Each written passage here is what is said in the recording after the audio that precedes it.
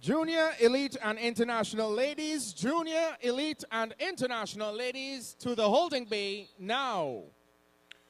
A very good afternoon to one and all as we welcome you once again to Skinner Park in San Fernando, where we're getting ready for day 2 of the Trinidad and Tobago Cycling Federation's Easter Grand Prix, the Easter International Grand Prix, of course, blazing the track here at Skinner Park, and it's a spanking new track as well. And as you can see, the spectators already packed in here in some sections. But there's still quite a bit of room, so if you're anywhere in the vicinity and you want to come down, hey, come on down. It should be a lot of fun indeed as we see the riders and the officials getting ready to start the action here. Already today, we had the qualifiers for the Keirin event, a UCI event, and so that will bring us to the second round action coming up in a short while for both the men and the women, the elite men and women. So something to look forward to.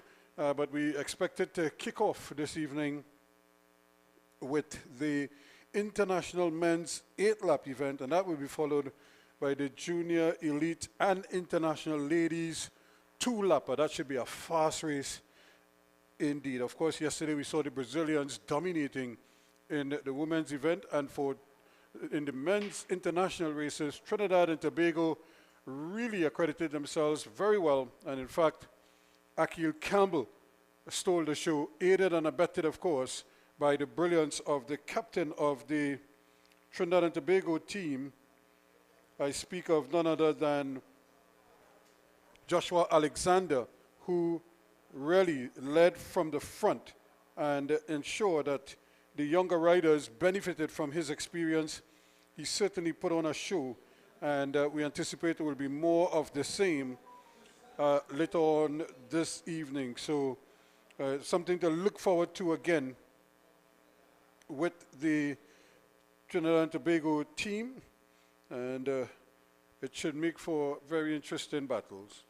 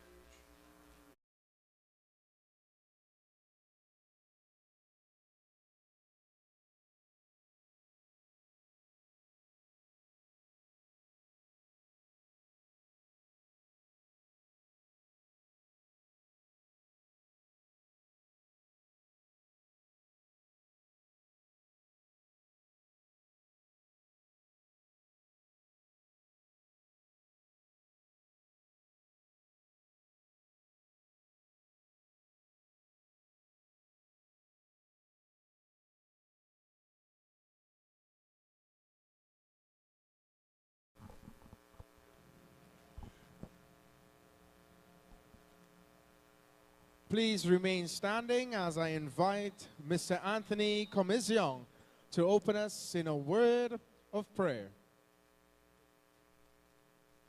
Pleasant good afternoon. Almighty God, we thank you for a beautiful day. We thank you again and again, and we love the new track that we have, but we're asking you to bless it. We ask the cyclists safe around the turn, the corners. please let your Holy Spirit surround us today. Keep the cyclists from spills. In your name, we thank you. Thank you. Amen. Thank you very much, Mr. Commission. And that's it. We are off. This is day number 2, session number 3 of the Easter Grand Prix 2023, right here at Skinnerbox San Fernando. So there you have it, folks, as we're getting ready for the start of the action here now on day 2. What is essentially the 3rd session. We had one session yesterday, although we did have a little blackout when we lost power inside the facility, and we had a fairly lengthy delay, so they decided against taking the intermission after that, and so we went right through, and hopefully we won't have such disruptions later, and we will be able to go through with the program on schedule. In fact, they had to scale back some of the races. A 10-lapper became a 6-lapper and so on and so on, just to facilitate all the events so that the riders who were here wouldn't feel cheated in a way, not being able to at least ride. And of course, we also had a big showing from the youth development riders, always a treat here. And I'm sure these fans are looking forward to seeing these youngsters in their BMXers as they get ready to showcase their talents. But before we get to them, we have some international riders at the line. And you can see Team TTO there, the Trinidad and Tobago team, well represented again in this one. Trinidad and Tobago did put on a fantastic show last evening. So we're looking forward to another fine showing as well today.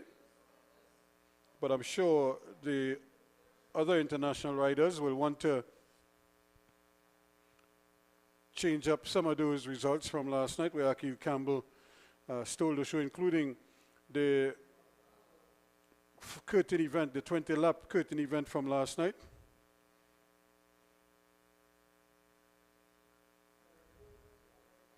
So it's something that I'm sure we'll be keeping our eyes on. We have riders again from Jamaica, Barbados, Suriname, Brazil, and we have some clubs here as well, some clubs from other countries. So it's always an impress to hear. So they get a rolling start to take us on our way in this encounter.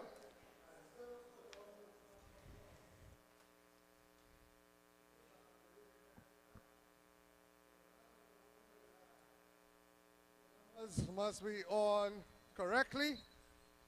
So Trinidad manager, pay attention. I am not biased.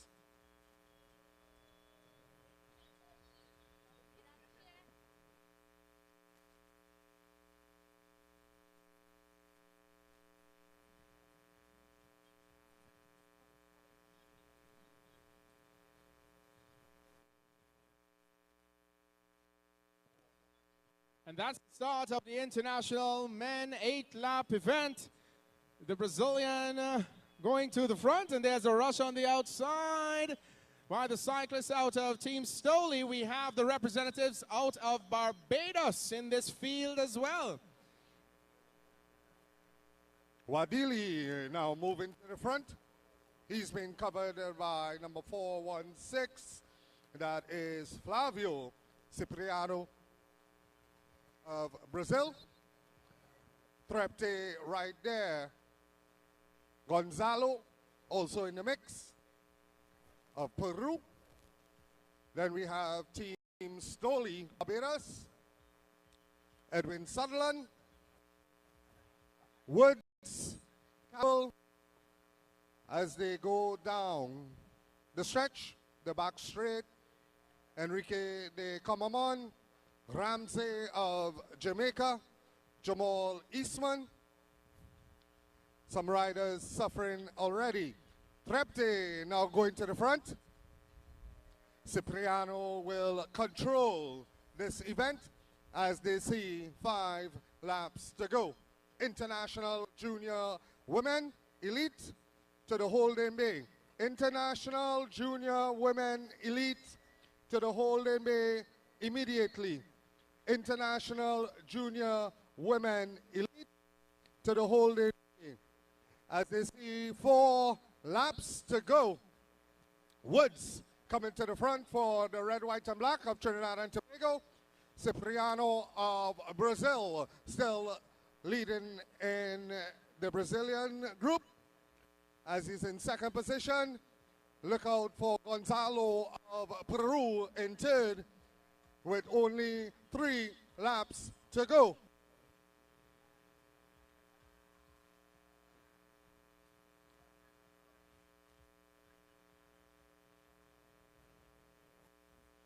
Number 427,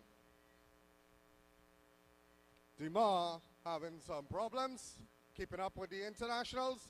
Jamaica's suffering a bit tonight. 2 laps to go. Trepte picks it up for Trinidad and Tobago. Cipriano right there, he's in a good position. Jamal Eastman of Team Stolly Barbados. Gonzalo is there as well. It's 1 lap to go. Eastman makes his move. Team Stolly Eastman. But here comes Campbell trying to rush on the outside of Cipriano. But it is still Jamal Eastman. Photo finish. It looked like Gonzalo in third, but we'll wait for the photo finish. Indeed, again, Akil Campbell came from a long way back himself, and Jamal Eastman really battling it out. He came from way back. He got level with him. The question is, did he pass? Right there at the line. Whoa. My word, who did they give it to? What a finish indeed. What a way to start proceedings here this evening. And if that's a sign of things to come, well, we're in for a real treat, because that was a fantastic finish indeed. And then you could see Eastman, he knew where the pressure was coming from. He kept looking back for Akil. He kept looking for him. And when he came, he got it into gear really quickly and just did enough. He might have done enough to hold him off. The question is, did he actually do so?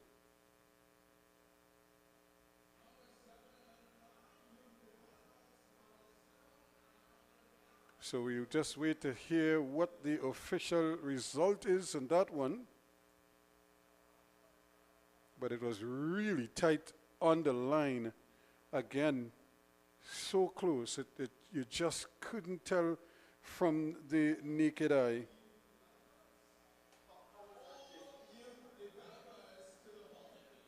So again, after this race, we'll get the youth developers coming out to showcase their talents. And like I said, they put on a splendid show last night, and they are anxious, I'm sure, to be back on the track again tonight for their events. They have a number of races, the under 7s, under 9s, under 11s, and under 13 boys and girls. So something for them to look forward to as well. So we see the ladies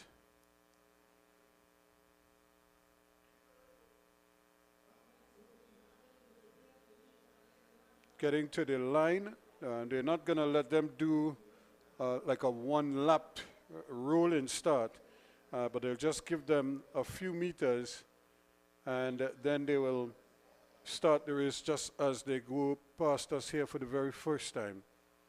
You've seen the race commissaire just making sure that everybody is on board. That's Kurt Sawyer with the shades over his head, out of the United States. Well respected in the cycling world, especially in the Americas, even in Europe. He's really built up a fine reputation.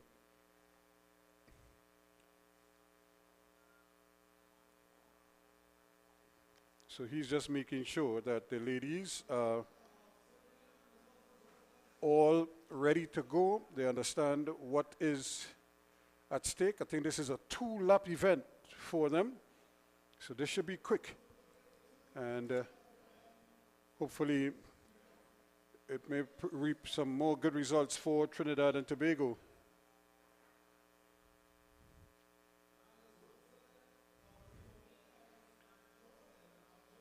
So here they go for the rolling start.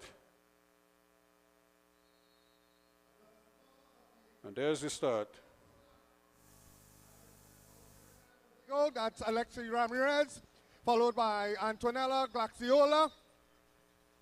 Dalja of Suriname in about third. Adriana Sijagat also in the mix. The Brazilians being crowded out just a bit. But it is Ramirez leading for Trinidad and Tobago with 1 lap to go. Adriana Sijagat is in good position as well. Tatiana Dalja of Suriname in second. There's nowhere for Glaxiola of Mexico to go, but it's still Trinidad and Tobago. Trinidad and Tobago, Alexi Ramirez trying to hold on, but here comes Dalja. Dalja, Glaxiola on the outside, but it's Dalja of Suriname, officially from Glaxiola of Mexico, and Ramirez of Trinidad and Tobago. First time Trinidad and Tobago making it on the rostrum for the international women. Let's hear it for Dalja, ladies and gentlemen, of Suriname. A very good ride by the youngster. Your winner of the international women, Tatiana Dalja, ladies and gentlemen, Suriname. So there you have it, number 429, Tatiana Dalja of Suriname, showing that she is right there. She got around Ramirez of Trinidad and Tobago and really came under pressure from Mexico right on her outside, but she did enough and just held on to take that one and took it in some style too. Antonetta Gonzalez.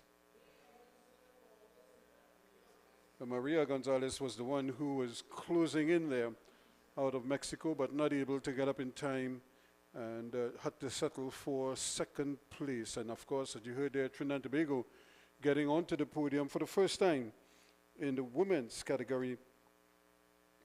So Alexi Ramirez, the one doing the honors for TNT. So now we're getting ready for these brave youngsters. They're having their bikes checked at the moment. And before too long, you start to see them coming out onto the track for their particular event. And as usual, they have a boys and girls categories. Sometimes they might mix them together. And maybe in the older categories, the 11 plus and 13 plus, or 13 and under, they let them ride separately. Boys riding boys only, girls riding girls only, and depends on the numbers too as well. So we're just looking at some of the spectators just enjoying themselves and anxious. So here they are, way over on that far side. And we did have a young lady with us last night. She was the youngest entry. She's under 7. She looked more like 5. And she really stole the hearts of the crowds. But here they go, the first race in this under 7 category. And the back straight as we have Ryan Shepherd coming out to turn 4, lining up for the straightaway. That was unfortunately Salome Bailey and Lake Lavelle, but it's Ryan Shepherd, ladies and gentlemen, taking that under 7 boys event as we have our medical team attending to the youngsters on the back straight. Yeah, the unfortunate side of cycling where we do see some falls. But of course, we'd like to thank the Southwest Regional Health Authority and the Trinidad and Tobago Fire Service for all their assistance in ensuring the safety of our cyclists. As we go back to the line, once the track has been cleared, we'll be going with the under 9 boys, 5 cyclists registered in this category. The Easter International Grand Prix 2023 is proudly sponsored by the National Lotteries Control Board, Bike Inn, Newcore New Iron Limited, Natco, Blue Waters, KFC, Subway, First Citizens, SM Jalil, Rapid Print Limited, Digicel, the Sport Company of Trinidad and Tobago, Angostura, Holiday Food Snacks, Sunshine Snacks, NFM, and Bermudez.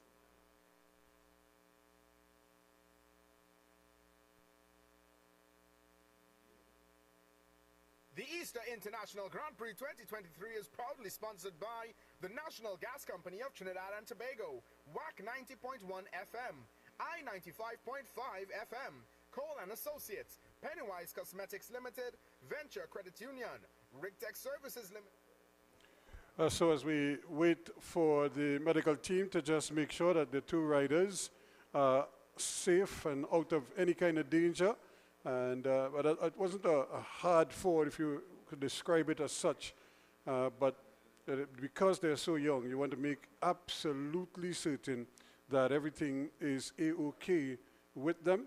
And but now we're getting ready for another event, the under 9 boys. They are getting ready to go once again. The 7 cyclists, they are on their feet, and that is always a good sign.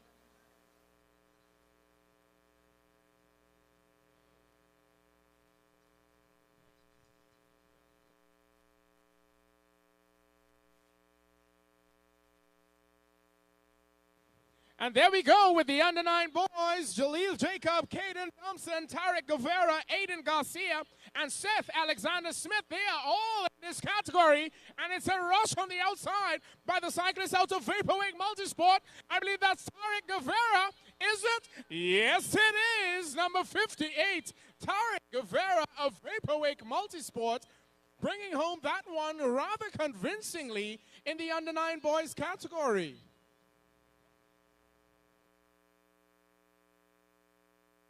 Guevara from Vaporwake Multi-Sport Club, and you look at him again, he was in 2nd place here, just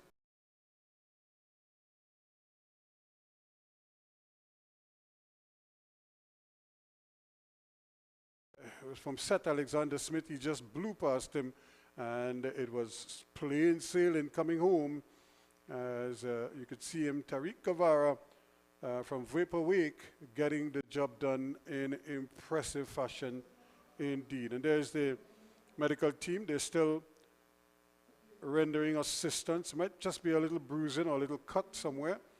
And remember, she looks like 5.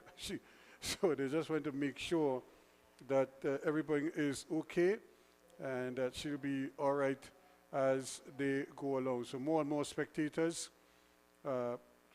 really painting a beautiful picture here at Skinner Park. And the riders also doing their bit out in the middle. So we're getting ready for yet another event.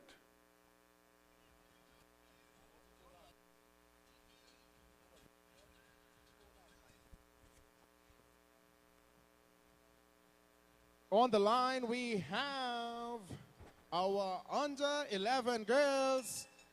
In this group, we have Demaya Prince, Annalise Watson, Scarlett Thorne, and Lisa Jo Boodoo. Annalise Watson of Madonna is going to the front. Scarlett Thorne will have to come over the top. Young Watson is putting on a challenge for Scarlett Thorne as they go down the back straightaway. It's Scarlett Thorne of Arima Wheelers coming over the top and looking to put a gap in on young Watson. Lisa Jo Budu and Tamaya Prince are also in there, but it's Scarlett Thorne of Arima Wheelers. Young Scarlett has been dominating this category all weekend long. So Scarlett Thorne again from Arima Wheelers, showing that she is really a cut above the others in this category. And really, she rides with such confidence. Even when she's not in the lead, she doesn't panic. She just sort of bides her time. And because of her superior power, she's able to just mow down anyone that is in front of her. And most of the time, she's winning her race by wide margins, as we just saw there. She won twice last night, and she's won again already today. So that's 3 in 3 for the youngster from Arima Wheelers. Now, their club suffered a couple spills last night and were out of contention very early because of crowded fields like this. Just as the race started, twice they had a rider that just got wiped away, not through no fault of his own, but it was just unfortunate, and you don't blame the other riders, but it's just the lack of experience and maybe a lack of strength on the part of some of the riders. They're not able to control the bikes as well as they should, given the large numbers that are at the line and the kind of cross paths. You have to learn to hold your lane, but this is something they will learn as they get older and as they get stronger. They'll be able to do so. But when everybody is pressing, trying to get a good start, it's difficult sometimes. Not everybody is at the same level. And so sometimes you just find that the one or two riders just sort of swerve, if you know what I mean, in front of the other riders, and that could cause some spills, as we saw that last night on a couple of occasions. But it looks like the same group is back, so it means everybody is up and racing again, even the ones who might have fallen last night. So we'll see how they make out here. The under 11 boys, part of the youth development series, and there is Kwame Lawrence holding a youngster from Arima Wheelers. Again, Kwame's son is one of the outstanding juniors in Trinidad and Tobago. There's Richard Dickey, one of the house announcers, or Ronald Dickey, I should say, one of the house announcers.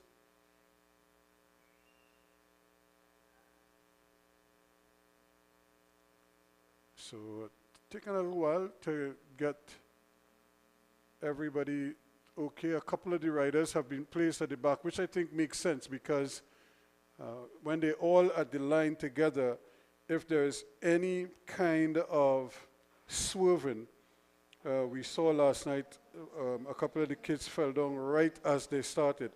So it's just a question of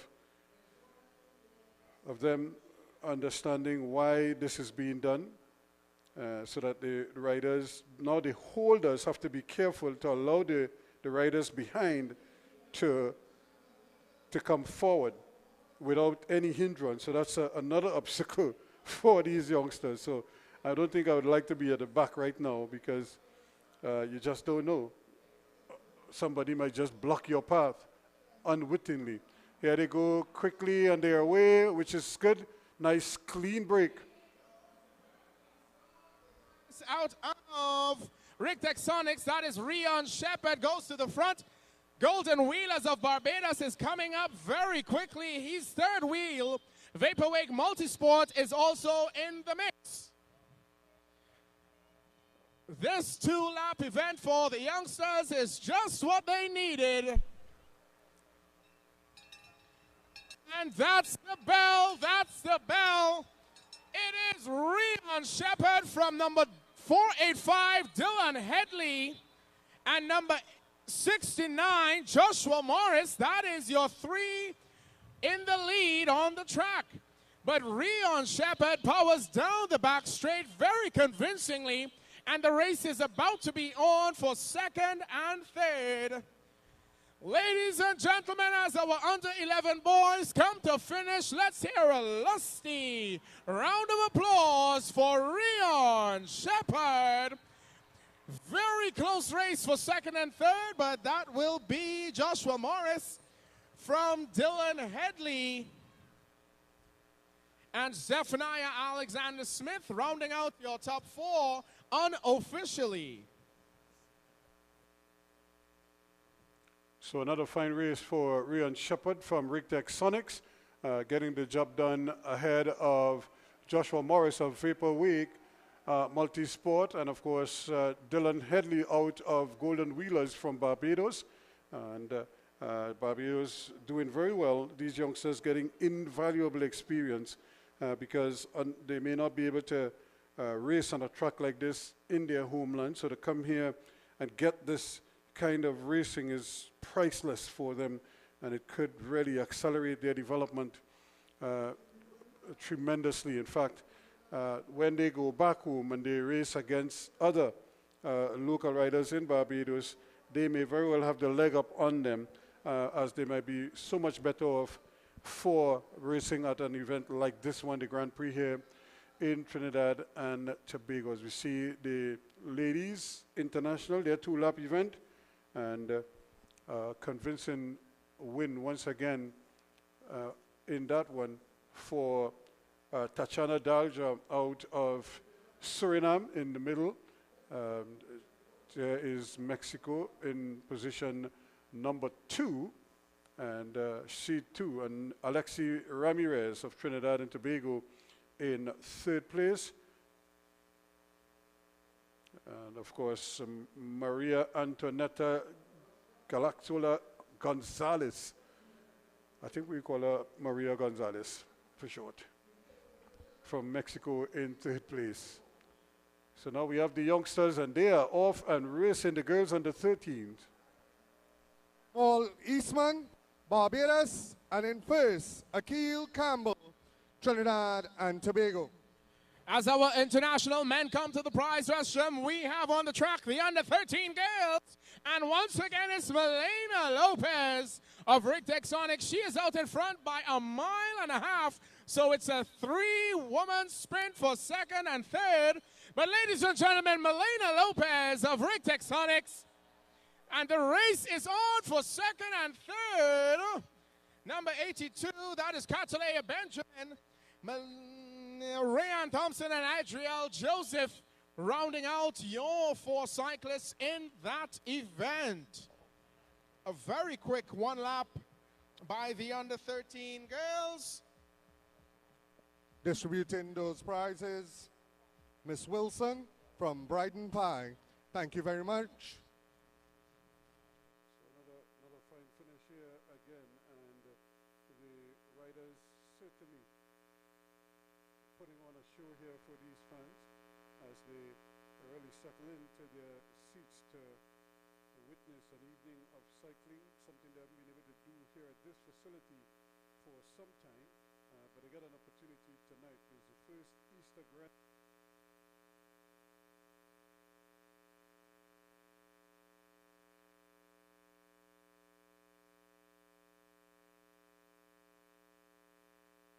No doubt seeing a facility that is really a gem in San Fernando at the moment, and they should be justifiably proud of it. And of course the riders will have to adjust to the track itself. It's a new track, and it's also a little bit on it's a windy track at the end, so you have to be very strong indeed in order to really negotiate those bends, especially just before the turn to come home, and the first turn when you get bell or as the race starts. Those ends at the northern and southern end of the track is where the wind could cause the most amount of, produce the most amount of resistance and throw cyclists off their rhythm. We saw quite a number of riders falling last night, but we're happy to see most of them seem to be okay, just a few bruises.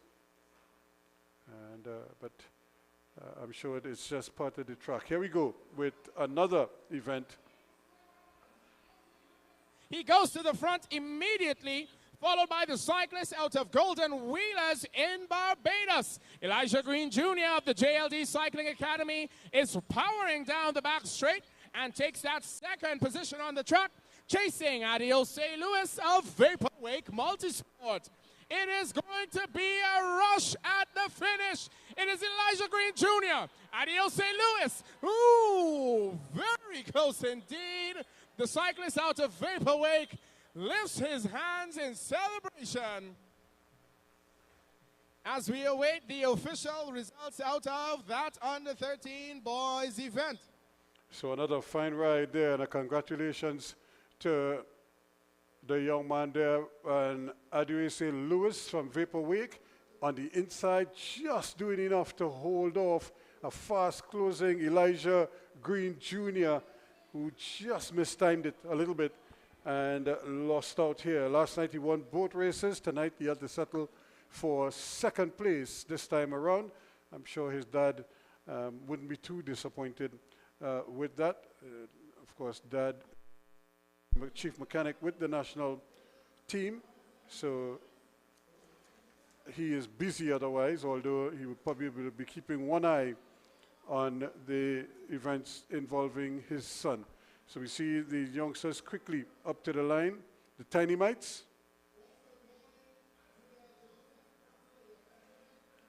So they've rushed to the line, anxious to get going.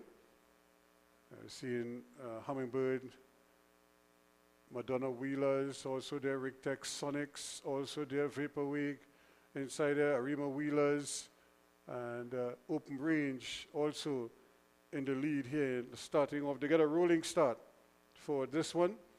It's a 3-lap event for Tiny Mites as they speed around the track, as they roll off the wall. Category, doing 3 laps.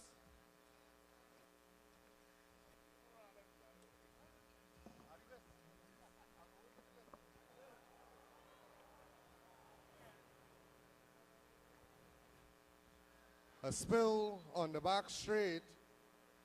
Where is this?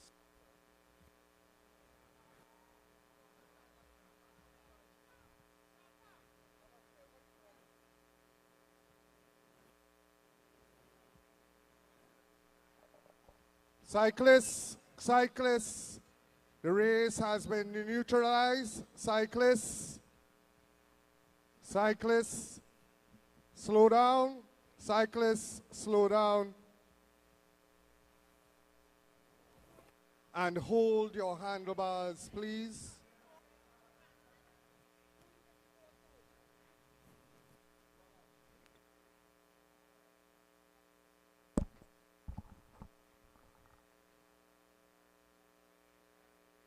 So there you see the 2 youngsters who went over, and again the medical team quickly rendering assistance to them.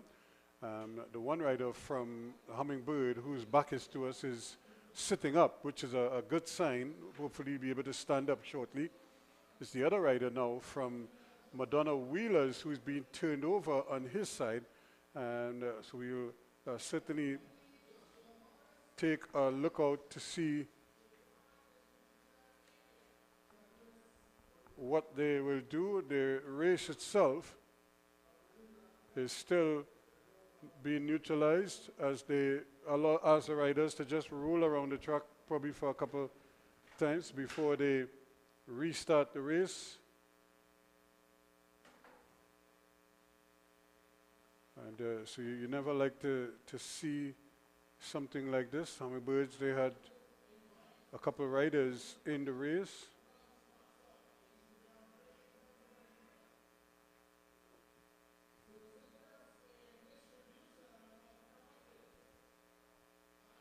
So, and again, just to bring you up to speed, Akil Campbell did win that first international event when he came so close to the line with Jamal Eastman of Barbados and the Scully team. We see the youngster now from Madonna Wheelers being assisted. In fact, he's put on the stretcher, so, and sometimes it looks a lot worse than it really is, but they just have to be so careful with these riders. Remember, some of them are going at full speed, and they just want to make sure that all the vitals are working and that he isn't in any kind of serious danger or anything like that.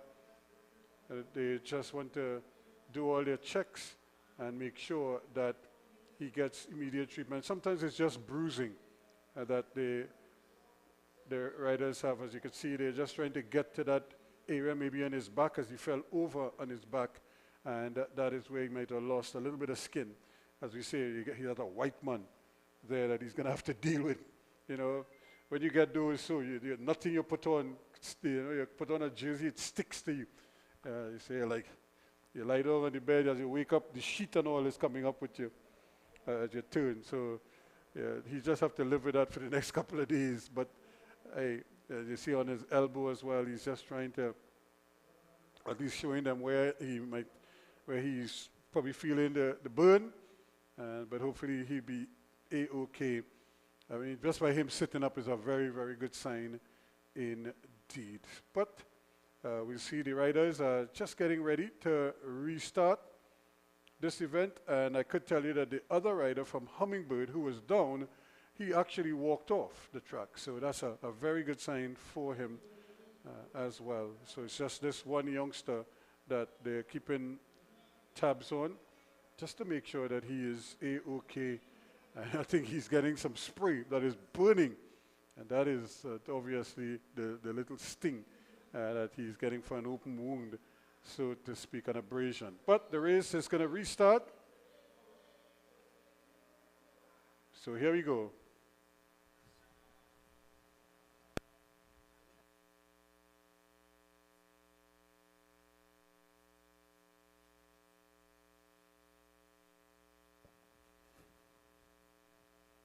Riders will be coming back for 2 laps to go. This is the Tiny Mite men doing 3 laps.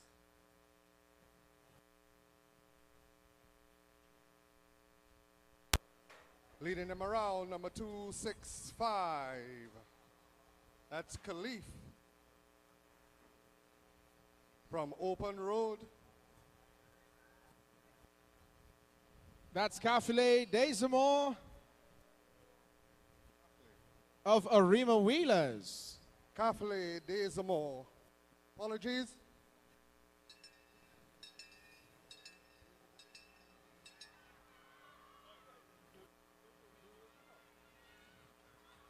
That's the bell for the Tiny Mites. Kafile Desamore of Arima Wheelers. He draws it at the front. And look at the speed of the cyclist out of, I believe that is the JLD Academy. It is going to be a very hot one. Vaporwake Multisport challenging on the outside. The cyclist out of Vaporwake Multisport, an extravagant effort. This is a call for the manager of Arima Wheelers. A call for the manager. Arima Wheelers, can you check Mr. Francis on the inside? So what a fine Calling ride. to the prize rostrum, the winners of the under-9 boys. In 3rd place, Seth. Another splendid ride there from Kafilid Desamu. Showed his capabilities, and he was toying with them at the end there because he felt he had the race won despite the fast finishing from Christian Nelson. Here he goes as he came around the bend there, going up the back straight away. He looked in complete control. He saw where the challenge was coming from as he rounded that 200-meter marker, started to really dig deep here, all the while closing on him. Looked like Christian Nelson was coming and coming hard, but then he just couldn't get up in time. And you could just see Desamu just relaxing just a little bit, and immediately there was a call for the manager of the Arima Wheelers team, no doubt trying to let them know, to let the riders ride the races and forget all of the extracurricular stuff on the bikes. And these are the youngsters receiving their awards from those youth development races we saw a short while ago.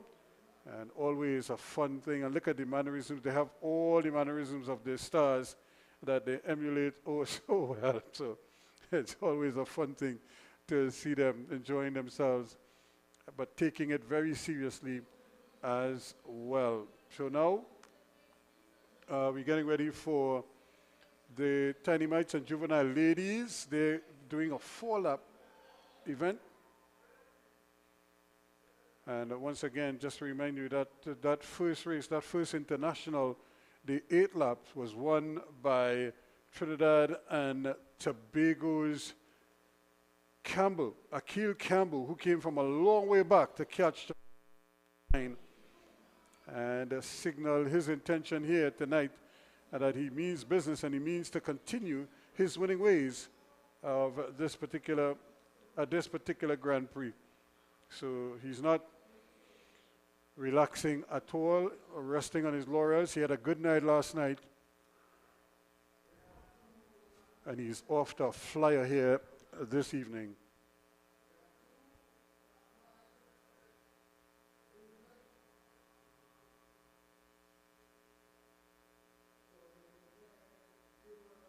So the Tiny Mites and Juvenile ladies are getting ready to do their 4-lapper.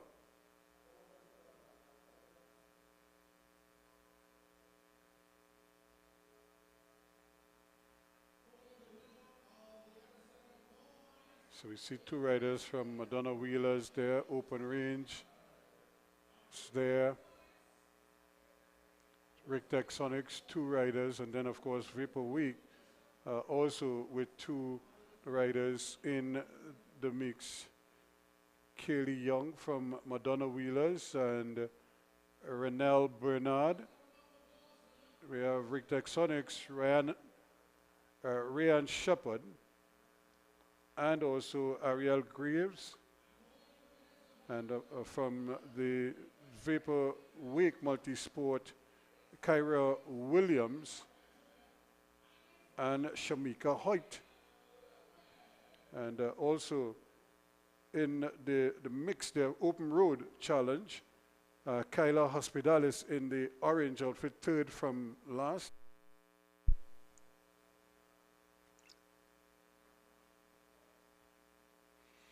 So they're just under instructions, so they'll get a chance to roll down the track, and when they get to the start-finish line, they will get the whistle. That will be the official start of the race. So here they go as they roll off the wall to come to the whistle to start the race officially.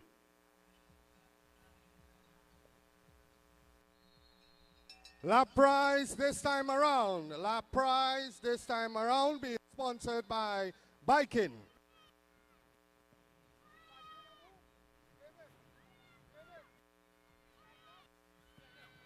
A $200 voucher courtesy of Biking for the winner of this lap around. Who will get that voucher from Biking? $200 voucher. $100 for the winner of the next lap around, being sponsored by Extra Foods voucher for $100. Extra Foods voucher $100 for the winner of this lap around. Lots of prizes in the races this afternoon. $100 Extra Foods voucher on the line. Ooh. Look like Madonna on the outside. Could be Kylie Young. Unofficially.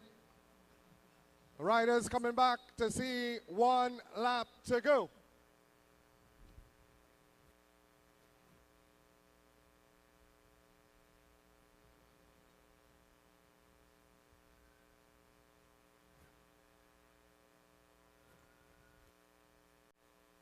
1 lap to go. Number 229, Shamika Hoyt.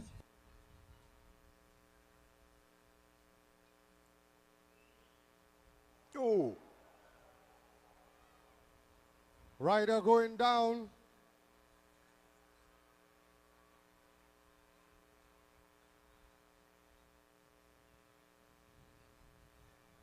As they come to the finish, it is Ritech Sonics, number 501, Ariel Greaves of Ritech Sonics taking the victory. Rider Kylie Young went down close for second and third. Back to the prize. Rostrum calling the winners of the under 11. so again, Ariel Graves, the winner, and doing a good ride. She tried earlier to see if she could win one of the Prims or the lap prizes. She couldn't, but she won the overall first prize in still a victory for her all the same. Unfortunately, there was another spill, and you could just see the rider, the handlebar. She basically lost the handlebar and went over. But again, she did well to kind of breaks the fall, and I think she just has minor bruises, but she's back up and moving around, and that is a really good sign. I'm not quite sure why she kind of stood up. She almost like she was looking to see where the opposition was, and then by the time she tried to get her gaze back in the middle, it was too late. So there the riders on the infield, staying warm, getting ready for their next event, the International. There's Elijah Green in the black jersey, Team TTO. His son, Elijah Green Jr., doing very well. Akil Campbell probably getting some instructions. But now we have another event here for Elite 1 riders, and they will do a 2-lap event. So we have Samuel Maloney from Team DPS, Stefan Alexander from Raiders, Maurice Burnett, who is riding unattached, and there is another rider from Barbados,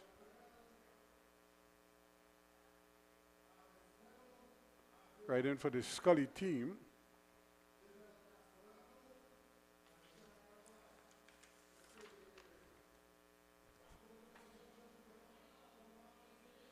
Maurice Burnett also is riding for the Scully team, as he did last night.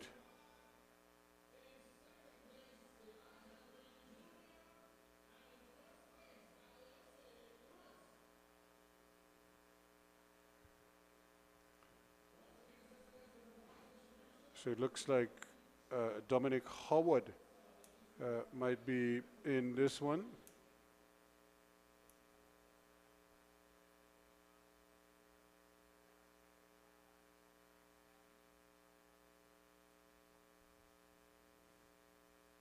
So we have Burnett in second place there, and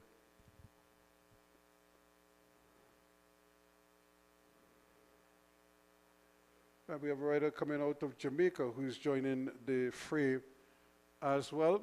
That looks like Jerome Forrest, who has taken up entry. So he's just getting on his bike here now.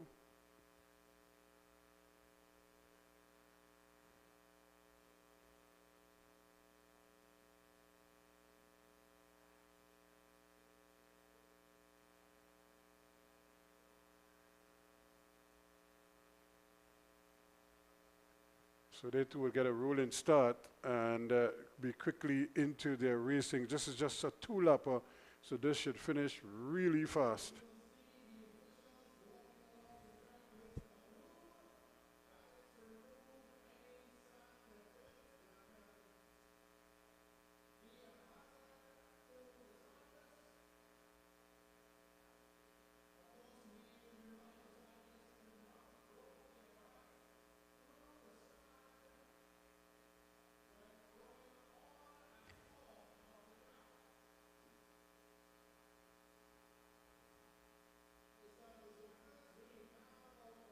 one cyclist. So I think they're ready to go, and they should be getting their rolling start right away.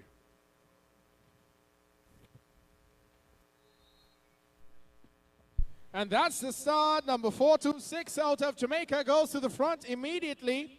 Number 453 out of Team Stoley in Barbados is also in the mix. This is a very quick 1-2 laps for the Elite Ones. Enrique de Camamond is making his way to the front of the field and will take the bell. Enrique de Camamon of Heatwave is pushing it at the front. Challenge coming from Team Jamaica and DPS as well. As they come for the line, will Enrique be able to hold on? Challenge on the outside by Jamaica. Samuel Maloney rounding out your top three unofficially. A very quick 2-lap event for our Elite Ones. Come on, showing that he is certainly in a good form. And there it is again, he came to the front there and never really gave any indication that he was going to be caught. And certainly Enrique de Camamond, clearly the winner of that one, showing good composure.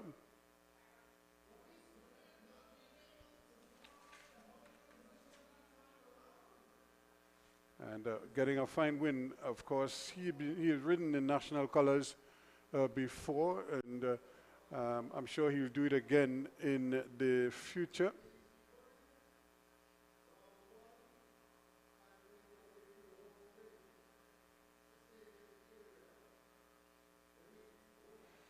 So immediately we have riders on the wall. The Elite 2 riders, they'll be going 2 laps as well. And they have a good bunch of riders in there. Isley Gay, Dariel Pereira, Troy Nelson, Aku Keller. There's Aku Keller from Racers. Third from the back. Or from the Raiders, I should say, Cycle Club.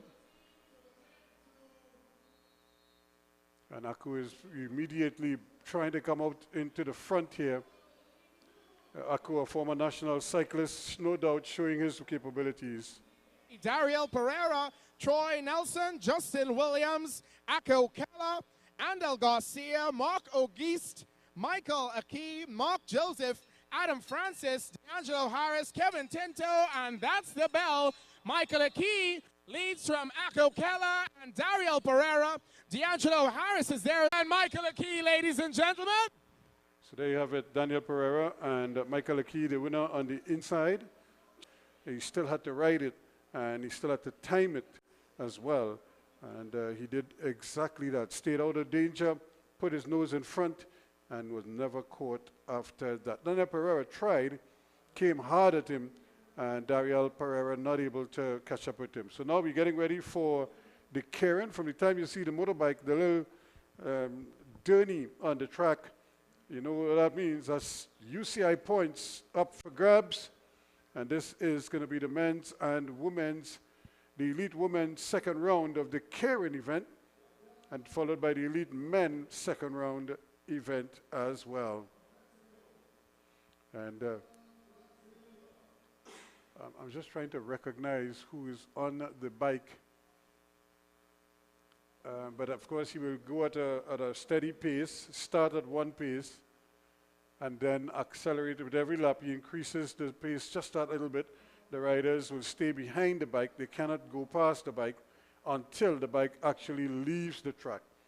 And then the riders can't stay too far behind the bike as well, because that then will defeat the purpose of having the bike out there. So there's still some strategy involved. Alexi Ramirez, and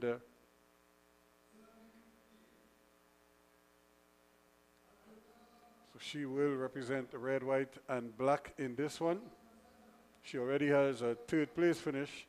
So once again, welcome you to our coverage here on 360 TV, working along with the Trinidad and Tobago Cycling Federation to bring you the Easter International Grand Prix, blazing the track from Skinner Park in San Fernando.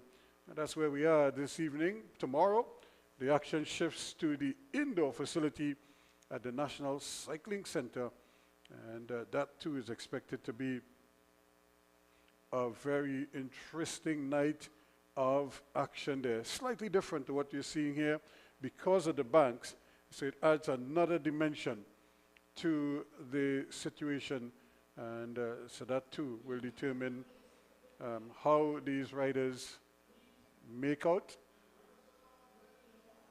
So the Trinidad and Tobago well represented. They have 2 riders in the mix. Jamaica.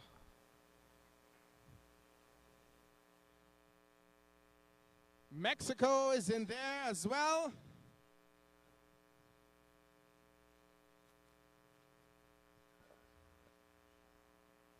Two riders from Trinidad and Tobago, Ramirez and Sandy.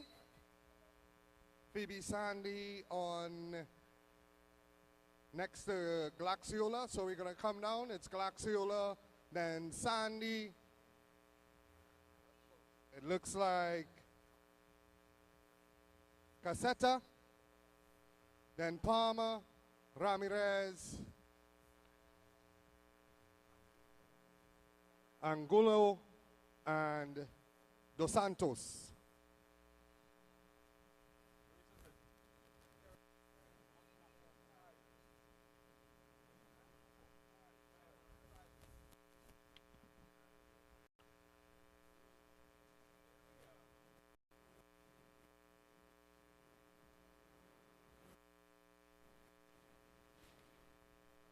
This is for UCI points. For 11, that's Anguilo. Camila Anguilo will lead them around. Dos Santos in second position, both riding for Brazil. Then we have Ramirez, Palmer, Caseta, Sandy, and Glaxiola. The rules of the Keirin, it's pretty straightforward. After one lap, the riders are able to change positions. It is a sprint event. The riders cannot pass the motorcycle at any point in time while it's on the track. After 2.5 laps, the motor will come off of the track, allowing the riders to sprint for 2.5 laps. This event is a very popular event in Japan, where they actually bet on the cyclists, just like it's horse racing. So who is your bet on for heat number 1? As they come to see 2 laps to go, riders pulling away. There's a problem with one of the Brazilians. For 11, it looks like Anguilo, Camila Anguilo, leading them as they go around. Dalia Palmer making her move. Alexi Ramirez and Phoebe Sandy of Trinidad and Tobago right there as well. Top 3 will qualify for the final. Top 3 will qualify for the final. Palmer still leading from Jamaica. And then we have Ramirez and Sandy. That's your top 3. They will go into the final automatically. An easy ride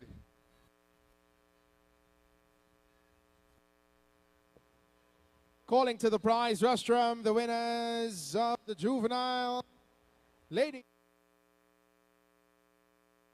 Palmer there from Jamaican representing team DPS here in TNT, showing that she has lost none of her speed and capability, and really she was just toying with them as she went around the track there,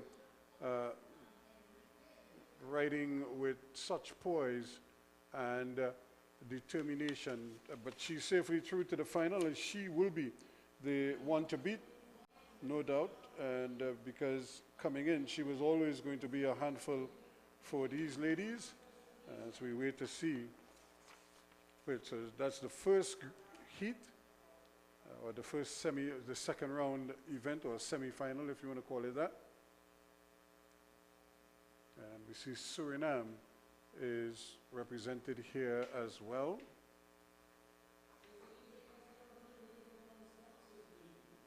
And that is Xavier Wadelele.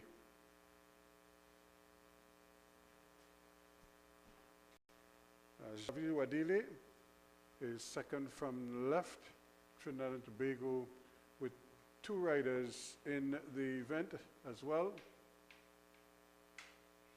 And just trying to get her balance right. So Trinidad, we have Brazil as well in the mix. And so this one should be Adriana Sejagat and Cheyenne Y. Sejagat closer to the wall, to the very left of the screen.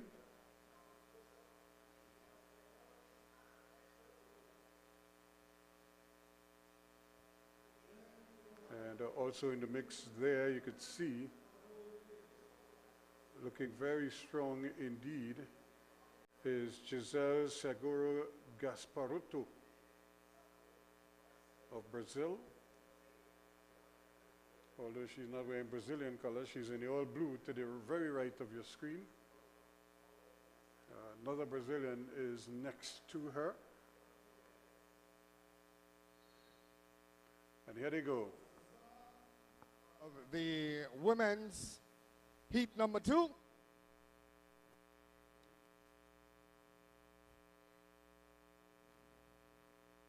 Gasparotto of Brazil leading them around. In this event, we have 2 riders from Trinidad and Tobago, Cheyenne Y and Adriana Sejagat. Y is in 4th, Sejagat in 6th.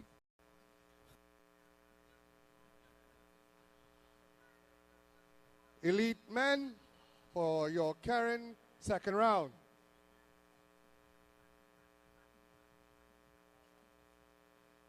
Still Gasparotto leading them around.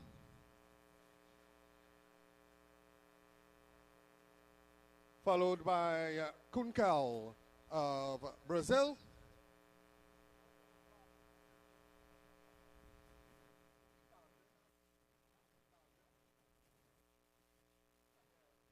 Look out for the rider in 5th position. That's Dalja, number 414. Kunkel.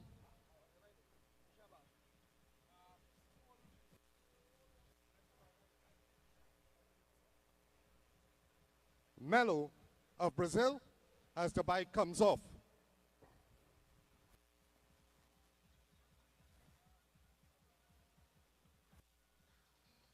It is still Gasparotto leading as they go around, number 410. Moving up, Tatiana Dalja of Suriname.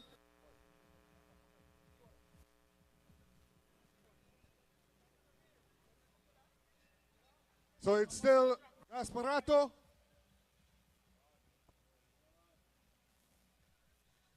Gasparotto leading Dalja, Sejagat and Awai. With 1 lap to go, it is Gasparotto from Dalja and Awai. Top 3 will qualify. Gasparotto, Dalja, Awai. Gasparotto, Dalja, Awai. Brazil, Brazil, Suriname, Trinidad and Tobago. Sijagat makes it in for Trinidad and Tobago. My apologies. Gasparato, Dalja, and Sijagat. So again, an easy ride there. Again, Gasparaggio showing that she is really a tough nut to crack. And of course, also showing good readiness and good capabilities there. Suriname, Dalja, but not really extending themselves. They were just kind of looking around.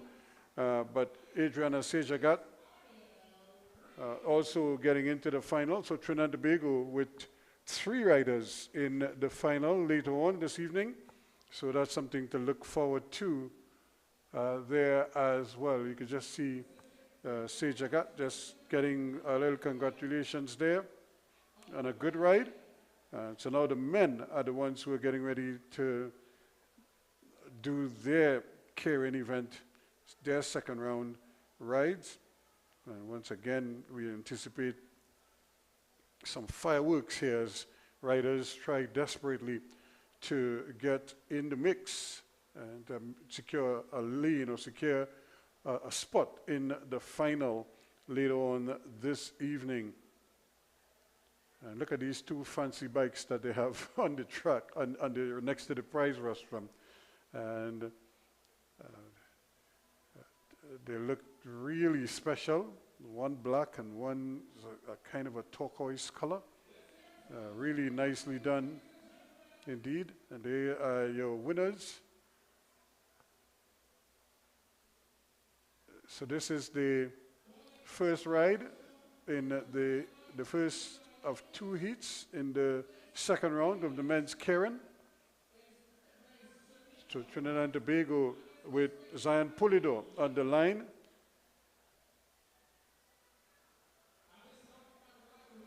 And we also have Team PSL being represented here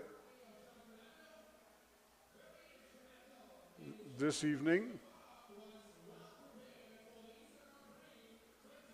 And you can see the Trinidad and Tobago flag on the sleeve of Team PSL also in the mix. We have another club rider also showing capabilities there from Arima Wheelers.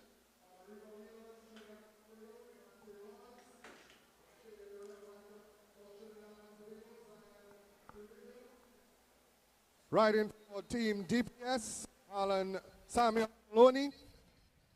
PSL's own C. McLean.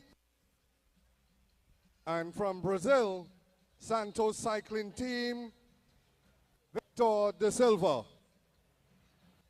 And as the men roll off the line for their Keirin event, Shamika Hoyt also won the voucher from Bike In, and Kylie Young winning the voucher from Extra Foods.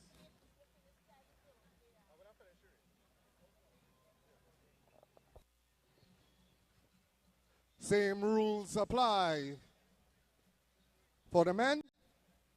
5 laps. After 2.5,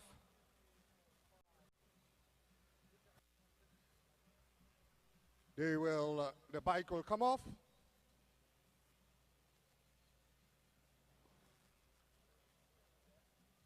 Top 3 will qualify.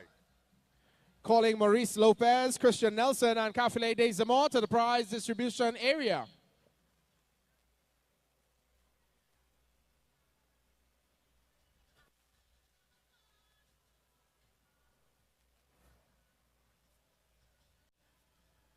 Three laps to go. Wadili leading Lawrence, Pulido, Maloney, McLean, and De Silva. The bike goes high.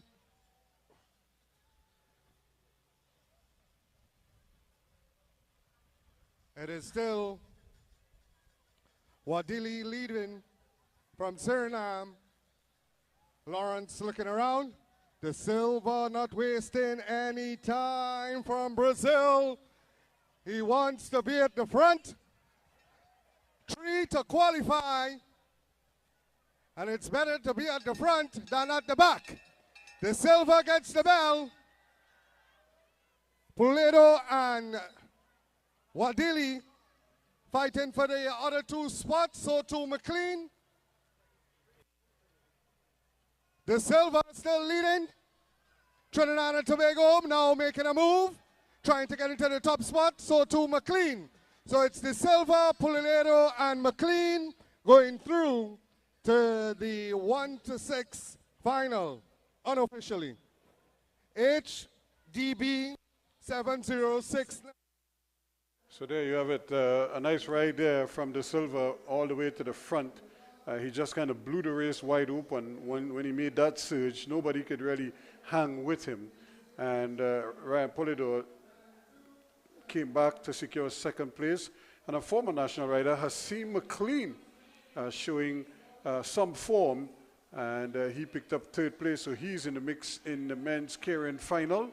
A little bit later on, Hasim McLean, Pan Am Games representative for Trinidad and Tobago. And you can see these supporters looking on intently at what is going on in the middle. And prizes again for these youngsters in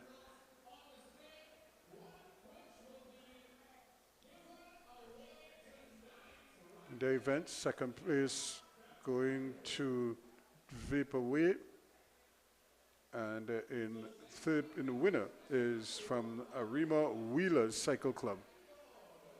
So Trinidad and Tobago with 2 representatives in this 2nd heat. Jamaica also well represented, and it looks like Adam Alexander is riding for Team DPS. Left of your screen when they spread across the track. And so Kyle Karabai and Ryan Dabro in this one for Trinidad and Tobago. Jamaica with their 2 riders. And all the way to the extreme left of the screen, it looks like that's Adam Alexander, the kilo specialist, but he's trying his hand here at the Keirin, the man from Arima.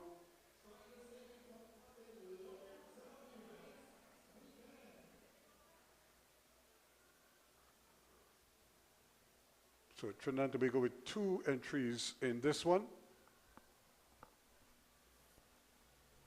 As we await the Calling to the prize distribution area, D'Angelo Harris, Dariel Pereira, and Michael Aki.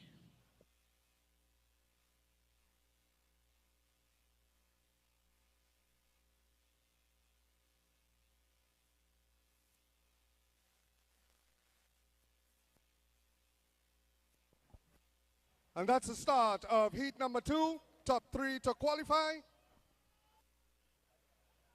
Again, from Trinidad and Tobago in the red, white, and black, we have Kyle Karabai and Ryan Diabro. For Jamaica, Daniel Palmer and Jerome Forrest. For Brazil, Fabio Cipriano and Quincy Alexander from Trinidad and Tobago riding for his club, PSL. He's at the back. Right in front of him is Cipriano. Then we have Forrest, Daniel, Diablo, and Karabai behind the moto.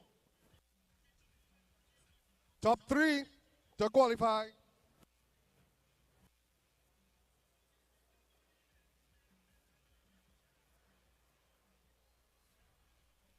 Come in for 3 laps to go.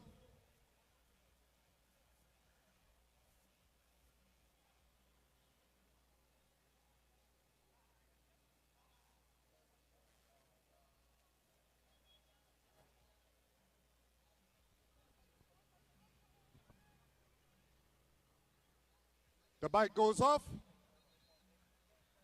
Karabai leading. Diablo moving up. So to Cipriano. Cipriano of Brazil, a very, very experienced rider. In third position, Quincy Alexander of Team PSL, Trinidad and Tobago. I spoke to him this morning. He actually flew in this morning from Germany. Quincy Alexander going to the front, top 3 to qualify as they get the bell. This is the final heat. It is Alexander from Cipriano and Carabai. Alexander from Cipriano and Carabai as they head down the back straightaway. Alexander from Cipriano and Carabai. Alexander from Cipriano and Carabai. Here comes Daniel of Jamaica. But it is Cipriano from Alexander and Daniel of Jamaica.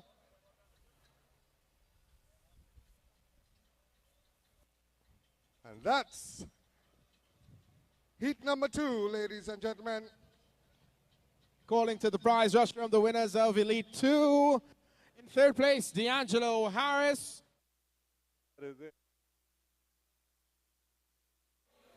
And that was the second heat with Cipriano, Flavio Wagner Cipriano out of Brazil, another Brazilian showing his capabilities. Here we just saw Victor da Silva in the first heat, and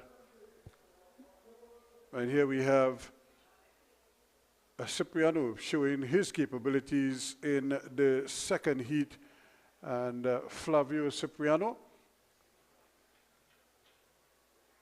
So Brazil well represented in the finals of the men's Keirin later on this evening. Something to look forward to. It should be very fast indeed, and I'm sure there'll be a lot of anticipation building for that event as we take you through this evening's program. Of course, coming up in a short while, we showed you the BMXers, the Youth Development Program. Well, now we're getting ready for the vets, so to speak.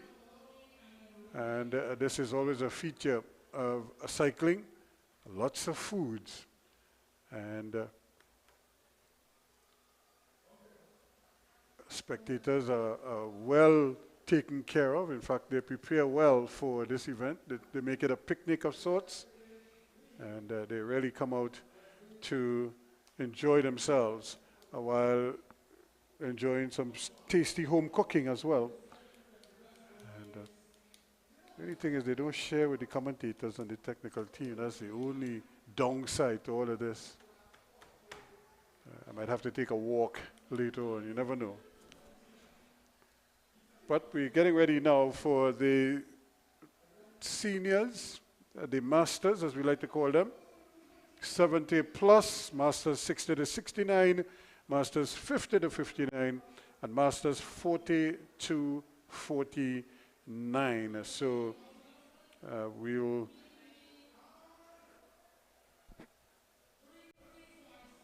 look at them. These are the officials who are basically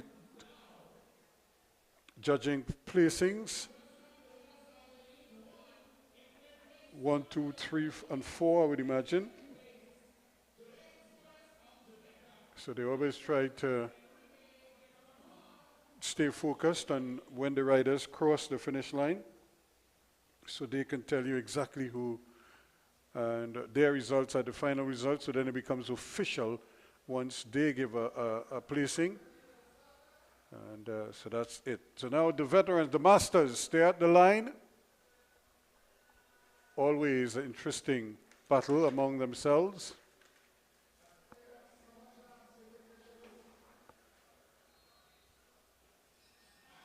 The bell! That's the bell for the Masters 70 plus. What a start! I feel for a sprint. I don't know. Let's make it exciting for the Masters 70 plus as they are coming for the finish, ladies and gentlemen. Cheer them on as they come. Lafon, Klein, and Nelson unofficially. The boys have it, Ronald. The boys have it still. They have it still. I'd like to thank Mr. Poya of Bike In for assisting us with the prize distribution. 60 to 69. So there you have it, Mr. Lafont, showing that he hasn't lost much over the years, still riding very well indeed, and none of the others could keep up with him.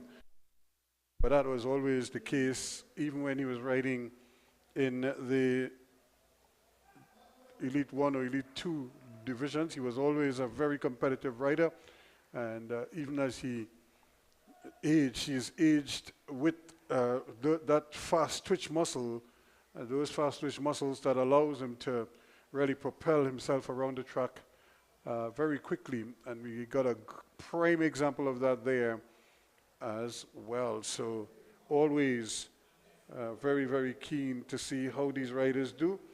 So those were the 70 plus. Now we have the 60 to 69 masters. And Clyde Polonais, Earl Gonzalez, Joel Brown, Martin Warwood, Wayne Samuel, Walter Paul, Christian Grant, James Joseph, and Cyril Fook. Also in the mix as well. Of course, Cyril Fook from Valkyrie's Cycle Club, together with Christian Grant.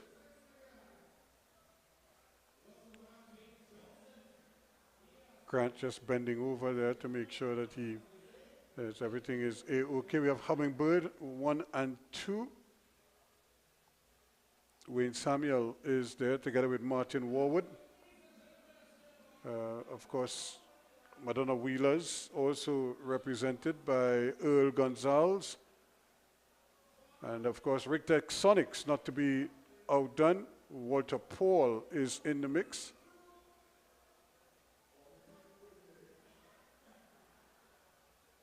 Arima Wheelers with Joel Brown, South Clean as well. And we wait.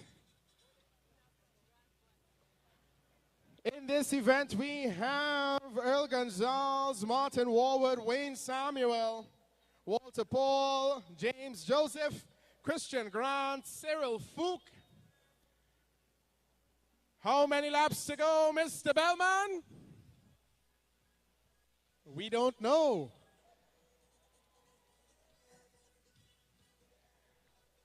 How many laps was that, Skinner Park? Oh. All right.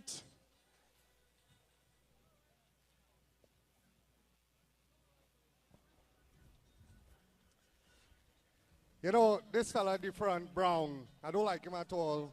I'll let him ride for a little more in front. Brown is looking like, and that's the bell. That's the bell for the Masters 60 plus. Christian Grant being caught out in a terrible position, but it's James Joseph. James Joseph speeding down the back straight, taking full advantage. Oh my goodness. We had a spell coming out of turn 3, and number 378, Wayne Samuel, taking that one unofficially. Cyclists proceed with caution. Cyclists proceed with caution when going through turn 4. Cyclists proceed with caution.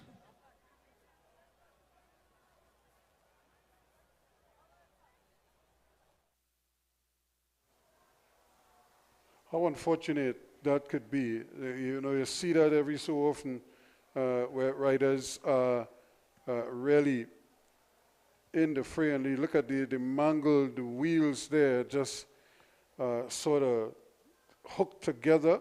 The rider seems to be, he's on his back, so that is a good sign. Look at the bike. It's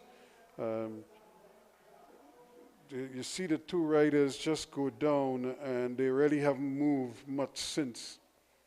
Now they're getting the bike from off it. Because remember, these riders, they're still in their clips. So their legs are still attached. Luckily, they were both wearing their helmets.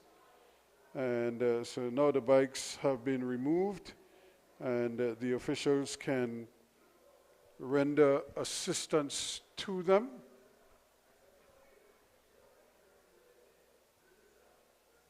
And but it just seems as if Joseph had that race all sewn up.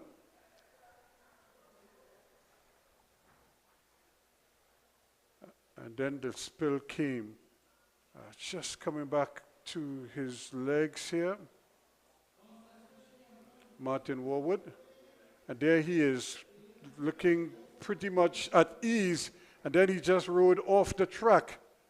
He took his eyes off the track to look back to see where the other riders were, and he just lost his bearings and just rode straight off the track.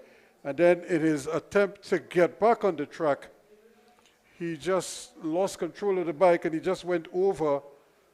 And unfortunately, he also wiped out a couple other riders with him as well. There he is again. Look at him. He took his eyes off the road, off the track, to look back to see where the competition was. He did it one time, and look at here. He's just as he took his eyes off the track in front of him to look back to see where the competition was, he just seemed to lose his bearings. He just started to veer to the left, and then he couldn't get back on the track, and then I don't know if he just panicked there, and maybe the size, he wasn't aware how deep a hole it was that he had gone down and just at the edge of the track, and he couldn't climb back on the track, and he just went over.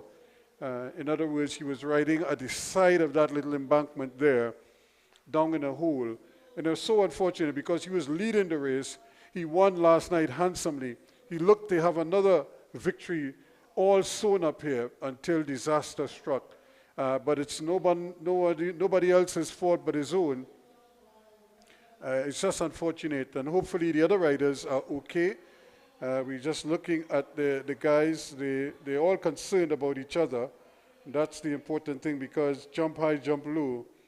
These are sportsmen, but they're also good friends from different parts of Trinidad and Tobago, so they don't ever like to see one of their own go down by any means. And there's Warwood just getting some assistance. He's going into the ambulance. And but I'm hoping that this might just be as a straight precaution, just to ensure that he's okay. Look at again, Hummingbird working along there with Joseph, just to ensure that he is okay.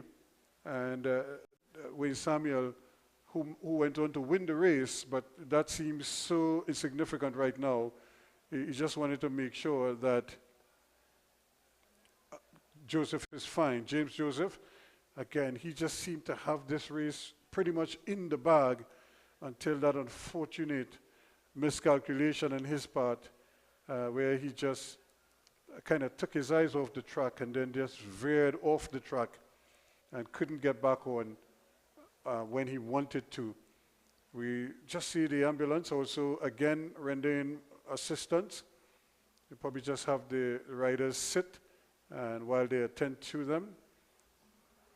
So it may not be that they have to go into the ambulance to take them to hospital or anything like that.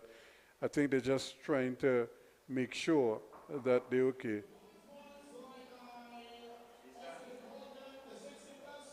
So again, James Joseph seems to be okay, and we're just wishing that the other riders are also A-okay as well, and nothing untoward is happening to them.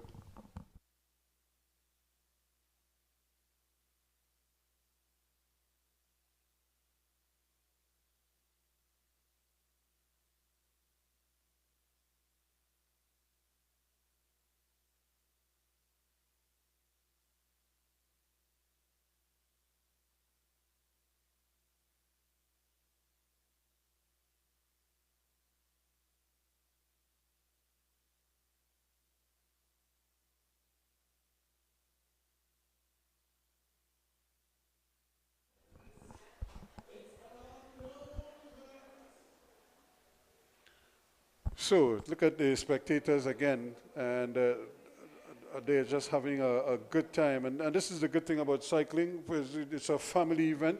And some of these folks might have been following Grand Prix for years up at Arima, Southern Games at Guacara Park, the JP Schmaltz Stadium, the Palaseco Games, where we've had some amazing rides over the years.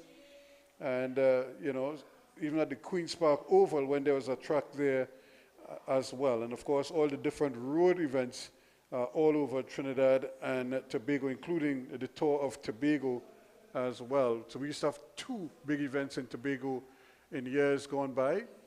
The Tobago International Cycling Classic and another event about a month apart. But now the International Cycle Classic is the big event over in Tobago.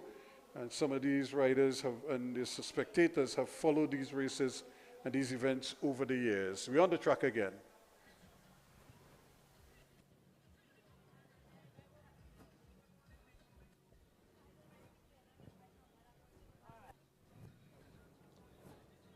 A big bunch, the Masters 40 and 50 plus. Where is the bell? Where is the bell?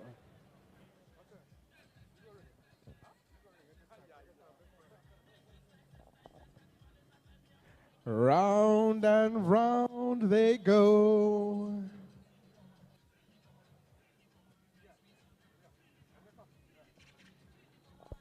Hummingbird International going to the front. When will the bell ring? First time we see a breakaway in a long time, and it's 1 lap to go. Number 352.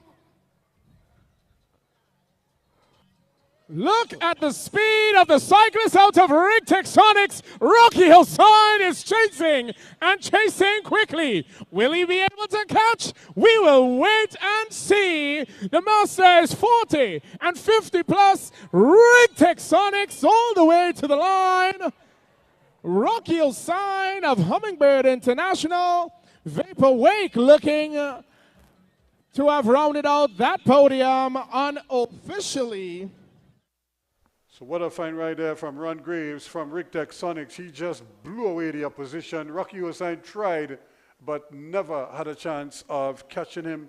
And certainly a fantastic ride, one would have to say. He took his chance well, got a jump, and then just kept going.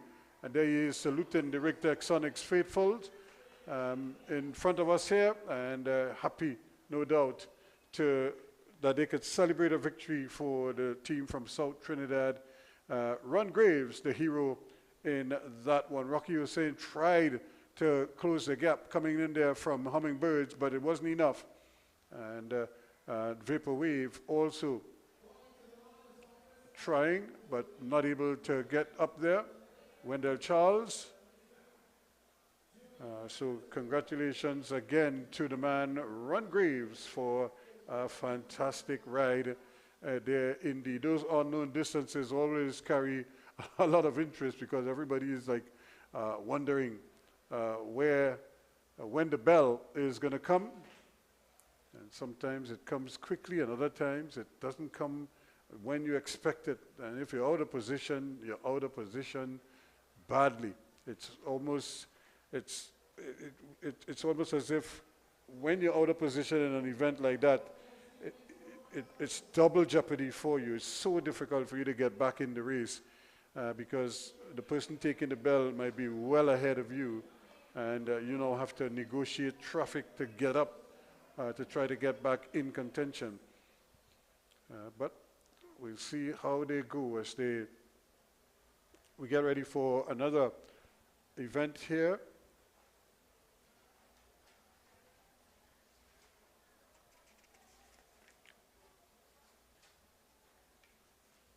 Just 4 of them on the line, or is there another rider trying to join them at this stage? So here they go for their start. And they get a bell immediately as well. We'll take the hindmost or the elimination for Elite 3.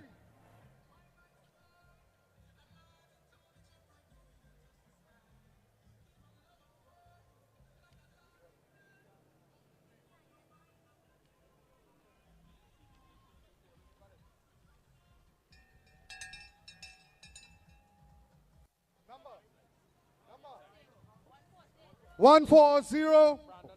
Brandon Herrera. 140. Brandon Herrera, you have been eliminated.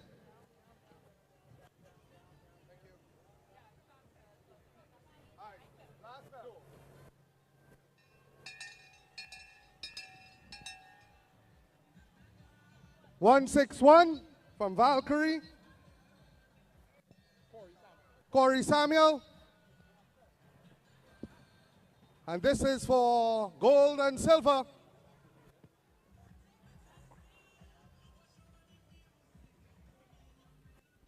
Open road, driving it as they come around.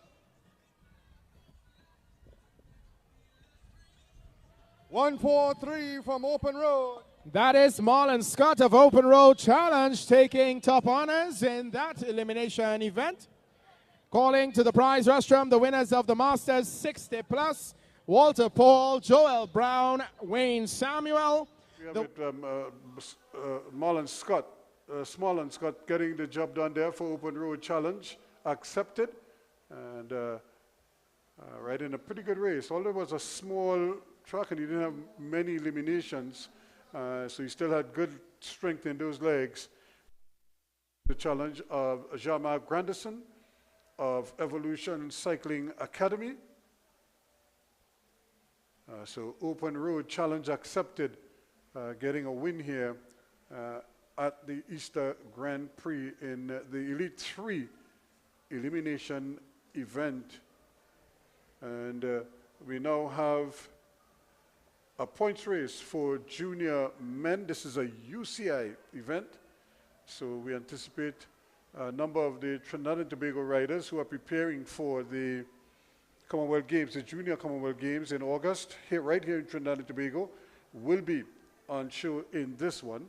Last night they rode pretty impressively, and they had a couple 1, 2, 3, 4, 5 finishes as well. Will it be the same tonight? Only time will tell, but if they do, be some great points for them. When you see a UCI event with UCI points, there's always keen interest in it, and riders go all out to try to do their best. Looking at Gil there, just making sure that his charges are well taken care of. And I'm sure these fans are looking forward to the international races. So here's Trinidad and Tobago. Here they are. These are some of the vets who made it to the rostrum.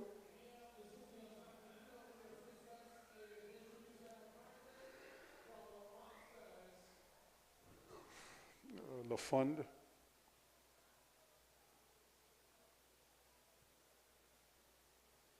Klein also on the rostrum.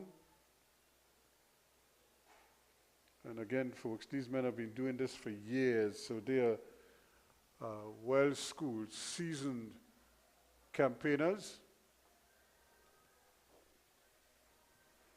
Why stand when you could sit? Like they're not ready with the prize distribution, so they've asked them to sit. They're not 15 and 16 anymore. They're more closer to 60 and 70. So Wesley just asked them to sit as we await the full complement of international riders, juniors, for their UCI points race. Once again, we want to thank you for joining us here on 360 TV and working along with some other sponsors who have made this Grand Prix possible. The National Lotteries Control Board, Bike In, Nucor New Iron Limited, NATCO, Blue Waters, KFC, Subway, First Citizens, SM Jaleel, Rapid Print Limited, Digicel, the Sports Company of Trinidad and Tobago, Angostura, Holiday Food Snacks, Sunshine Snacks, the National Flour Mills, NFM, Bermudas, the National Gas Company of Trinidad and Tobago, NGC, WAC 98.1, Culture Crazy Radio, I-95.5, Cole and Associates, Pennywise Cosmetics Limited, Venture Credit Union, Rictech Services Limited, Southwest Regional Health Authority, the San Fernando City Corporation, Chittoos Hardware, ABC Home Center, Novely Bishop, PBS Technologies, and Extra Food. So, again, we thank all of them for their contribution towards this event, and I'm sure the riders are eternally grateful for their support. Well, this points race, it just seems as if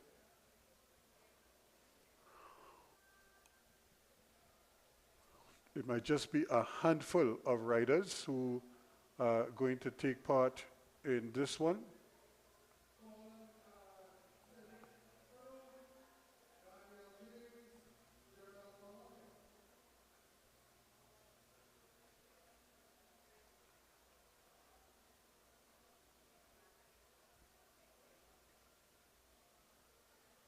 So we have 2 Trinidad and Tobago riders in there and a PSL rider.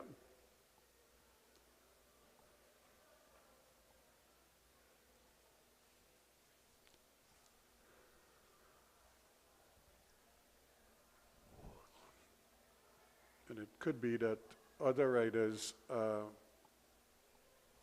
likely to join them.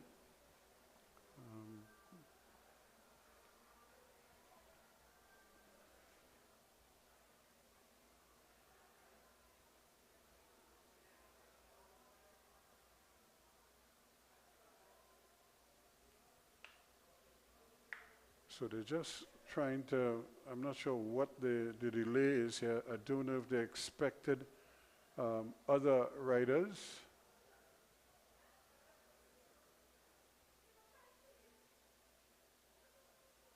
But more and more spectators with their youngsters coming in to witness the action, which is always a good sign.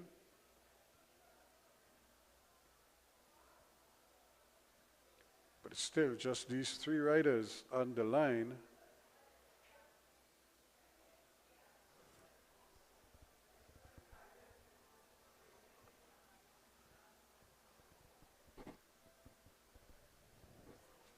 And even those riders look a little bit bewildered as to why it is there aren't more riders coming to try to take advantage of this opportunity.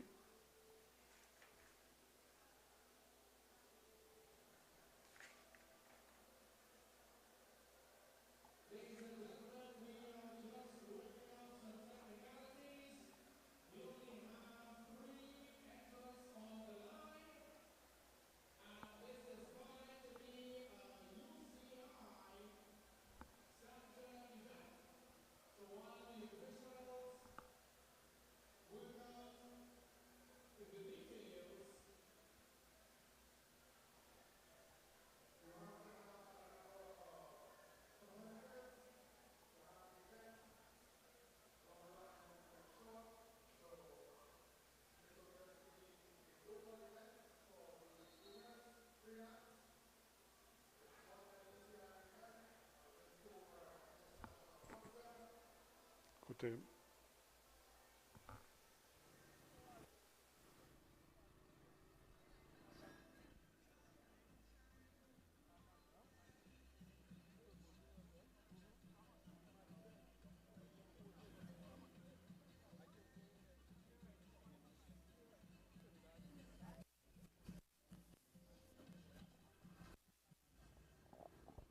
Riders coming back for 2 laps to go. Barat, Cooper, and Neves. Barat riding for PSL. Jaden Neves, a stellar junior. A couple of weeks ago, he lined up against the elites and put on a spectacular performance. Cooper also in there for Trinidad and Tobago.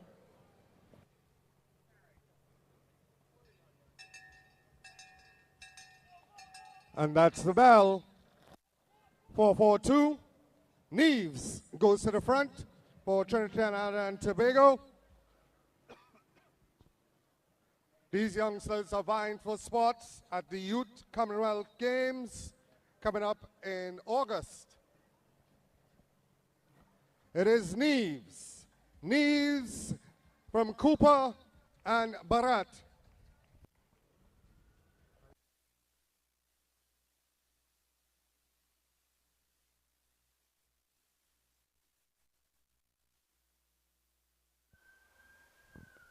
So very well done there from the youngster Neves, showing that he's in some form at the moment. Just a 3-lap event for them. Originally, it was slated as a points race, but I think they would have been hoping for more entries in this one. And while these youngsters would be glad for the outing, I think they really wanted to show off what they would have been learning in terms of strategies and to put some of those strategies into practice so that when the big event comes in August, they wouldn't be short of work and will have a better understanding of how to maneuver on the track when the conditions change or when the competition level changes. So there are the masters still waiting to collect their prizes. In the meantime, the action continues out in the track. The juveniles will be going 4 laps.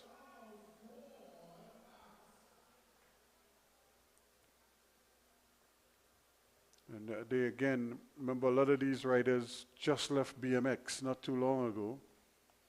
So they, as they say, they're riding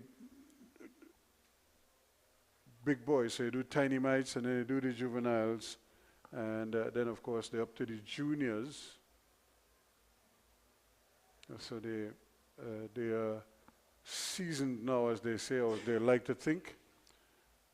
But it's still about riders doing their bit here and representing their clubs. We're looking at several riders out there who are representing the Open Road Challenge accepted. Gabriel Fortune, Kyle Hospitalis in there. Hummingbird also well represented. Andre Samuel.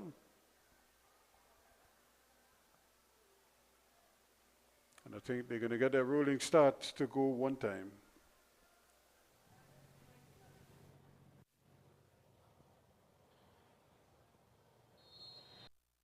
And that's the start for our juveniles. A large bunch in this category.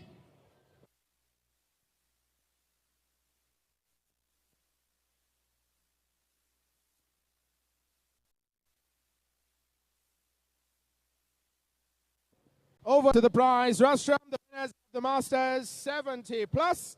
In third place, Mr. Pat Nelson. In second place, Godfrey Klein. And in first place, Haradiva Lafon.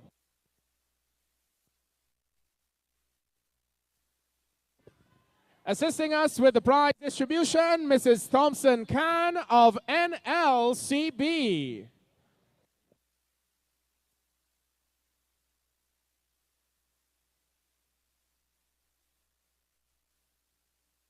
Number 503, Daniel Lashley of Rictech Sonics, moves soon, not to the front anymore. Open Road Challenge accepted, has moved to the front.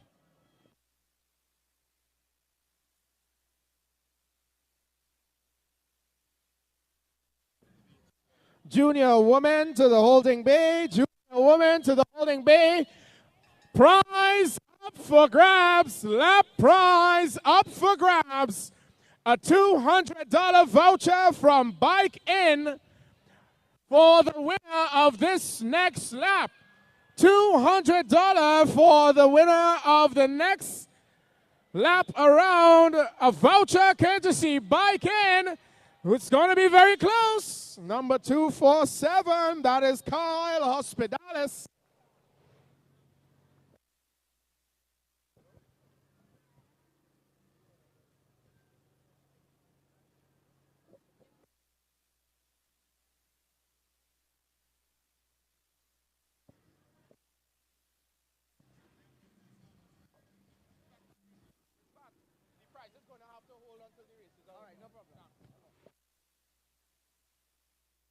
Well, it's a little bit surprising there because it looked as if the race was still on, but it just seems all the riders just seem to switch off after they got the nod here.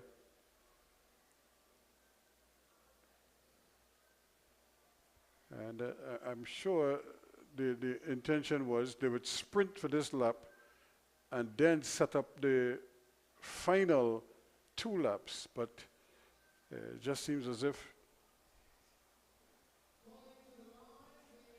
we're able to sprint quickly, but what was surprising is that they were giving them a preem on the final lap. You probably do the preem the lap before, the 2 laps prior.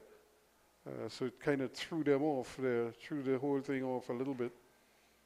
All the same, a victory nevertheless. So, of course, remember we at Skinner Park in San Fernando, the final night, the second and final night of the first 2 nights of the 3-night event. The third and final night is set for tomorrow night, Sunday, at the Cycling Velodrome in Balmain, Couva, where a whole different dimension will set in with that steep banking, and it will make for some interesting rides by some of these participants here. I'm sure they're looking forward to getting indoors on a 250 track. And there is the mayor, Junior Regrello, mayor of San Fernando.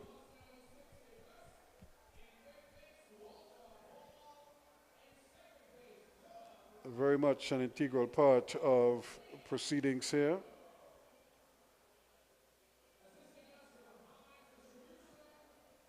And I think he would look on with pride when he sees the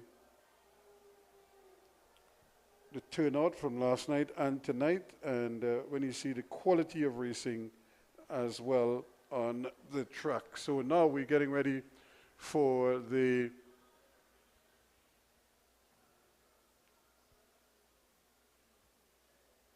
Elite Women International points race, and these are some of the vets receiving their prizes.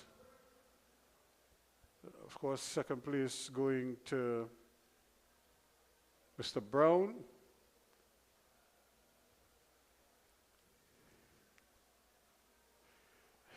And of course, they just seem to be having a jolly good time with this presentation, and everybody there. So this is going to be a keen one. Of Jamaica. Calling on Aaron Dorridge, Ron Greaves, Corey Samuel, Jean-Marc Granderson, and Marlon Scott to the prize distribution area now.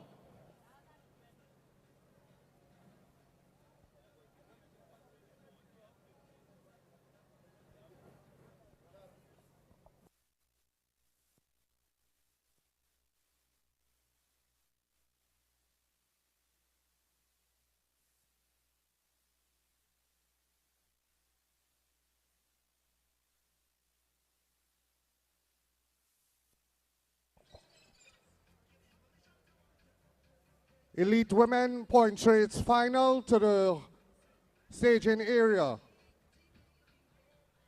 Gasparotto, Melo,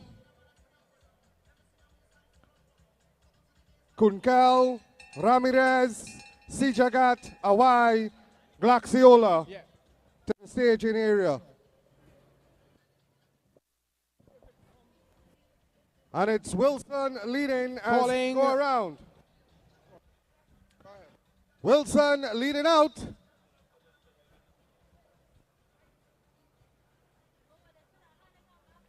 The Jamaican trying to come over the top, but it's still Wilson. Wilson, Giordano trying to come over the top, but it will be a Wilson from Arima Wheelers. As we go into the women UCI Elite Women.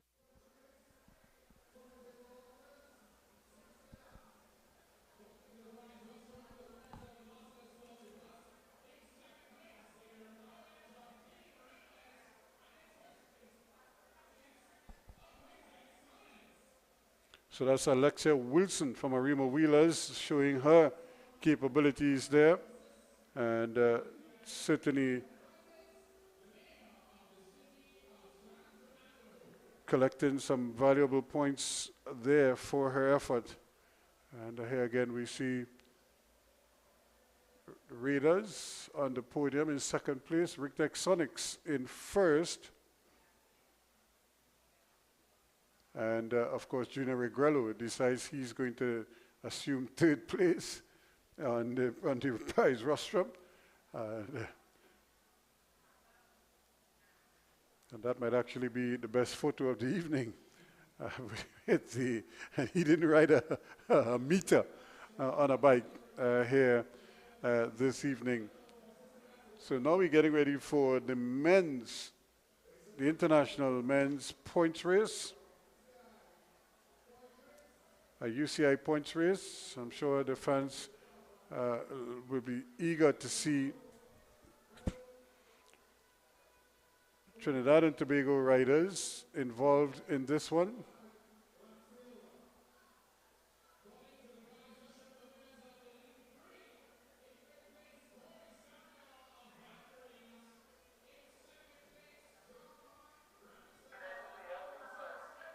So the mayor, of course, taking his exit from the center field. He'll probably just be situated in the stands for at least a brief moment while he can watch proceedings from his vantage point in the mayor's box and be a part of the action here. But like I said, he must be very happy to see cycling back in Skinner Park in a big way with an Easter Grand Prix event here as well. That's Cheyenne Awai, and it must be said with Cheyenne Awai, she is hearing impaired, and you know, so she has always been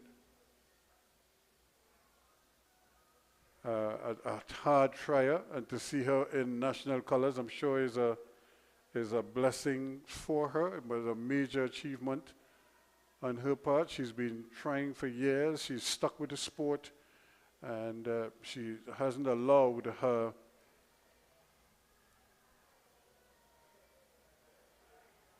loss of hearing to deter her from trying a sport that she loves. She started with Arima Wheelers, and here she is now in national colors, representing Trinidad and Tobago. And with this kind of exposure and experience, I'm sure she will be hoping to do even more and do better for Trinidad and Tobago in the future. And like I said, with the Commonwealth Junior Games upcoming, who knows what is going to give. But this is where it becomes a real battle now, a battle royale, so to speak, as the international women come to the line.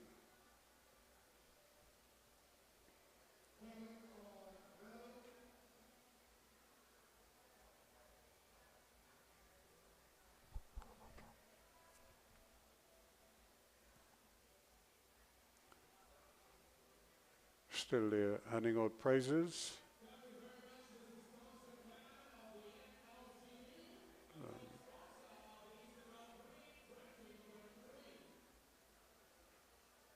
So we just have 4 riders at the line. I'm surprised Trinidad and Tobago doesn't have a second rider in there together with China White. She herself must be looking around to see where her teammates are.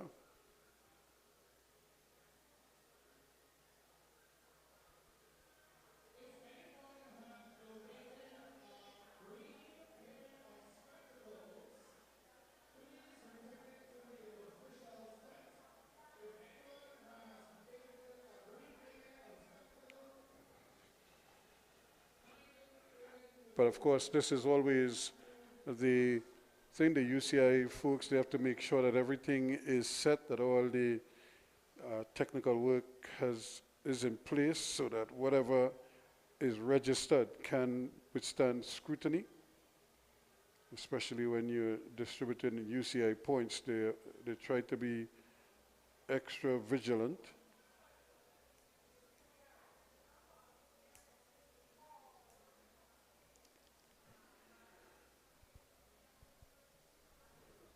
And we just seem to have a rider jump the gun there. And there comes Alexia Ramirez, another Trinidad and Tobago rider.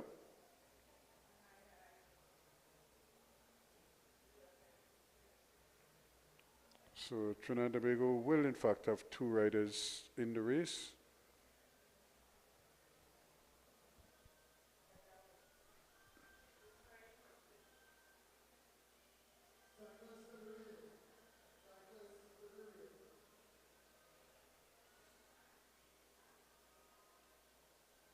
So it just seems like, I don't know, like everybody is, they're not sure.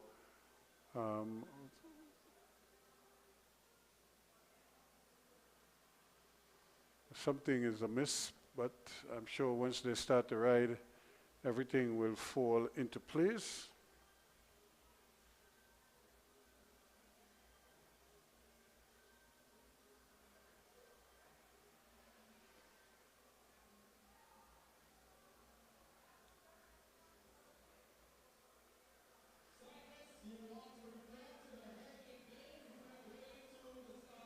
So Alexi Ramirez is out there now, joining China Y for Trinidad and Tobago.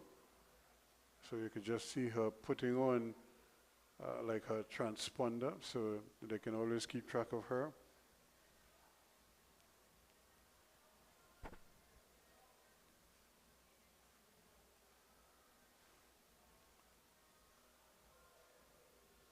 So we have yet another rider joining the fray as well. So another Brazilian is in the mix.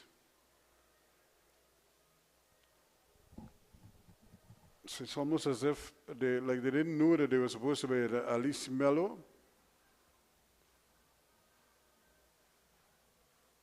And so here we go now. This is more like it. So there's 7 of them out there. So for some reason, Ramirez still not satisfied. I'm not quite sure what the hold-up is and why the riders seem so perplexed about something. Because you have a 3rd Trinidad and Tobago rider now joining the mix as well.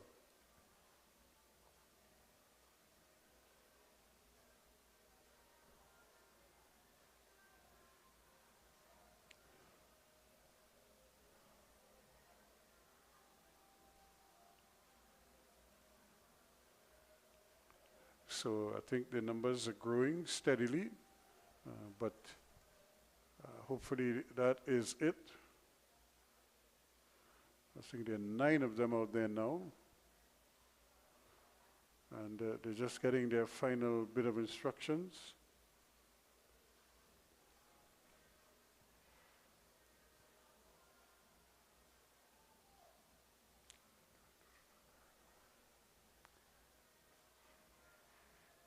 So still a lot of discussion. So I think the riders are probably just trying to ascertain what type of event it is, maybe what points are on offer, and to certainly get themselves Giselle Gasparotto, who's won already tonight. She's obviously keen to have some follow-up success. So I think they're just trying to ensure that they have everything absolutely right.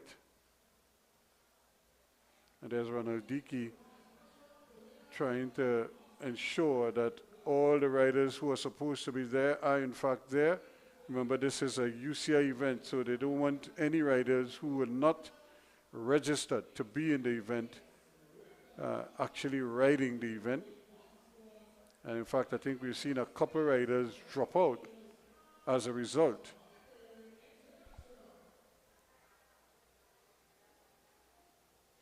So we're back to 7 now. There were 9 of them on the wall a short while ago.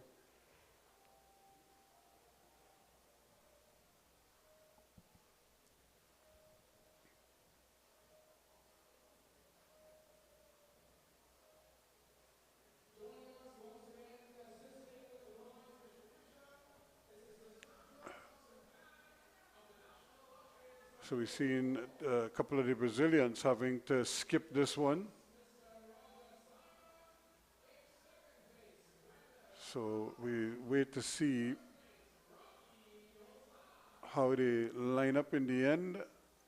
Cassetta had to leave the track, as did Camila Alberto Angulo.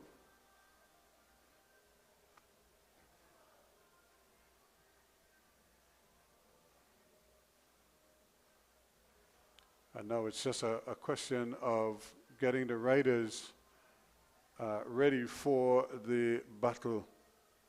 And that is, of course, the principal thing here this evening, is to ensure that they get the points that they're looking for.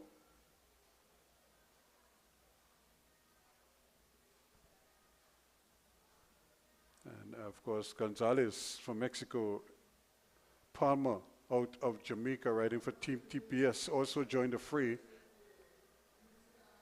So it's up to 8 of them now. And I think Palmer just came in late there, so she's a late entry. So I'm not sure, because when they did the check, she was not there. So she may not be eligible to ride the event. So she may have to come out of the race. Because after they're done their checks, I'm not sure she is registered in this one. So she may, in fact, have to skip the event. So a little bit of confusion here as they try to sort out who's eligible, who isn't. And a couple riders who are outstanding riders, unfortunately, are not there.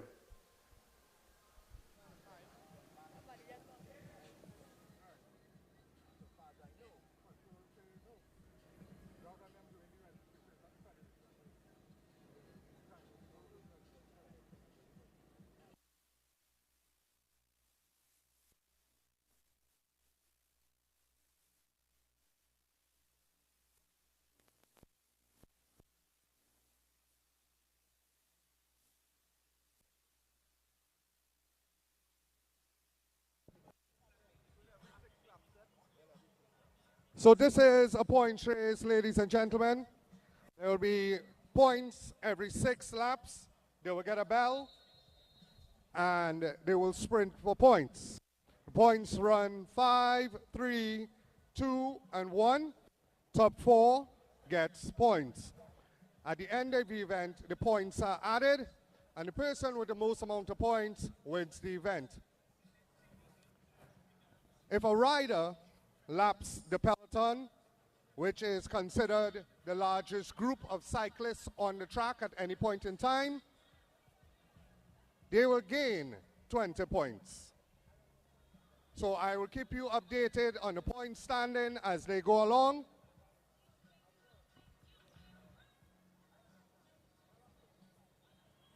Kunkel leading them around from Brazil. Glaxiola right there. If you do not know, we have the silver medalists at the Caribbean Championships 2024 right in this event.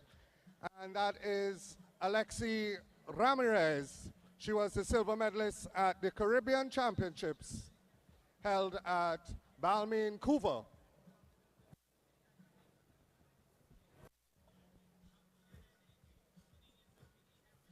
These riders are using these points that they will collect for UCI standings. This will help them get to the World Championships and continue on to the Olympics. Every 4 years, all the points are gone, and then they try to get points again. Cycling is one of the hardest sports to get to qualify for the Olympics. It's the only one that uses a point system, as far as I know. And for you to get to the Olympics, you have to go to the World Championships. To qualify to get to the World Championships, you have to go to the Nations Cup. To qualify to get to the Nations Cup, you have to come to our Grand Prix and get points. So it's a very hard way for these cyclists, so you should cheer them on every single time that they race, because they are trying to get to the Olympics. Up next, we will have the men's points race. Should have a larger field for that. Coming for a bell.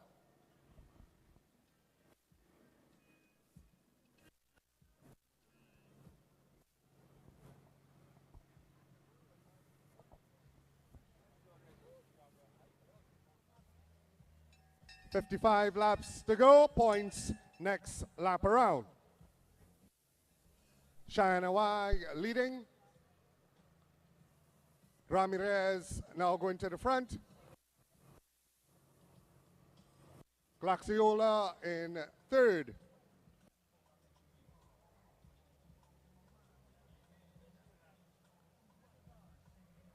Points this time around.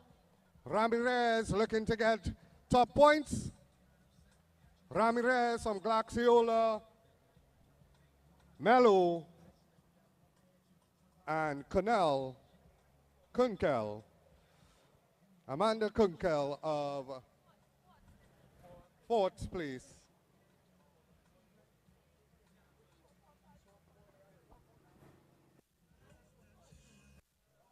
.53 laps to go.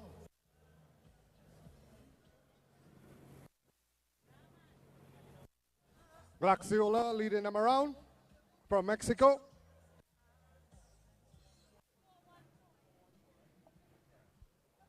So the point standing right now, after one sprint, Ramirez of Trinidad and Tobago leads with 5 points. Glaxiola of Mexico.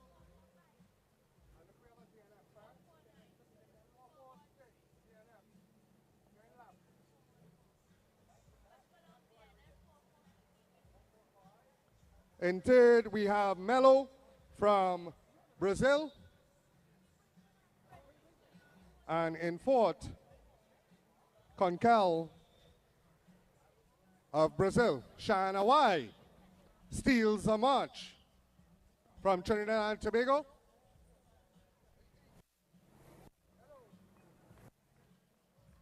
Shana Y going to the front. Gasparotto bringing up the rest of the group.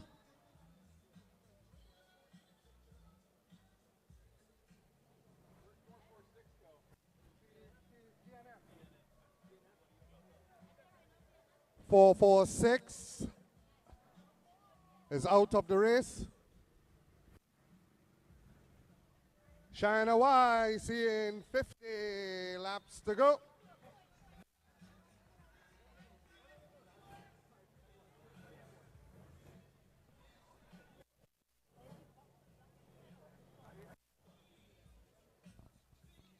Now remember, I told you it's a point system. If a Y stays out there and she collects points, she could win the event and gets those very important UCI points. If she catches the main peloton, she gets an extra bonus of 20 points. Looking very good indeed, China Y of Trinidad and Tobago. No, one bell. Ramirez leading them as they go around. It looks like Mello. Mello trying to get some much needed points.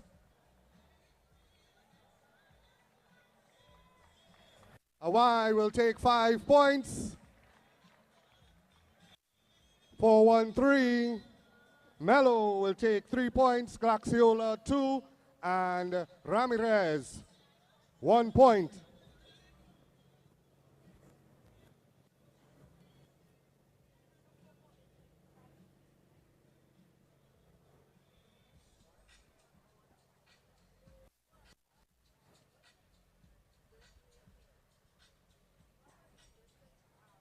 So leading the event, ladies and gentlemen, we have Alexi Ramirez of Trinidad and Tobago on 6 points. Tied for, we have a 3-way tie for second.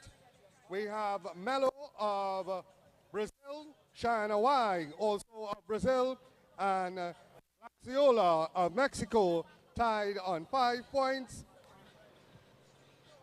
Kunkel of Brazil is in 5th place with 1 point. Calling to the prize rostrum, the winners of the Junior Women 2-lap event. In second place, Jordania James of Jamaica. And in first place, Alexia Wilson of Arima Wheelers.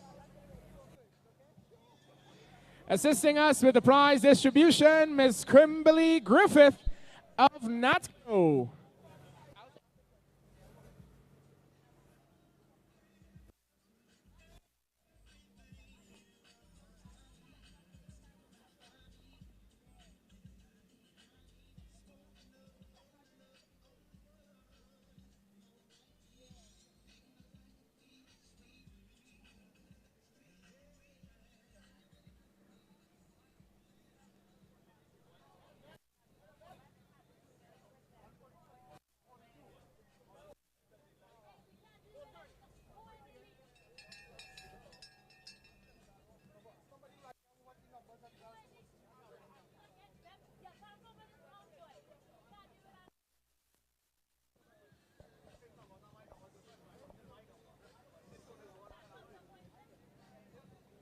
Calling now to the prize rostrum, the winners of the Juvenile Men event. In third place, Gabriel Fortune of Open Road. In second place, Judah Neverson of Rictexonics. And in first place, Kyle Hospitalis of Open Road. Kyle Hospitalis would have also grabbed one of those bike-in vouchers valued at $200.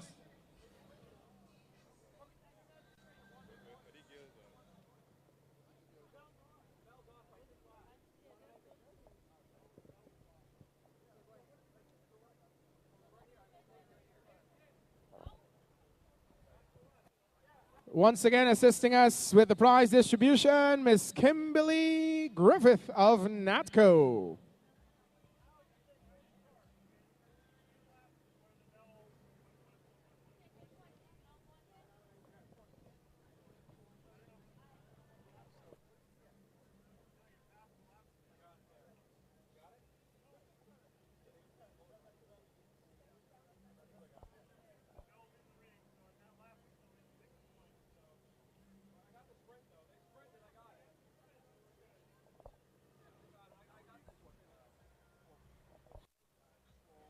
Number 448 is a lap down. Number 448 is a lap down. Calling to the prize rostrum, the winners of the Junior Men 3-lap event. In third place, Titus Barrett of PSL. In second place, Dave Cooper of Team Trinidad and Tobago. And in first place, Jada.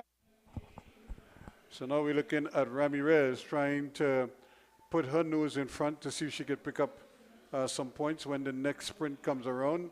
And I suppose this is part of the strategy. She may very well try to sprint maybe every third sprint, depending on who is accumulating points and trying to save her legs as well. Cheyenne Y picked up her points earlier, but she's not as strong as these other riders. So she's not expected to factor again in this particular event. In fact, I think she has already been lapped in this one. So we're looking at Ramirez, Alexia Ramirez in third place for Trinidad and Tobago. Mexico is still in the lead, and Brazil, ever present, as they say. Alexia, I don't think she wants to be in the front too long, but with the other three riders just sort of drafting behind you, you are the one doing all the work. But nobody wants to actually do the bulwark right now. They're all just coming up as they sense that Alexi was going to sprint. And so they have to cover this sprint as well, because you don't want any rider going out front. And then you have to try real hard to claw back.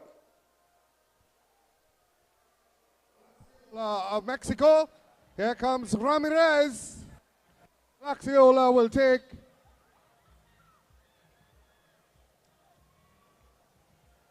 Glaxiola and Ramirez making a move. Mello and Conkel, will have to chase. Mr. DJ, can we have a quick word from our sponsors? Thank you very much.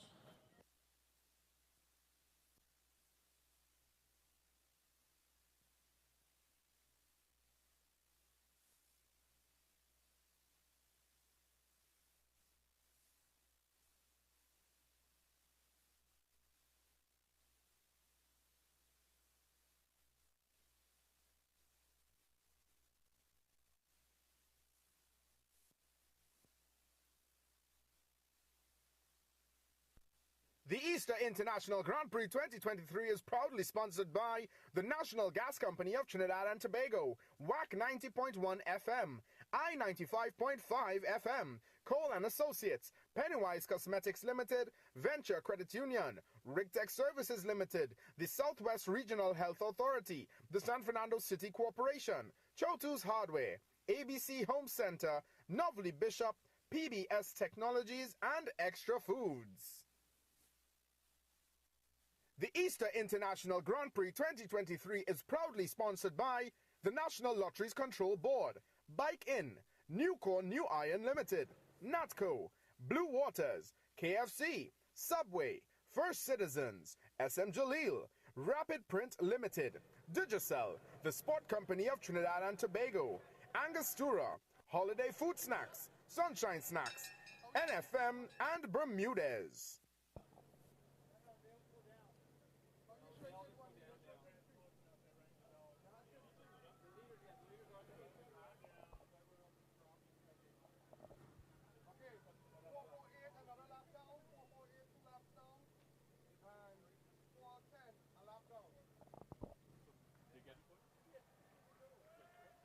Glaxiola of Mexico taking another 5 points.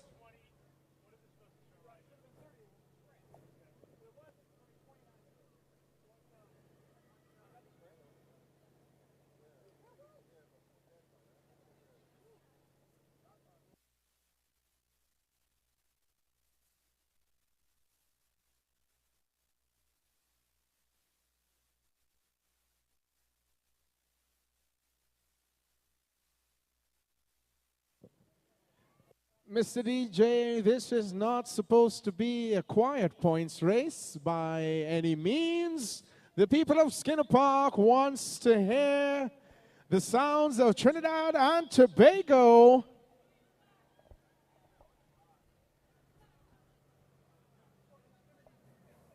That is not the sound of Trinidad and Tobago.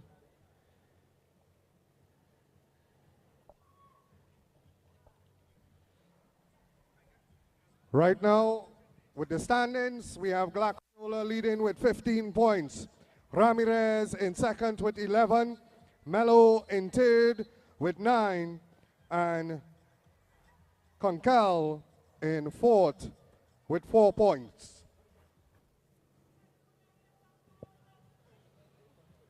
Let's get a bit more, Mr. DJ, a bit more on the volume. $5 worth of volume, please.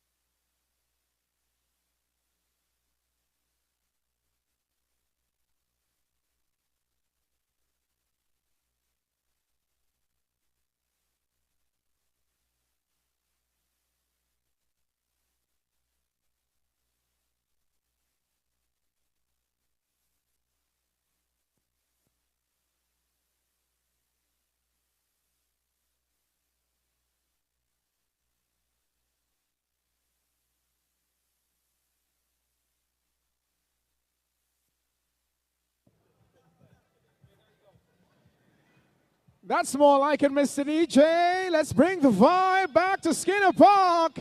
This is day 2 of the Eastern International Grand Prix.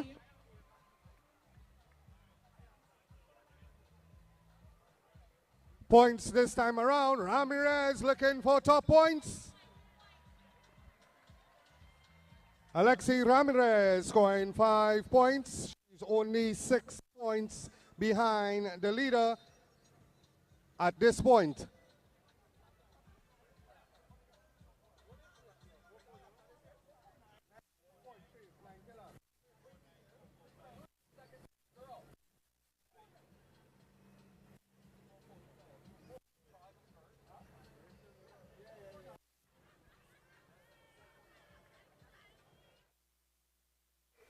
So as the riders just continue to make their rounds of the Skinner Park, this 333 track here at Skinner Park in San Fernando.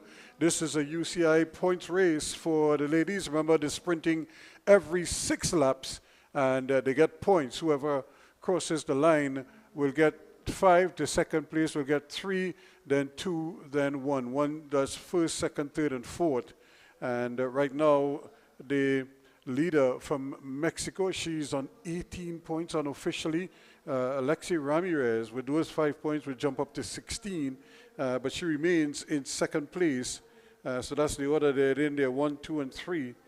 But Alexi Ramirez holding her own. She just needs to keep close tabs on Mexico's Gonzalez and to give herself a chance. Cheyenne Y way back in the back at the moment, and having quite a bit of work to do back there in that position. Not the place you want to be. The Brazilian Kronkel is also out there. But it's all about points, and it's really stamina as well, because this is a very demanding race, and I would imagine pretty soon the legs will start hurting, and when that lactic acid builds up there, not much you could do.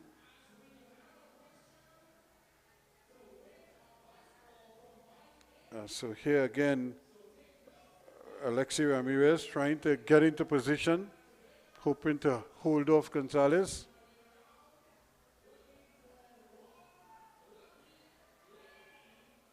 So Gaxiola Gonzalez right in there. Now here goes Ramirez, but she's not prepared to do too much of the work,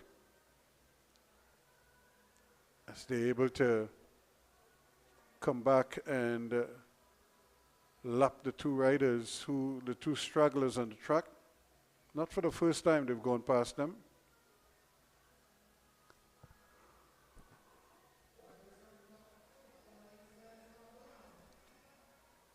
So we should be getting another bell soon. Ramirez just 4 points off the lead of Glaxiola. Glaxiola has 23 points and Ramirez 19 points.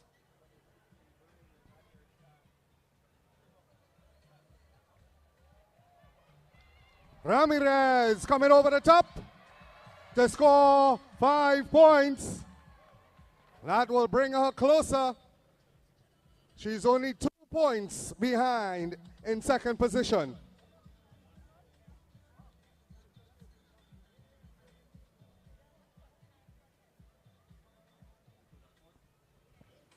Now remember what I told you, if you lap the peloton, you gain a point. But if you are lapped by the leaders like Glaxiola and Ramirez has lapped all the other riders, they actually get minus points. So Awai, Gasparotto, and Kunkel have been minus 20 points from their event. That doesn't say that they can't make the podium. Top 3 riders in points, even if you're in minus, you get on to the podium and you get points, UCI points. Ronald, I'm over in the main stand and we have some folks here scratching their heads and whipping out their calculators, trying to work out the point standings for this women's points race.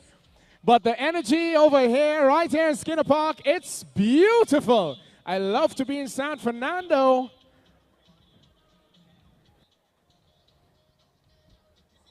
Riders are coming to see 15 laps to go.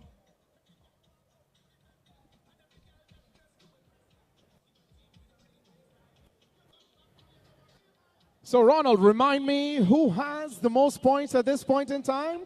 Leading the event, we have Antonella Glaxiola of Mexico on 26 points. In second position from Trinidad and Tobago, Alexi Ramirez with 24 points. Just 2 points behind. In third, we have Amanda Canal of Brazil with minus 13 points. Thank you so much, Ronald. So, ladies and gentlemen, it is Mexico, Trinidad and Tobago, and Brazil. That is your top 3 at this point in time. So when they come around to sprint for points, I need to hear who you are cheering on for. Is it Mexico? Do we have any Mexicans in the crowd at Skinner Park tonight? I'm hearing some noise. That's the bell. With 13 laps to go, Glaxiola going to the front very early indeed. She is the former Mexican points race champion. Ramirez of Trinidad and Tobago looking to steal more points. Let's hear it, Skinner Park. Who do we want With this 12 time laps around? Ramirez takes that precious 5 points for Trinidad and Tobago. Double points. My goodness. On the railing. Thank you very much.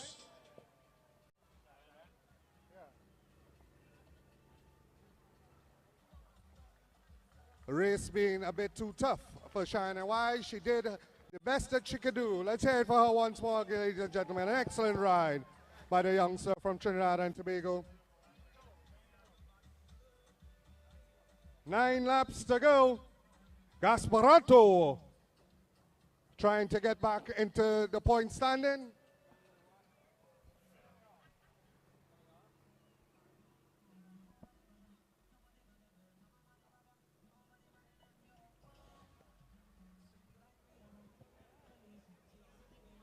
Eight laps to go.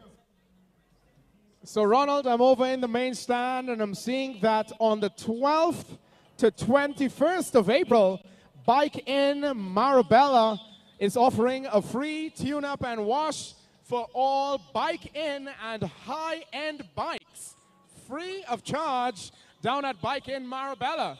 So you can check the guys out at the Bike in tent to your furthest right. and inquire about the free tune-up and wash to have your bikes brand spanking new like the ones we see out on the track.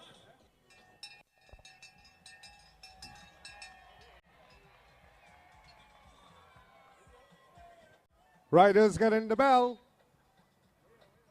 Ramirez looking very strong indeed in this event as she pulls away. This will break the tie. Glaxiola is closing. Ramirez is holding with 6 laps to go.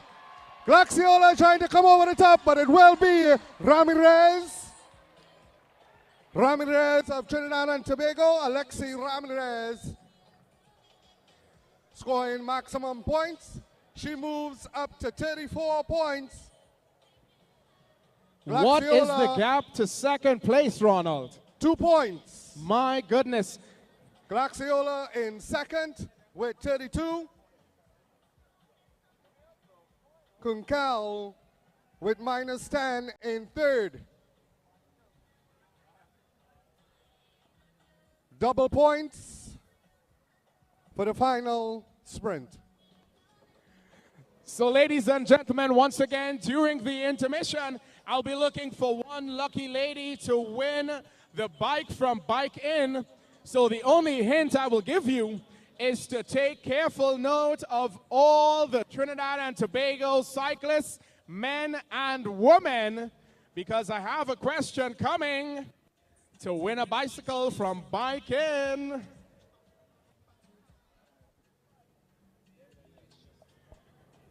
Mr. DJ, we're coming up to the end of this event, so I think we need to pick the pace up just a bit.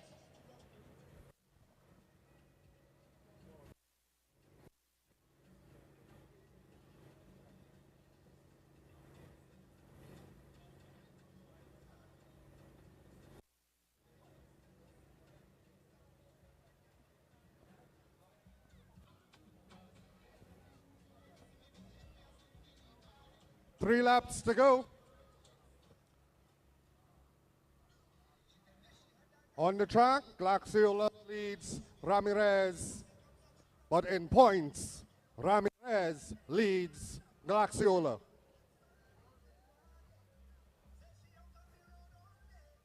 There is a battle for third as well between Gasparato and Cunel. They are separated by only 2 points as well. So third place is still up for grabs. 2 laps to go.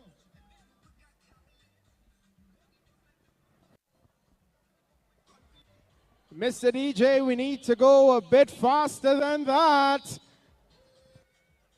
Glaxiola leading as they come around. 1 lap to go. Maximum double points this time around.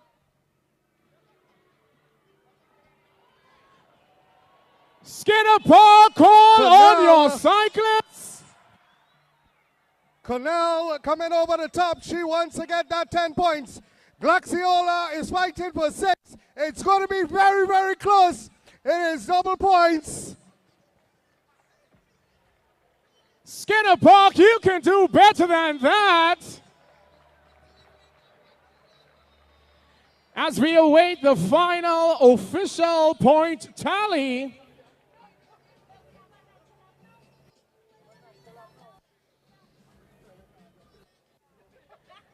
As they come around, ladies and gentlemen, I need you to make some noise for our elite international women. So, Wesley, we are tied on points after that final sprint. Do we go to a super over, Ronald? That's what we do in cricket. No. It's 38 points for Ramirez and 38 points for Glaxiola. What happens in a position like this? They take the rider who finishes in the highest position on the last sprint, and that rider will be your overall winner. So as we saw, Glaxiola was second and Ramirez was third. So our winner of the UCI Elite Women's Points Race, ladies and gentlemen, Antonella Glaxiola of Mexico in second position, Alexi Ramirez of Trinidad and Tobago, and in third, Brazil, Amanda Juvenile. An excellent effort by our very own Alexi Ramirez. The Mexican points race champion is showing exactly why she holds that title.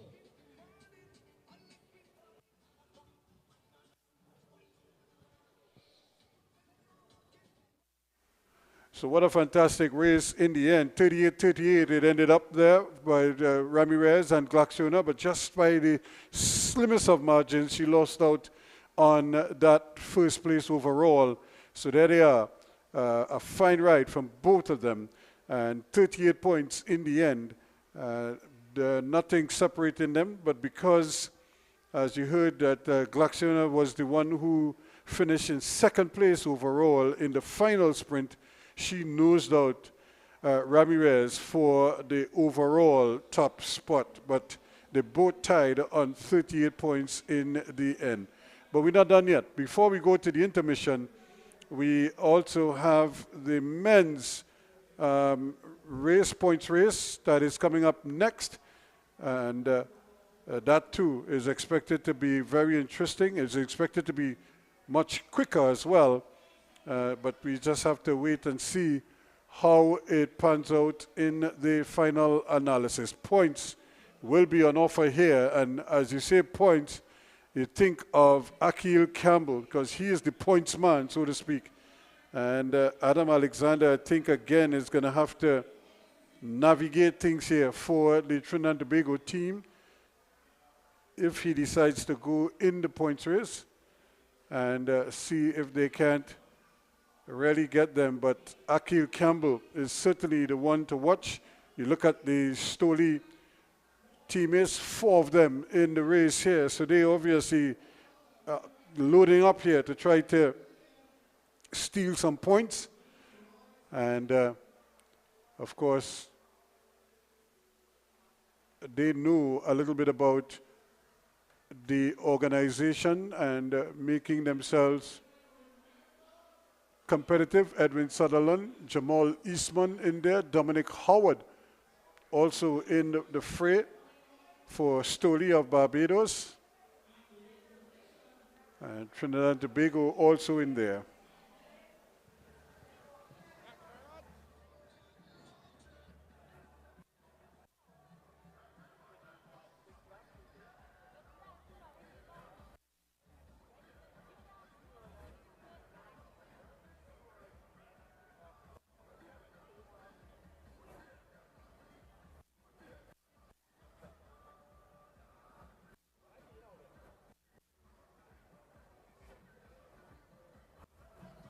So in this event, we have Stephen Alexander, Enrique de Camamon, Jamal Eastman, and Edwin Sutherland, Dominic Howard, all riding for Stoli Barbados, Gonzalo Olivios, Andrew Ramsey, Jerome Forrest, Liam Trepte, Adam Alexander, Tarek Woods, Akil Campbell, and Maurice Burnett.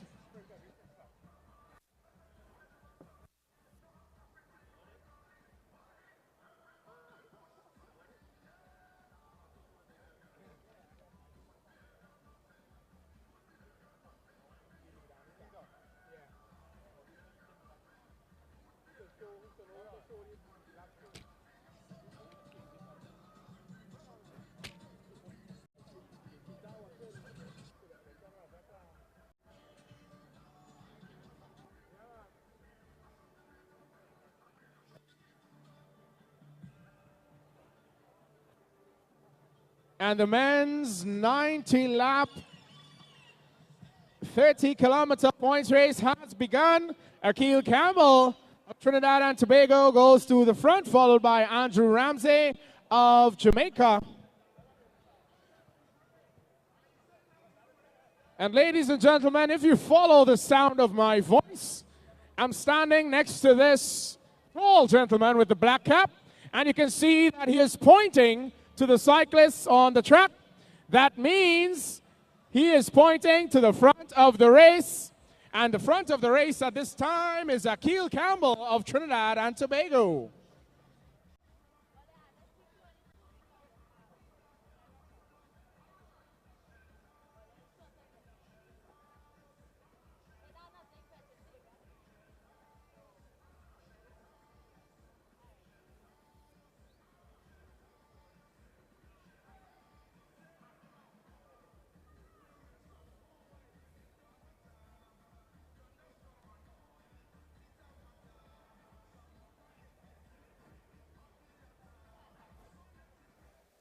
And again, this race will also require some strategy.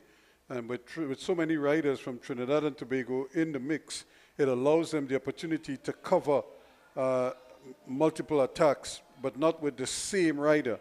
So they can actually share the load and put pressure on the opponents and try to keep them honest, as they say, at all times. So every time there's an attack, you could see a Trinidad and Tobago red, white, and black shirt and pants covering those attacks all the time. Adam Alexander again showing his experience.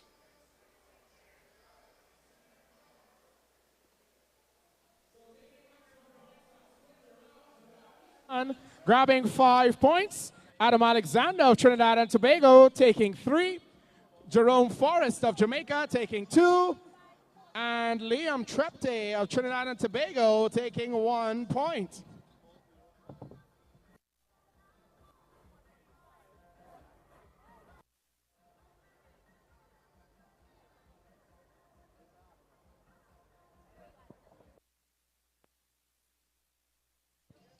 So the same rules apply, ladies and gentlemen. 20 points for anyone who laps the field,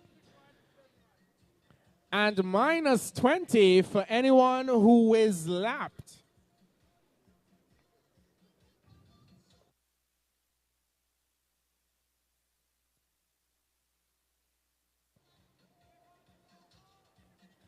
In front, we have number 409. That is Gonzalo.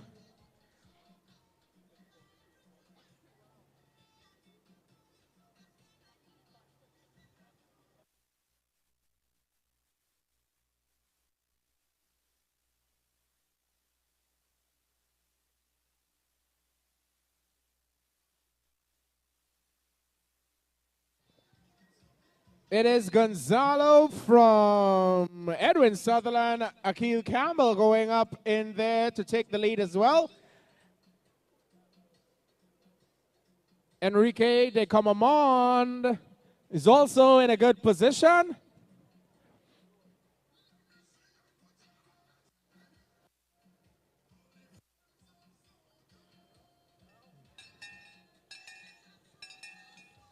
And that's the bell, that's the bell.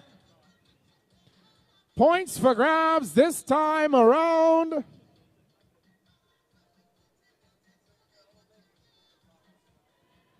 Valuable points up for grabs. Enrique de Comamon in an excellent position. Team Stoley of Barbados putting themselves well in contention. Edwin Sutherland looking very good that time around. As we await the updating of the points, Edwin Sutherland, maximum points from Gonzalo, from Enrique, and Akil Campbell taking 1 point in there as well. That puts Jamal Eastman and Edwin Sutherland tied at 5 points.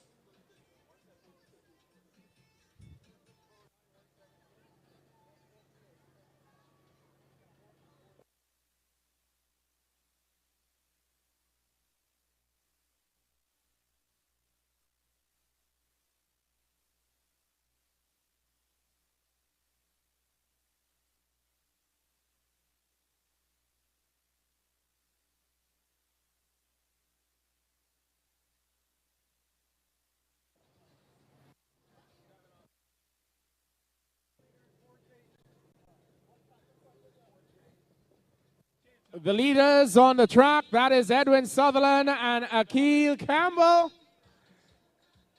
Seeing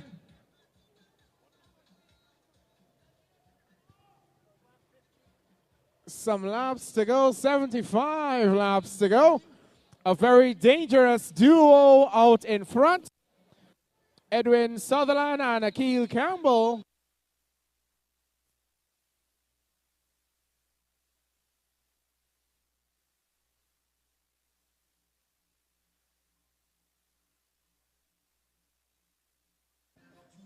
Tarek Woods having a mechanical issue. National team mechanic Elijah Green very quick on the scene, changing out the front wheel. This has been a Formula One speed quick pit stop, if I've ever seen one. That's the bell for Akil Campbell and Edwin Sutherland.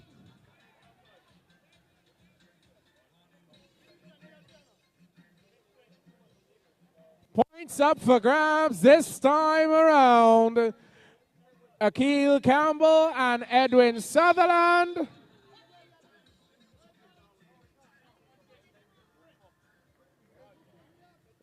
Akil Campbell taking maximum points that time around.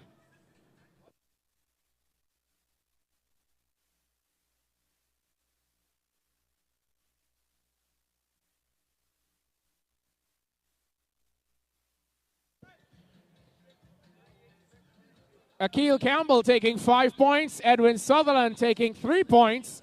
Liam Trepte taking 2 points. And Andrew Ramsey taking 1 point that time around. Edwin Sutherland extends his lead. 8 points on the board ahead of Akil Campbell, who has 6 points.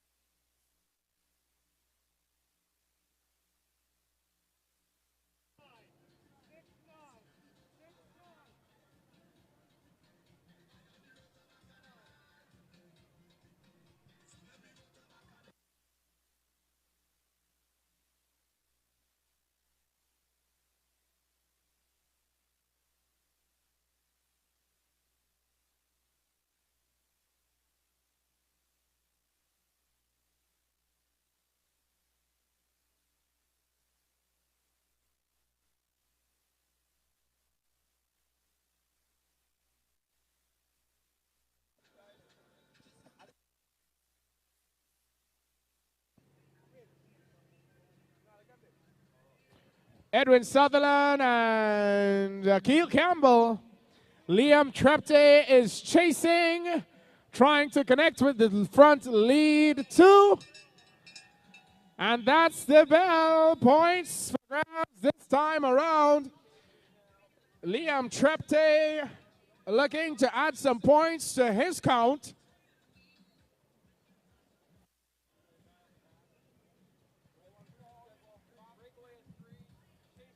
It is Edwin Sutherland from Akil Campbell from Liam Trepte.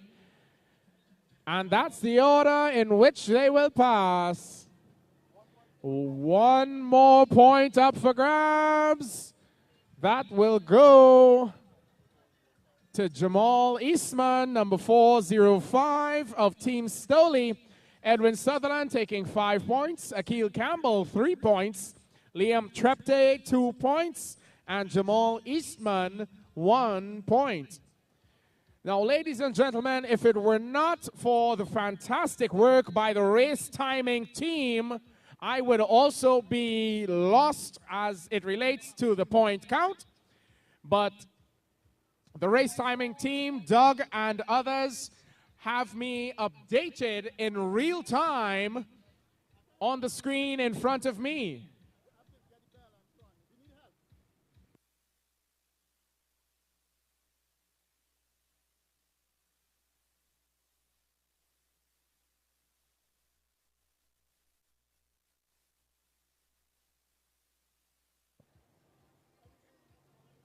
Edwin Sutherland on 13 points.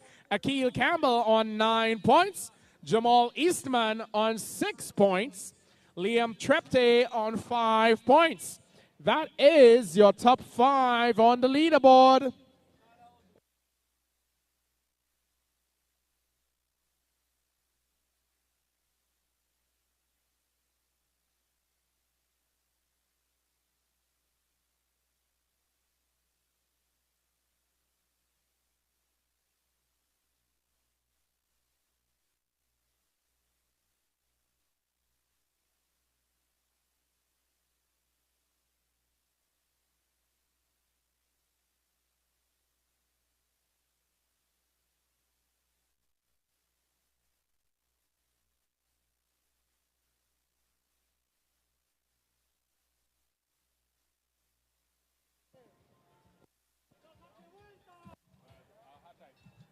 And that's the bell for our lead group.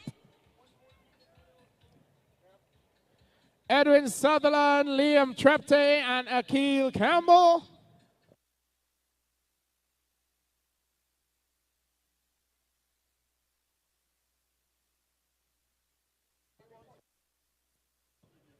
Who will take maximum points this time around?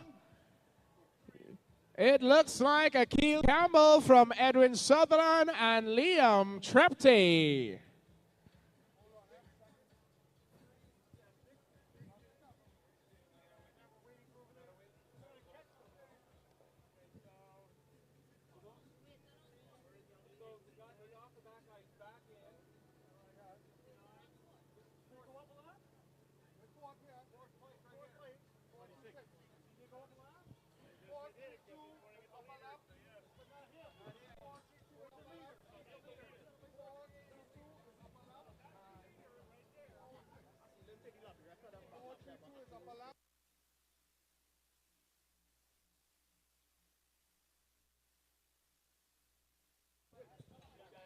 So Edwin Sutherland and Liam Trepte are up 1 lap, so that means 20 points to their total, putting Edwin Sutherland on 33, Liam Trepte on 25.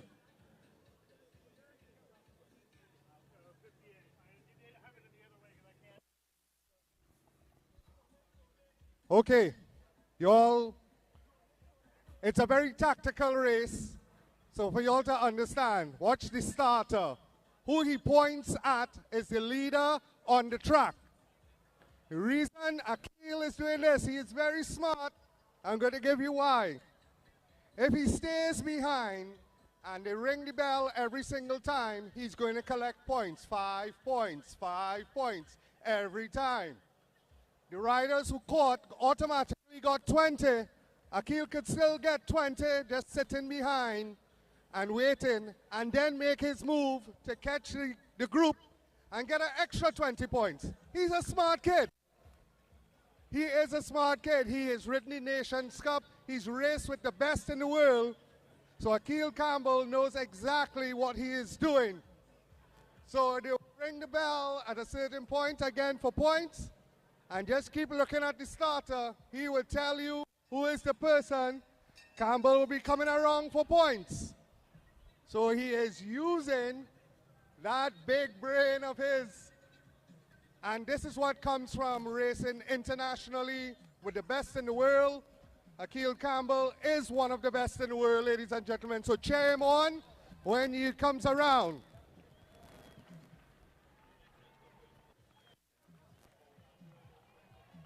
Ronald, you lost me at the word points.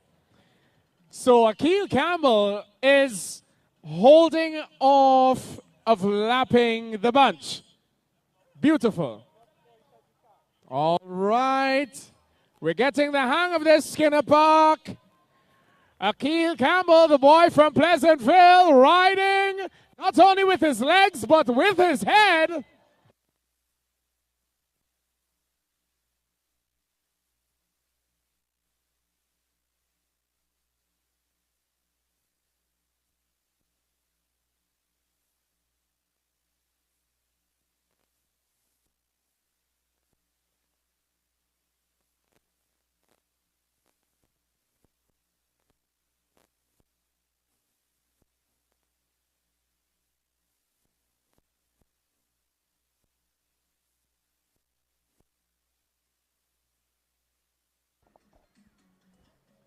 So when Campbell collects 5, 3, 2, and 1 will come from this group.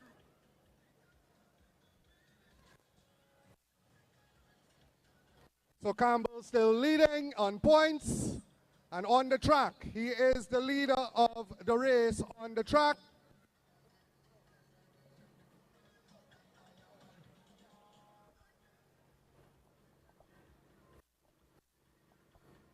Now, it can backfire. He is using a lot of energy. Being there by himself, he's not in the draft. So check on, ladies and gentlemen, he needs your support. This is for maximum UCI points. He is all alone, no draft. It can backfire. We have seen it in the World Championships with Viviani from Italy. On the outside here. And he ended up losing the World Championships and finished second. Just to bring you a quick points update, leading on points, it's Edwin Sutherland on 36, Liam Trepte on 27, and Akil Campbell on 19.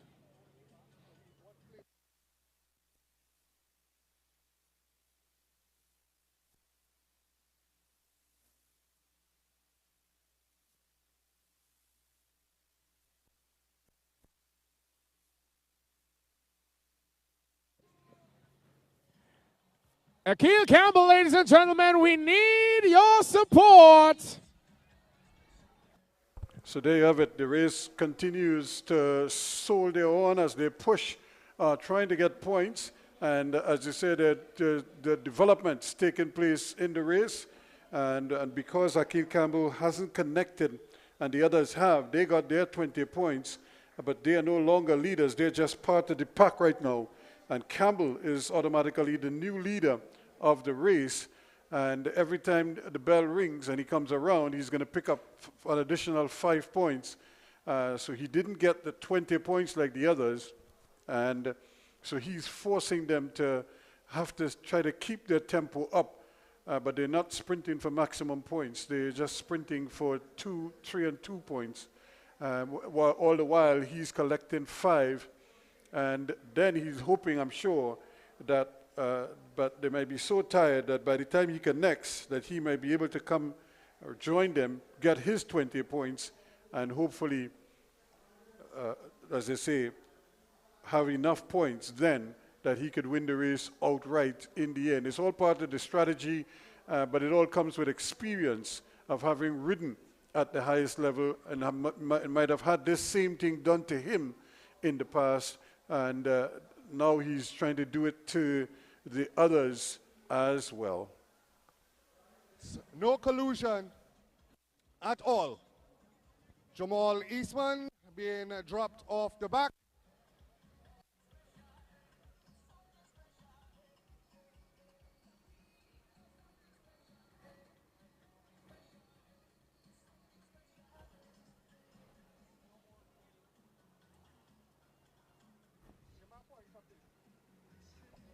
So a very quick points update for you.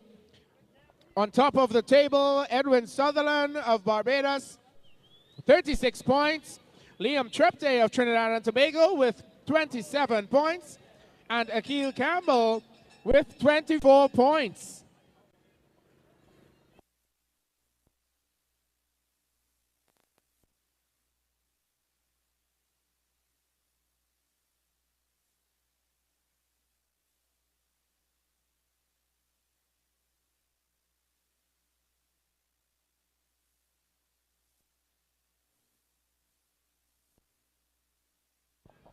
Five points.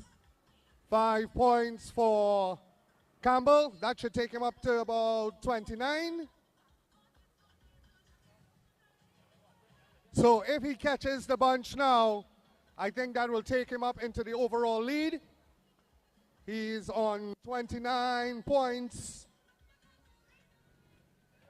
Campbell on 29.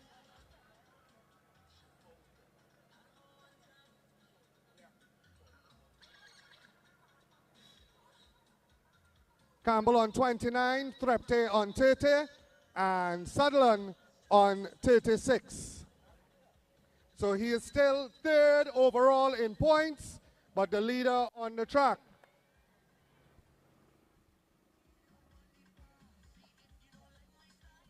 So Campbell has 29, Trepte 30, and Sutherland 36.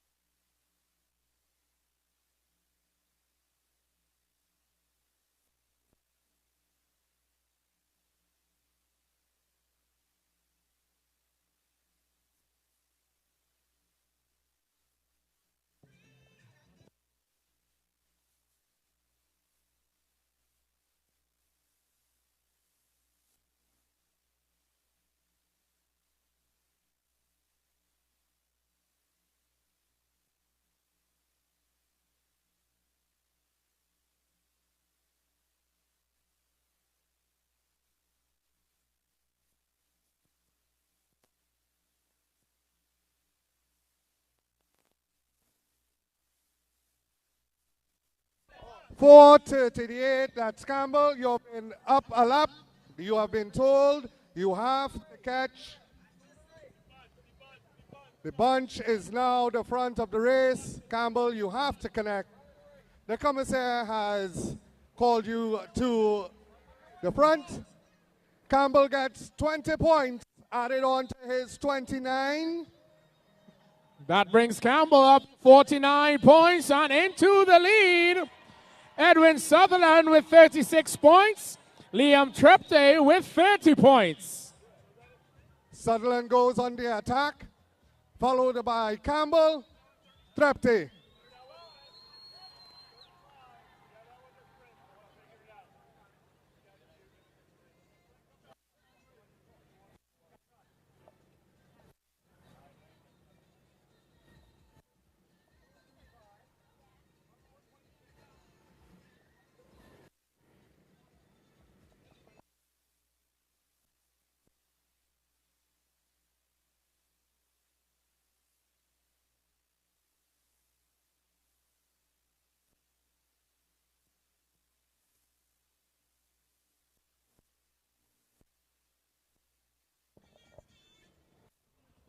So once again, ladies and gentlemen, your update on the standings.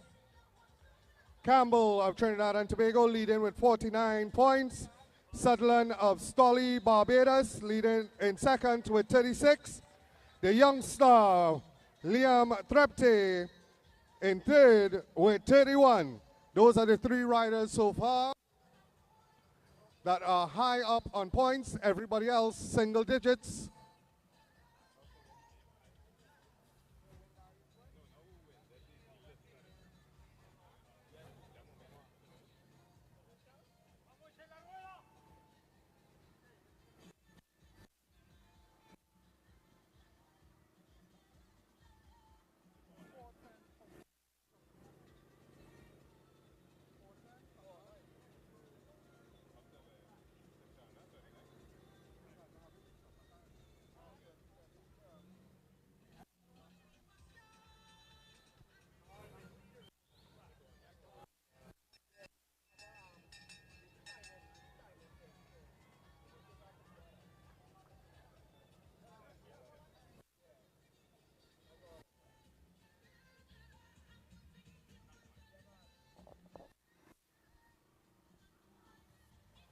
Campbell has a buffer, but he still has to pay close attention.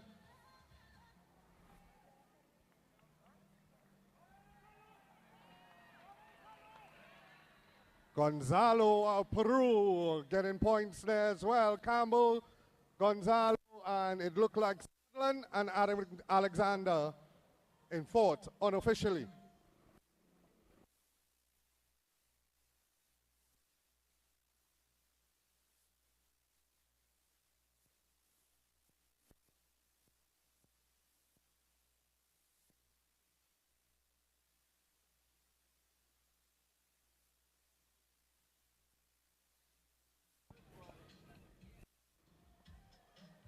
29 laps to go.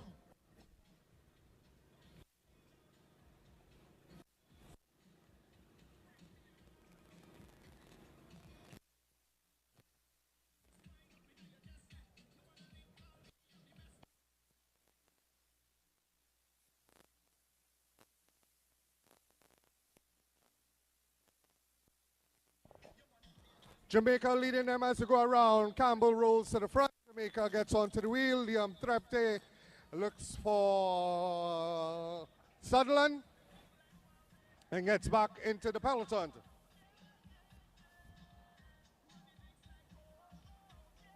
Riders come in for 27 laps to go.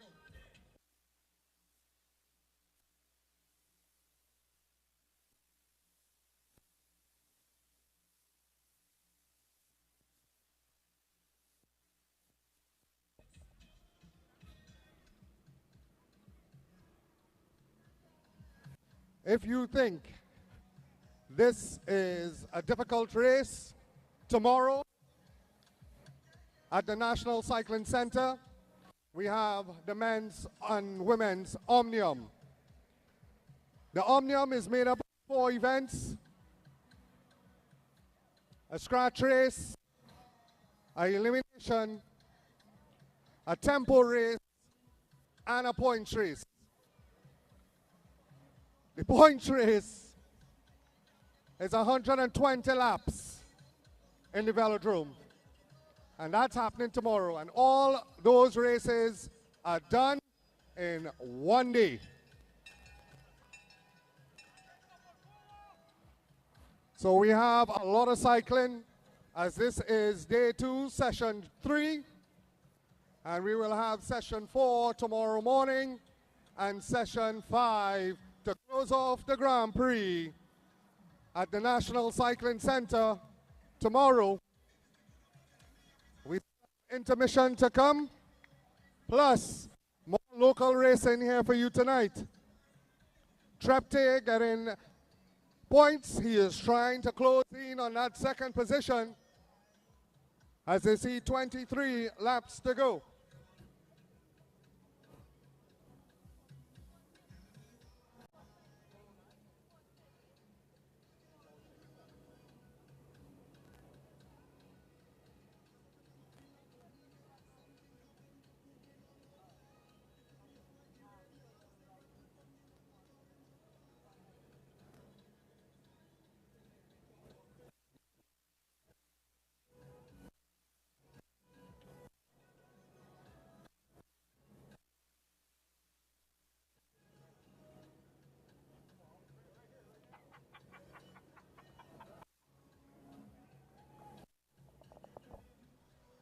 Adam Alexander leading them as they go around. Stephen Alexander right there with him. Burnett also in the wheel. So updated standings. Campbell leads with 56. Sutherland of Barbados Stolley with 39. Liam Trepte of Trinidad and Tobago is just 3 points behind the second place with 36. So you might be able to get a Trinidad and Tobago 1-2. Campbell is way ahead. Trepte will be looking for Sutherland.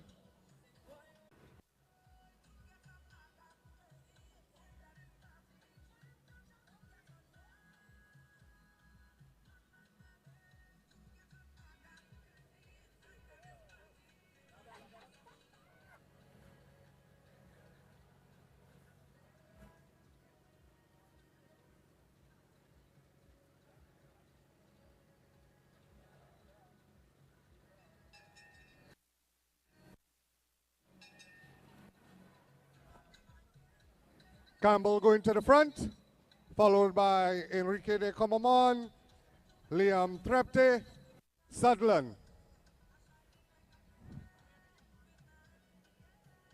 De Comamon coming around, Trepte trying to get massive points as well.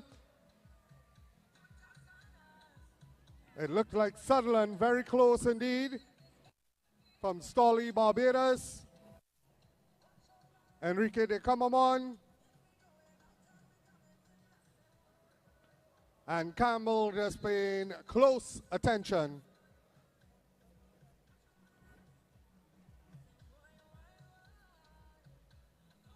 As they see 17 laps to go.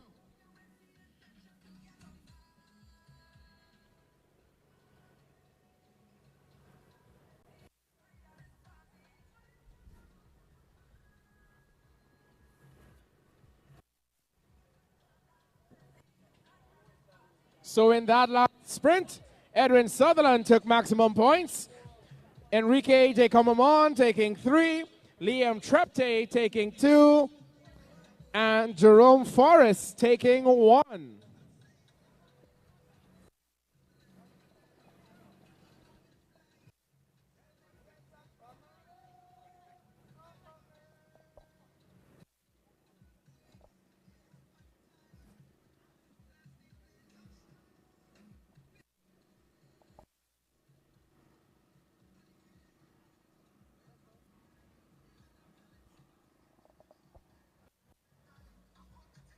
Riders coming to see 15 laps to go.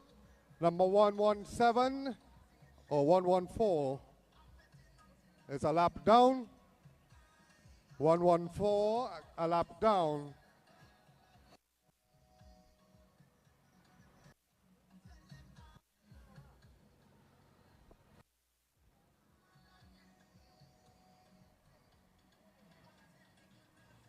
"14 laps to go."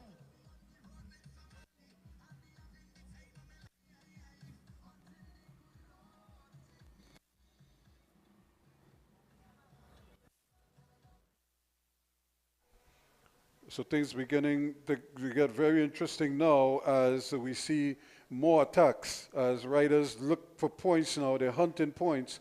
They come around also trying his best to stay relevant in the race. He's trying to see if he could get onto the podium when it's all said and done.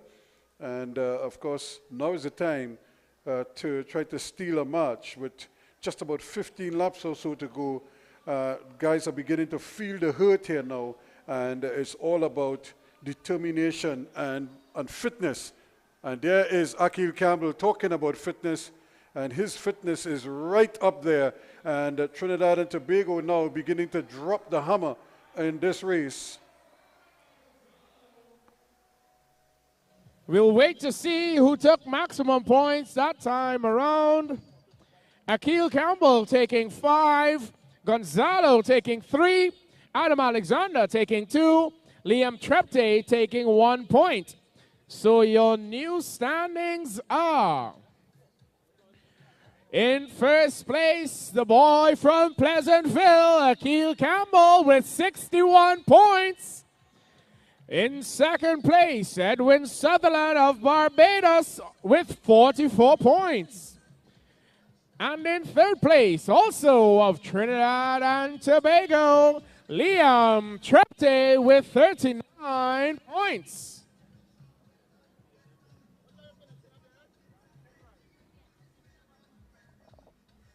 Calling on Antonetta Glaxiola, Alexi Ramirez, and Amanda Kunko.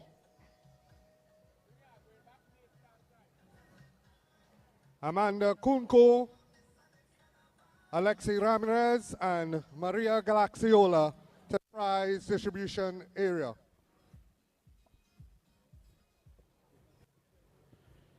The arm of this starter might be quite stiff indeed. He has been pointing for 90 laps.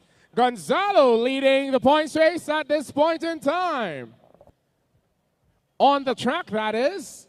Of course, the winner goes to the cyclist that racks up the most amount of points on the scoreboard. 8 laps to go.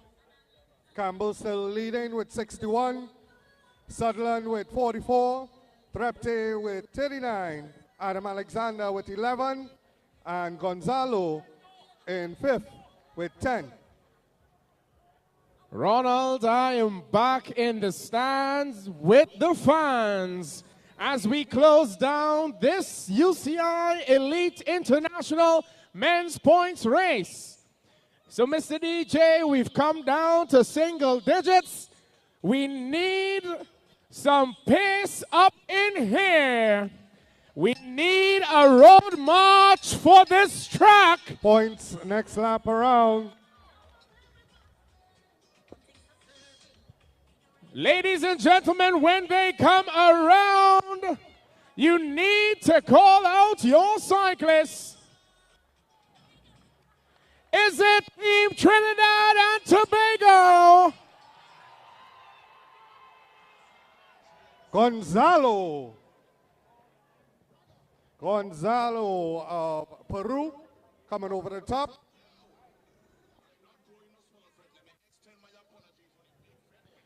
That's more like it, Mr. DJ. We are looking for Akil Campbell.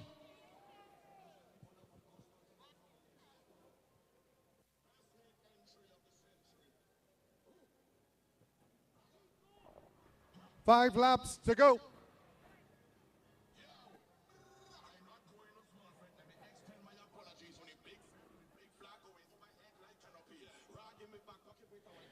These men have been riding for 90 laps, 30 kilometers. I am tired just talking about it.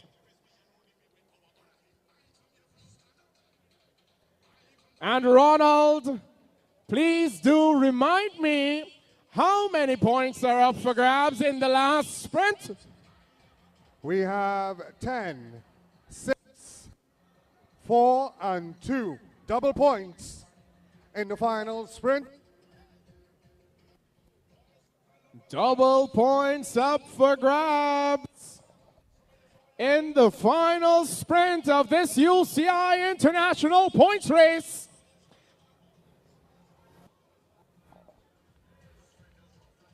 Rider from Team Stolly going on the attack, Dominic Howard. He has 1 point so far. Coming back for 2 laps to go. Campbell doesn't want to take the chance, so he goes to the front.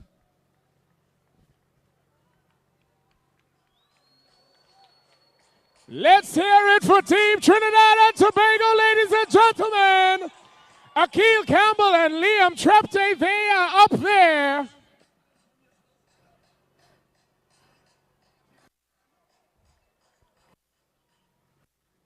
It is very close between second and third. Minor points as they get the bell with 1 lap to go.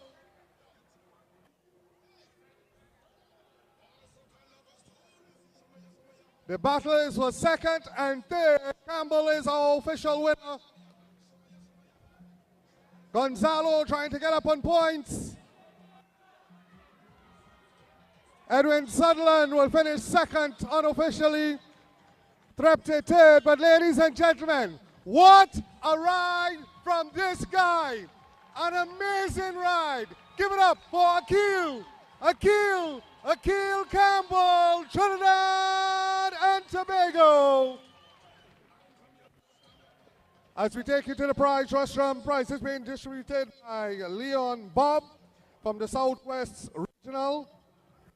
In third position, Amanda Kunko, Brazil. In second position, Alexi Ramirez, Trinidad and Tobago. And in first position, Maria Glaxiola of Mexico. Give it up for women champions, ladies and gentlemen, in the 60 lap Women's International UCI Points Race.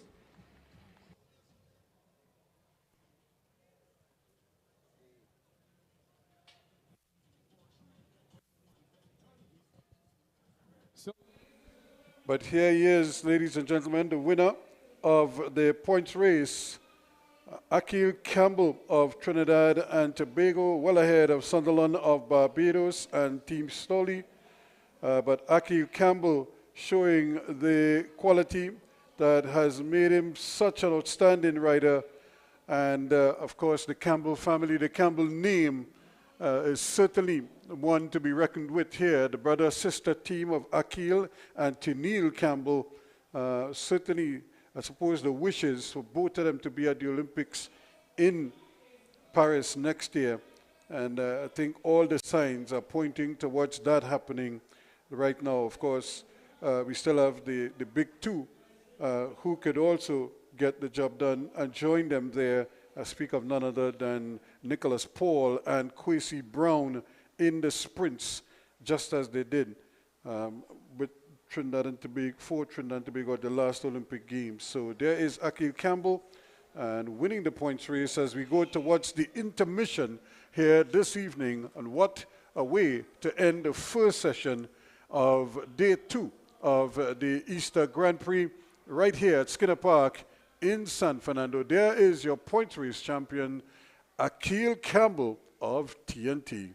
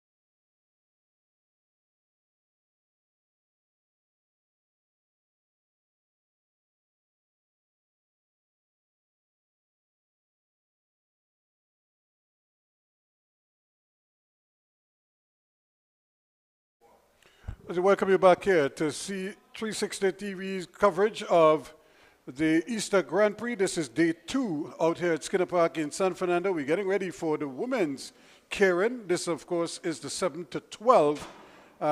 These are the riders who just failed to make it into the final, the 1 to 6. And here we go. To around about 50 kilometers an hour until it is time to sprint. Of course, valuable UCI points up for grabs towards their international ranking as they seek to qualify for the various World Cups and Nations Cups. Take it away, Ronald. As the riders come around to see 4 laps to go. 4:14, that's Kunko. Amanda Kunko of Brazil leads Hawaii.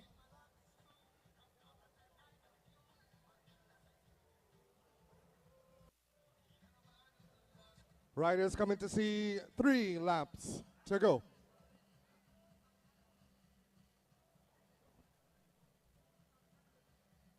Kunko from Hawaii, Anguilo, Glaxiola, and Caseta.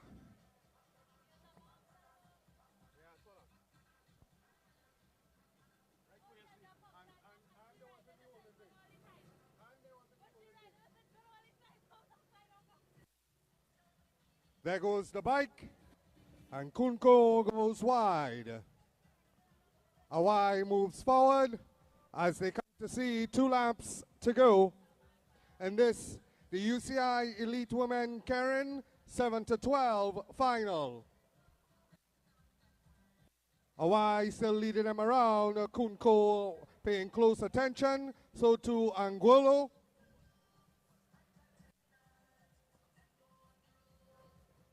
Glaxiola in about 4th position. Caseta right behind her. They're coming for the bell.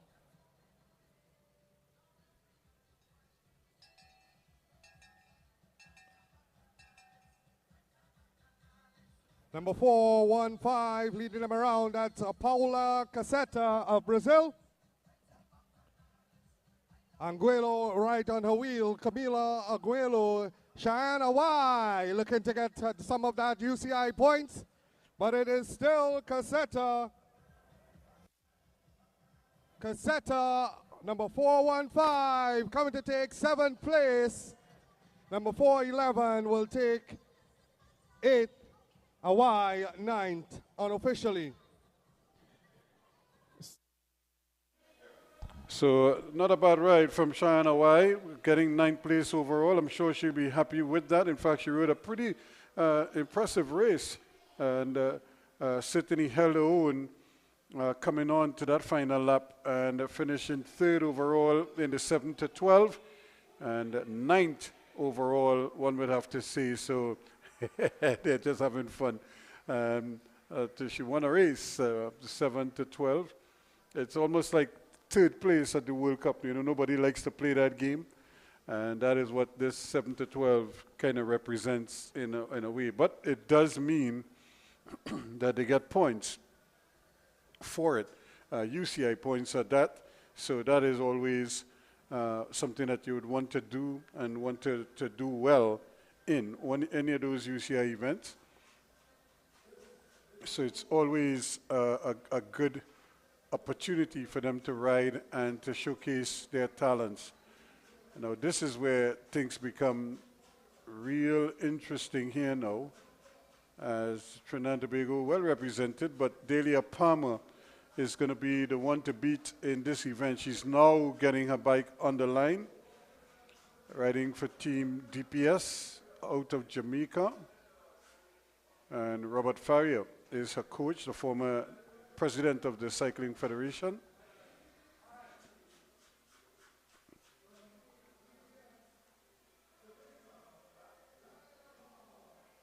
So she's certainly the one to watch here. Suriname, of course, on the outside, the left of your screen. There she is, also factoring in when you're thinking of what it there is Palmer, Team DPS. And then the Trinidad and Tobago trio.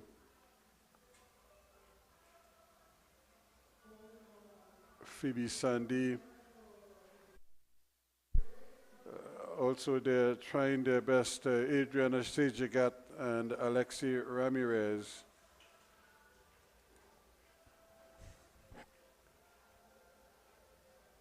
So here we go. And that's the start of the Elite Women Keirin final right here at Skinner Park, ladies and gentlemen.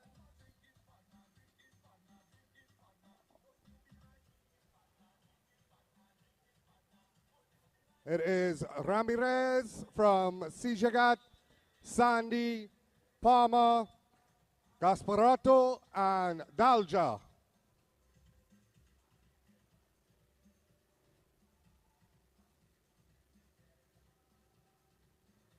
Trinidad and Tobago, Brazil, Suriname, Jamaica.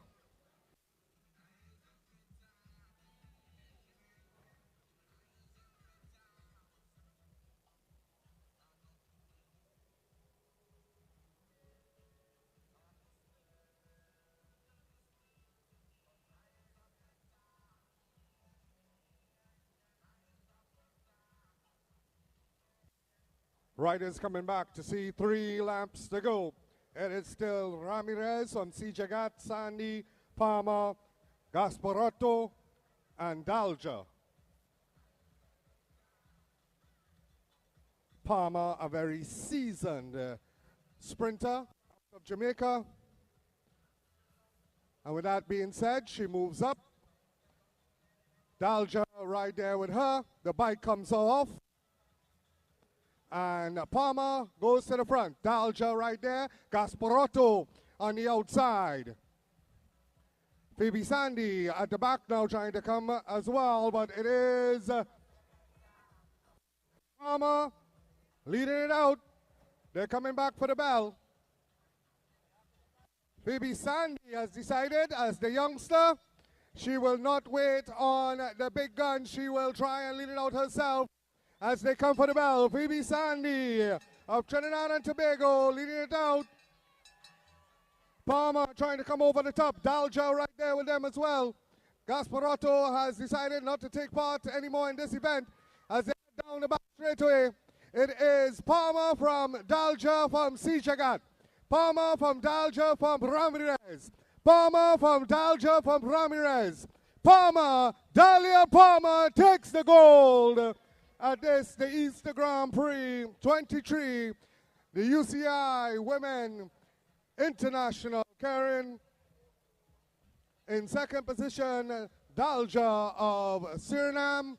And in third, unofficially, it looks like Alexi Ramirez of Trinidad and Tobago. So again, once again, Dahlia Palmer showing her quality, an enormous quality at that, and certainly is a cut above the others. She is really an outstanding rider and has been for quite a number of years. And with each passing year, she gathers more and more experience. It shows in the quality of her races. She's spot on at the moment in terms of her training. You could see her speed is up. Her stamina is also up there.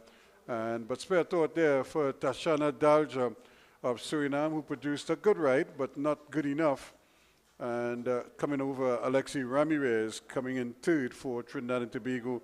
So Trinidad and Tobago will get on the podium in the women's Keirin event with the UCI points to go along with it as well. That's the bonus for these riders here tonight. Now the men are the ones who are going to take center stage in their Keirin event.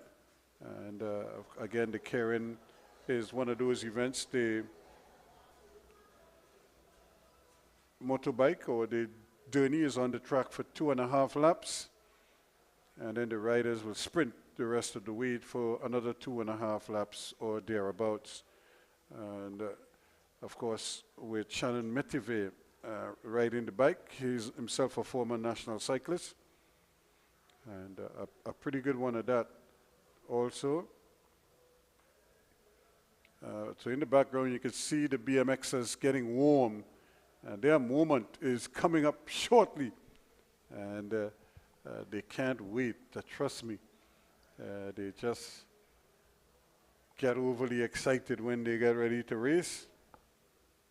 And so pretty soon we should be seeing those youngsters, the youth development segment, coming back around for the final time tonight. They're going to have their second ride of the evening. We did have a couple spills earlier on today, but since that time we've been pretty much incident-free since after those earlier spills. So hopefully we could continue in that vein the rest of tonight and into tomorrow night as well in Balmain Couva. There is Robert Farrier, again with one of his Team DPS riders,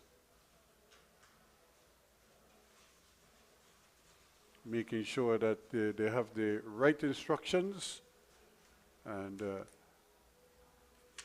hoping that they can produce something special here this evening in the men's Keirin event.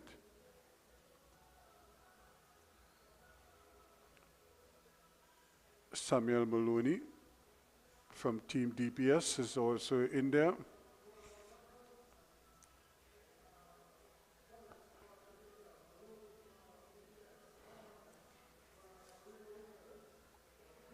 Ryan Dabro is another youngster who is also in there. Kyle Karabai from Trinidad and Tobago also in the 7 to 12 ride-off. Shannon Metive is on the track.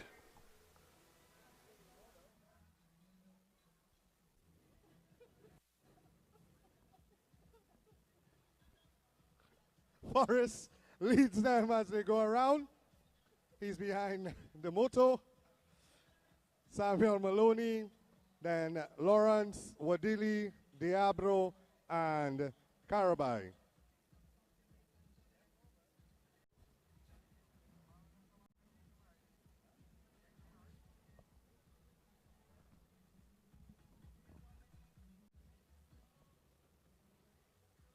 This is the Elite 7 to 12 final.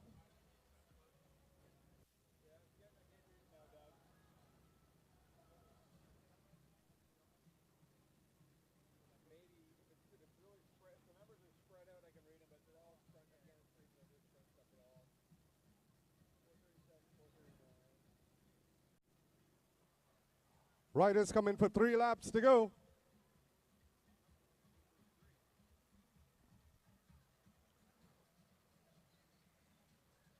The bike will move off on the back straightaway, and Forrest will have to battle Maloney, Lawrence, Wadili, Diabro, and Karabai.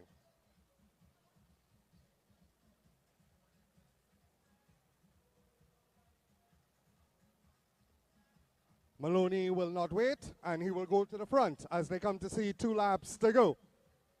It is Maloney leading as he sneaks away for Team DPS.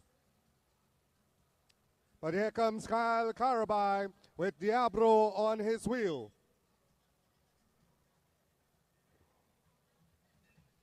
It is Maloney from Karabai, and that's Diabro in second position, then Karabai, Wadili in fourth, Lawrence in fifth. As they head down the back straightaway, it is still Maloney leading Diabro. Maloney leading Diabro. Diabro coming over the top. Wadili looking for room as well. It is Diabro. Ryan Diabro will take a 7th position. Unofficially, a very good ride by the youngster. Another solid rider by Dabro, and showing his quality, really sprinting beautifully, coming into position and just holding his own and making sure that he got the news. Ryan Dabro, also from Arima Wheelers, riding for Trinidad and Tobago, and certainly another one to watch coming forward for this youngster and for Trinidad and Tobago. He certainly is rounding into some form, and you could see just the way his comfort level on the bike. He doesn't seem flustered. There's no shaking of the bike. He's very steady, very focused, and using excellent lines and angles on the bike to get himself into position. And then, of course, his leg speed is up again, and that was always a feature of his riding. So it's good to see him really rounding into some form and picking up 7th place in the men's Keirin. That is a big achievement for the youngster. So another solid ride, and another one to look forward to for the junior Pan Ams, the junior Commonwealth Games, rather, to be held here. Well, junior Pan Ams also had many of these youngsters you see here will also be representing Trinidad and Tobago at some of those upcoming events, Junior Pan Ams, Junior Worlds, etc., etc. And of course, with so much now at their disposal and so much technology and access that they have, it should make for, it shouldn't be too difficult for riders to get information about new techniques and new strategies and new approaches in terms of getting themselves fit and ready for these events. There is the man, Hasim McLean, toying there with Elijah Green. Both of them would have ridden for Trinidad and Tobago together on the sprint teams in the past. Hasim, of course, now with Team DPS. Also, Adam Alexander from Team DPS is in there, but they're going to have a fight on their hands as the Brazilians are not mucking around. Here we go. And the silver of Brazil will line them off. This is the 1 to 6 final. This is the gold medal ride, ladies and gentlemen, right here at Grand Prix 23.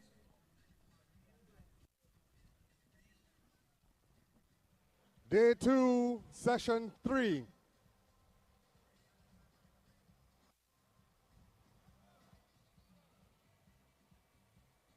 Okay, we have a hand up.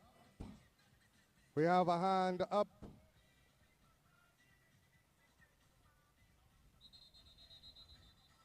The ride has been canceled.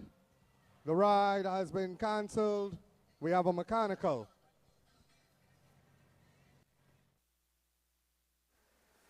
So we have I don't want to say a false start, but I suppose it's equivalent to a false start.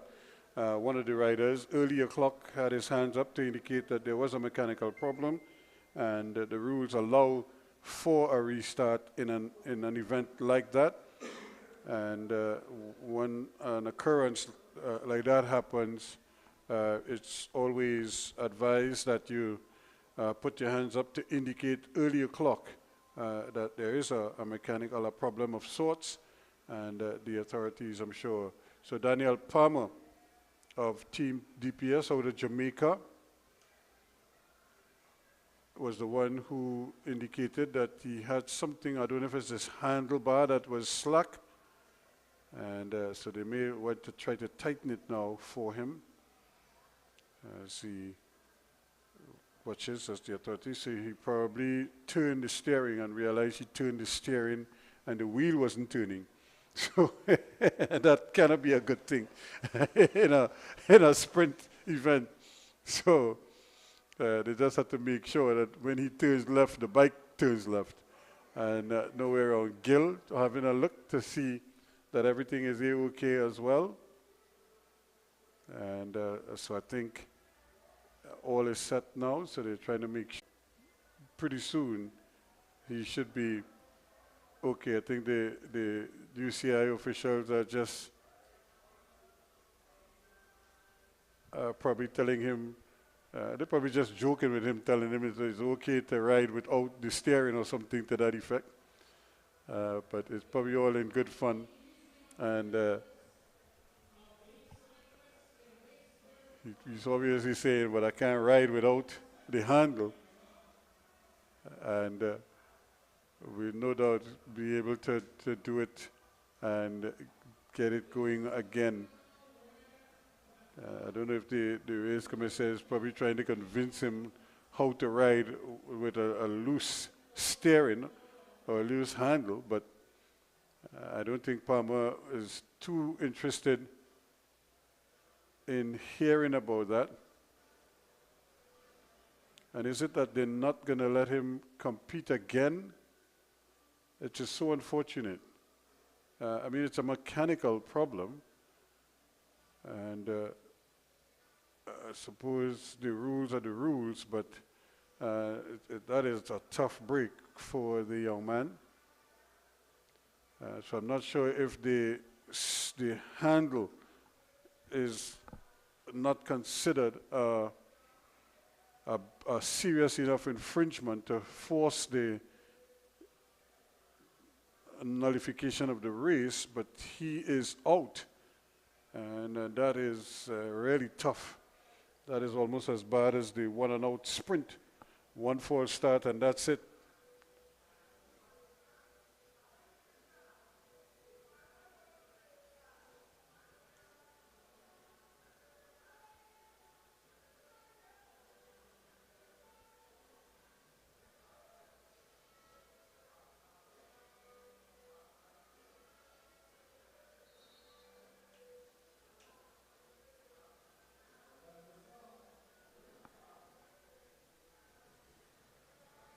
Daniel will pay no more into this event. Daniel Palmer. Check 1, 2. DJ, just raise this mic a little bit for me. Generator is out. Can we have some assistance? Our generator is out. So can we get some technical? Could somebody from the Federation? We need power for the timing systems.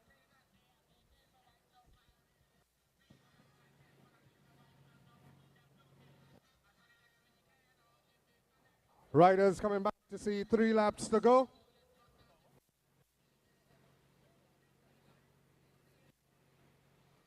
Clean from Piledo, Alexander, Cipriani, and De Silva.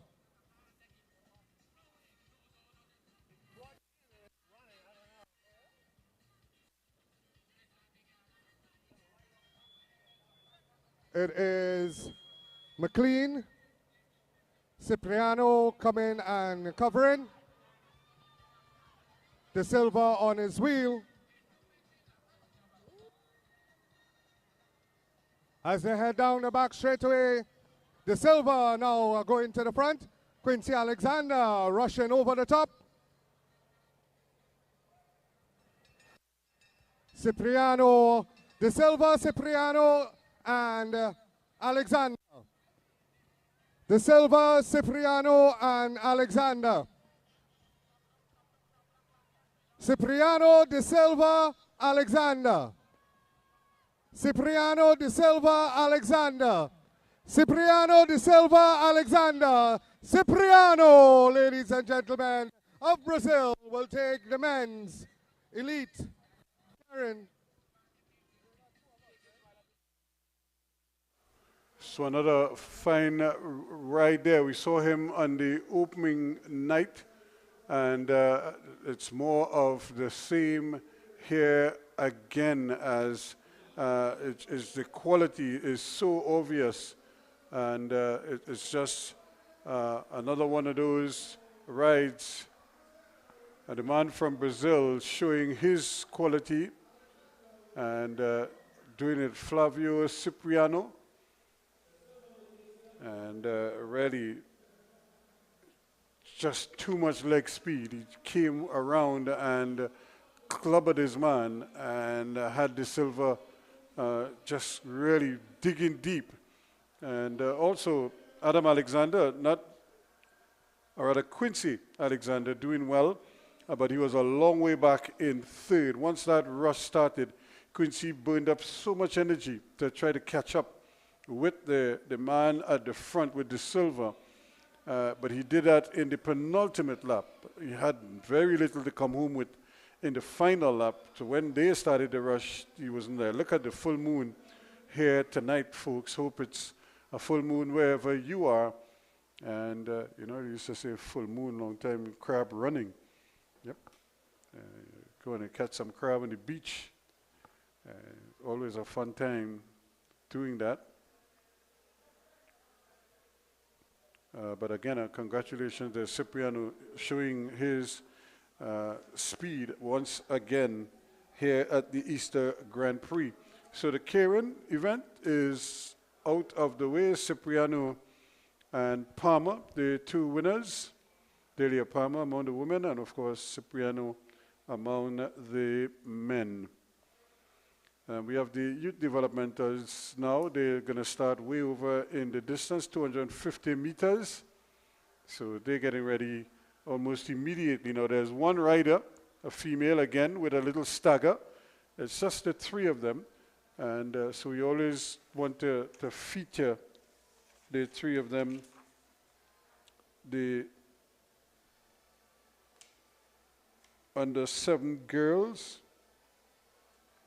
Salome Bailey of Madonna Wheelers, she's the one who gets the little stagger. And of course, Ryan Shepard and Like Lovell of the under-7 boys.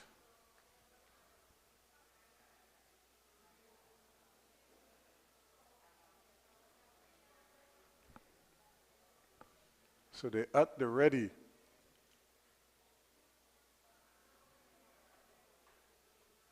All eyes on those two there as they get ready to start their event. And remember, just a couple meters up, there is the one rider out in front. Here they go. The under-7s, Ryan Shepard goes to the front immediately. Salome Bailey is also there. That's the lone young lady in that category. Lake Lowell is also coming around, but it's Ryan Shepard of Rig Tectonics, Lake Lowell of Madonna Wheelers crossing the line. And ladies and gentlemen, we have Salome Bailey. She is coming around. She is riding faster than I ever could. Salome Bailey of Madonna Wheelers all the way to the line. Salome, she crashed, unfortunately, in her event earlier on, and she is back, and she has taken top honors in her category. Ladies and gentlemen, as we draw your attention to the prize. And Salome Bailey there finishing her race, and again, very brave young lady to get out there and do her stuff in front of the crowd. And every time she steps on the track, she wins because she's the only person in that category. So she is racking up the medals right now. Unfortunately, as I said, she had a spill earlier today when she collided with one of the riders. But it was good to see all three of them back in the race. Now we're getting ready for the under-9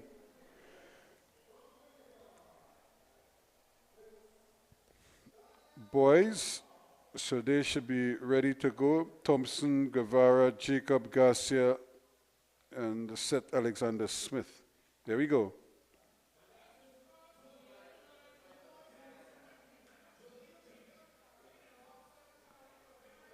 Hayden Garcia and Seth Alexander Smith. And look at the speed of these under-9 cyclists. My goodness. Wow. Vaporwake Multisport. That is Tariq Guevara. Very close for second and third between Rig Texonics and Arima Wheelers. Officials, I think we need to give these under-9s a full lap to race because that was... And Tariq Guevara showing just how capable he is. He won earlier tonight, and here he is winning again. And no doubt,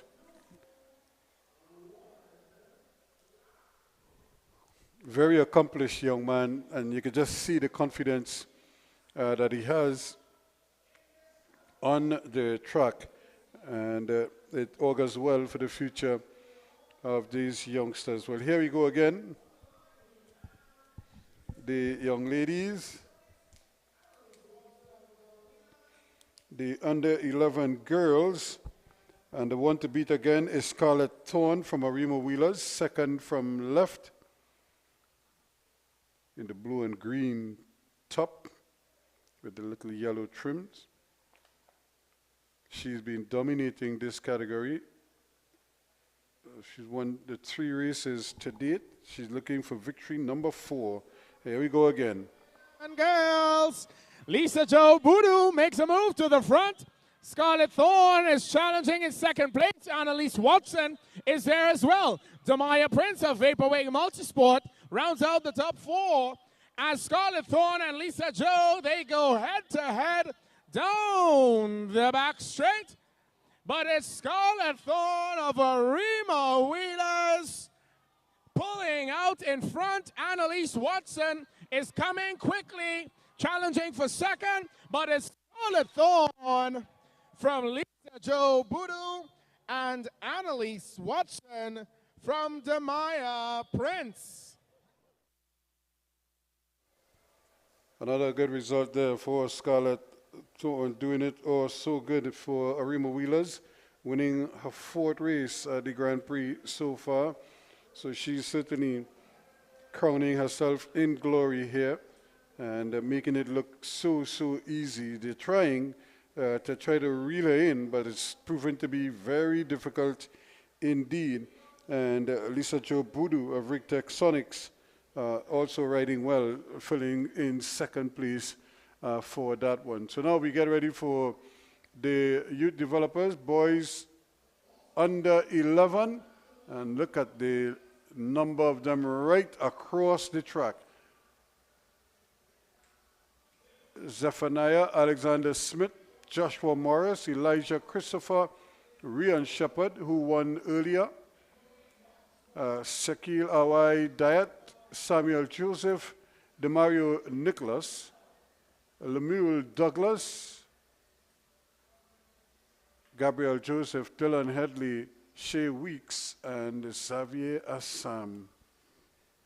We have a couple riders out of Golden Wheelers out of Barbados in the yellow. Just to see the race coming, just blocking off a couple of them. Those are the riders in those bright yellow tops from the Barbados Club. Final bit of instructions for these youngsters. There again, you see Kwame Lawrence doing the honors with the Arima Wheelers rider, the one on the inside. We have a couple of them in the back as well.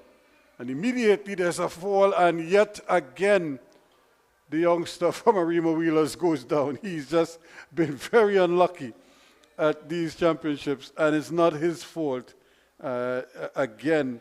So you can't fault him. He's just in the wrong place at the wrong time. In the meantime, here goes Rick Texonics, Shepard, but he's coming under some pressure here now, but he might have just done enough to hold off a stiff challenge from Vaporwave Multisport.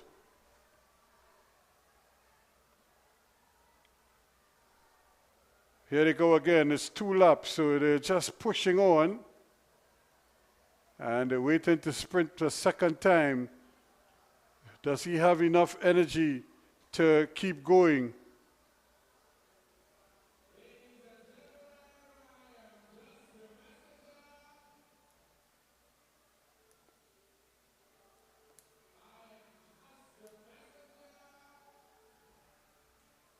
So coming to complete the race and doing it in style there. Rion Shepard again doing the honors.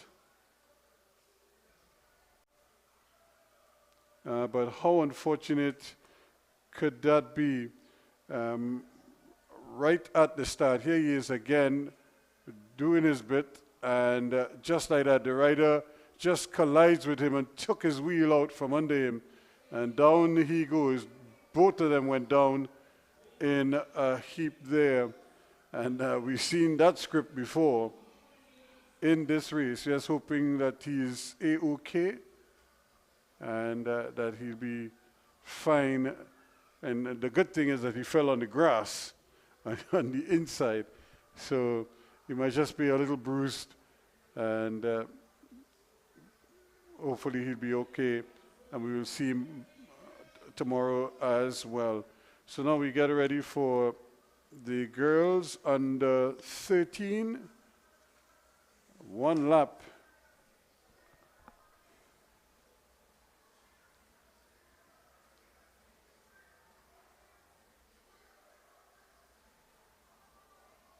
And he was the youngster who fell down, and so he was determined to finish his lap. So he just rode around the track to complete his one lap. He's waited all day for that, and it just didn't turn up for him. But here comes the Rigtech Sonics, the awesome foursome.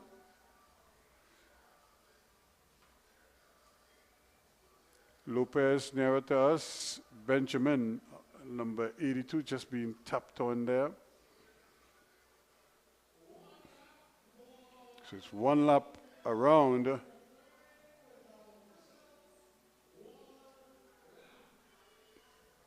So as soon as they let go, they'll get the bell. Here we go. 15 girls. And Melina Lopez goes again. In here we have Rayanne Thompson, Catalea Benjamin, and Adriel Joseph. They will race for second and third. But it's Melina Lopez of Rigtech Sonics. She is unstoppable. And the race is on. Look at the speed on the outside. Very close indeed for second and third. Juniors and juveniles to the holding bay. Junior and... So Lopez doing the honors yet again. She continues to impress. Remember, she's riding against her teammates, and she's not holding back at all. She's just dropping the hammer every time and chalking up victory after victory after victory for her. Now, we get ready for the boys under 13, and this too should be another interesting battle, as we have these youngsters quickly at the line. And I could see inside of there Shane James, also in there, Elijah Green Jr., Shane James of Arima Wheelers also there. We have right out of Golden Wheelers, of course, Kevion Harewood and Daquan Chase, the two riders from the Golden Wheelers. Here we go again.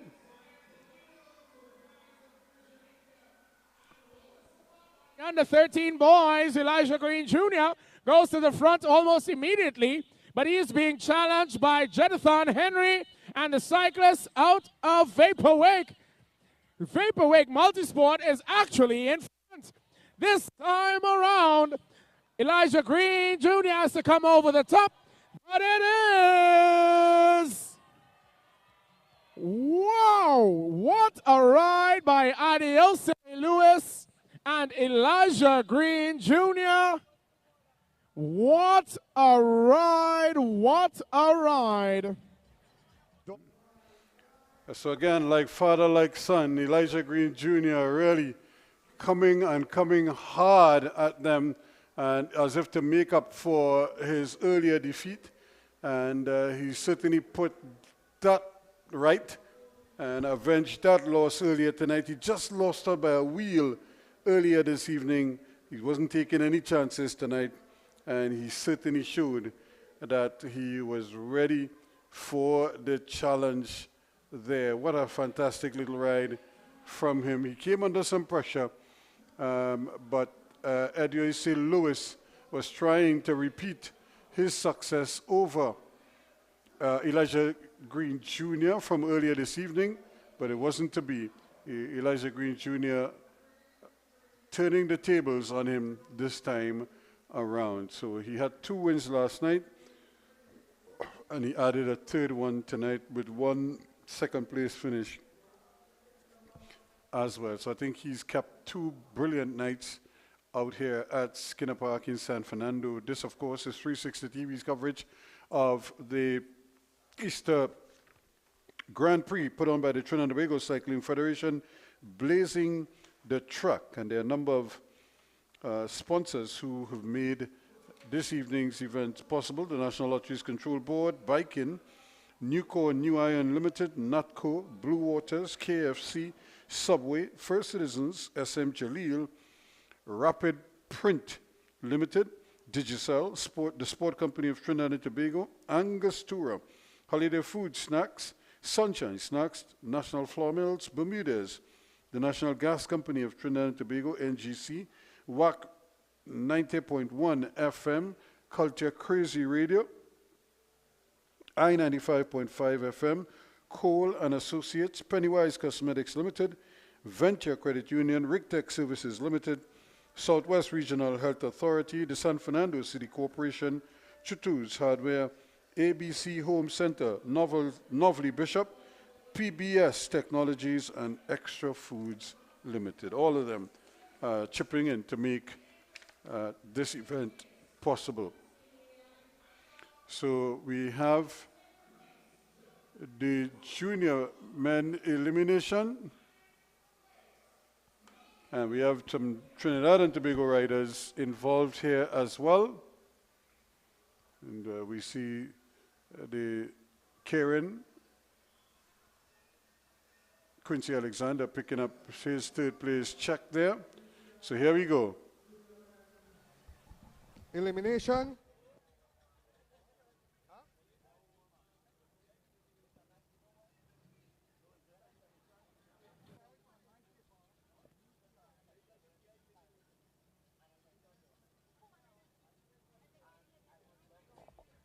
Who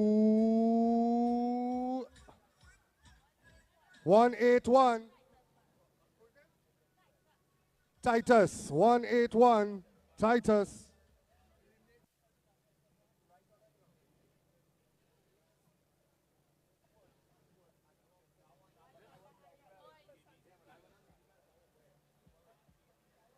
Who 186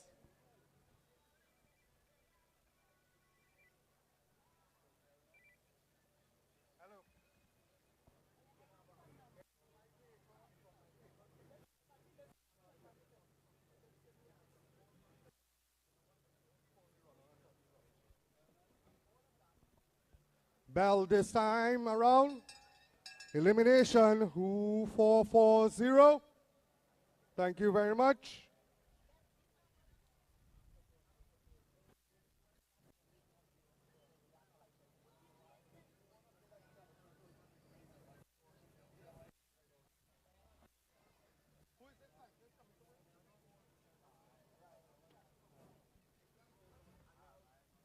Easy victory. Cyclists, hold on to your handlebars, please. Number 442.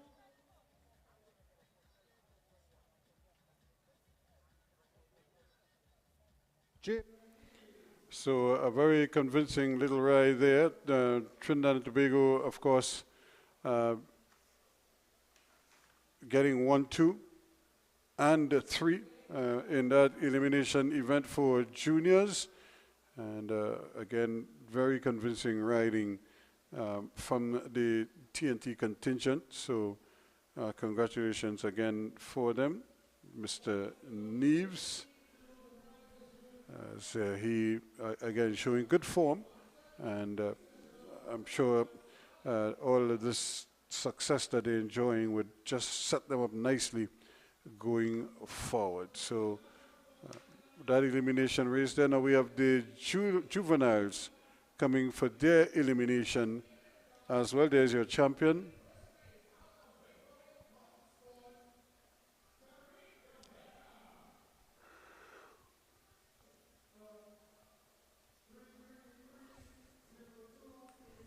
So we have more prizes to be handed out, and the youngsters are not wasting any time getting to the podium. They live for this. After they ride their hearts out, they love to receive their medals.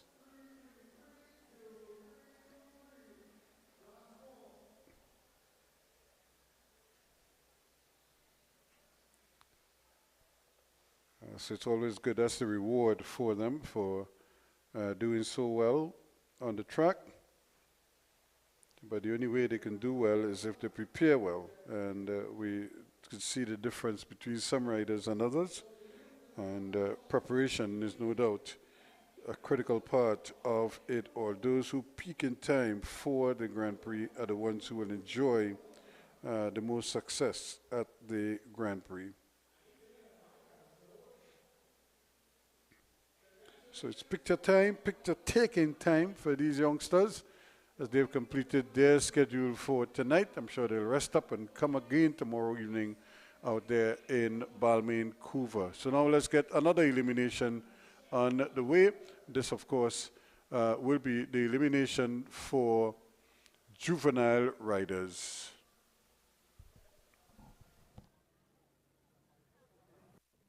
Once again, assisting us with the prize distribution, Mr. Francis of First Citizens, a proud sponsor of the Easter Grand Prix 2023.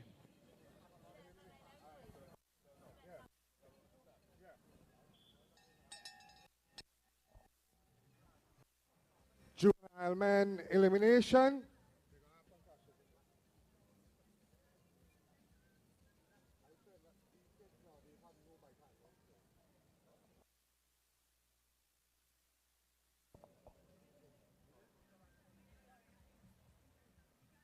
First elimination coming around. Ooh. 2, 4, 8. Obama Lee. You have been eliminated. Calling to the prize rush room, the winner of the Under-7 girls, Salome Bailey. Ooh. 2, 4, 1.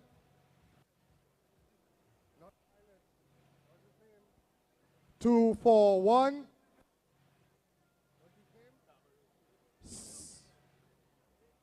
Thank you very much. Salome Bailey receiving a hamper from Holiday Foods and a coupon from Subway. Ooh. 2, 4, 2. 2, 4, 2.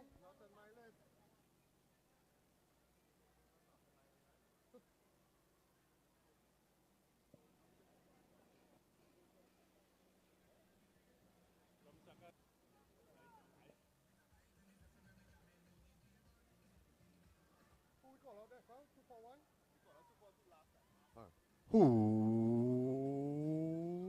2, 4, 5. Thank you for recognizing that you were the last rider over the line. We'd like to thank Mr. Francis of First Citizens for assisting us with the prize distribution. Cyclists, once you are eliminated, you're asked to vacate the track. Cyclists, once you are eliminated, you are asked to vacate the track. Ooh.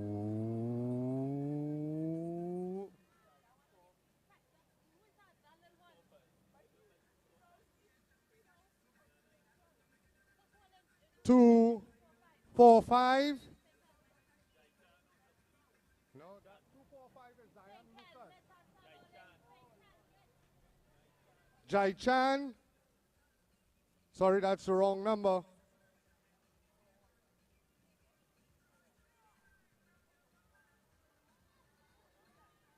No elimination.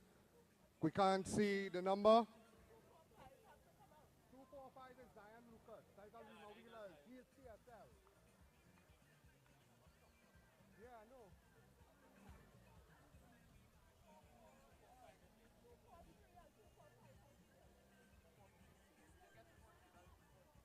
Tristan Jai Chan. Tristan 249. His number is badly. Thank you very much.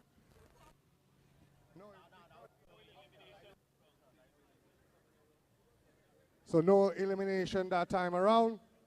We'll wait till they come back around. Calling to the prize rush from the winners of the under-11 girls. In third place, Annalise Watson of Madonna Wheelers. In second place, Lisa Jo Boodoo of Rick Texonics. And in first place, Scarlett Thorne of Arima Wheelers. Ooh.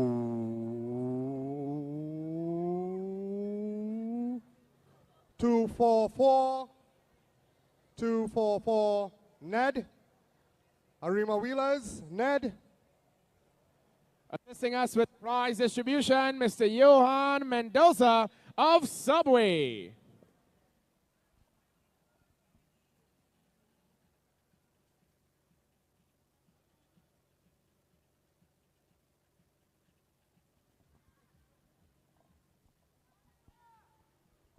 Who?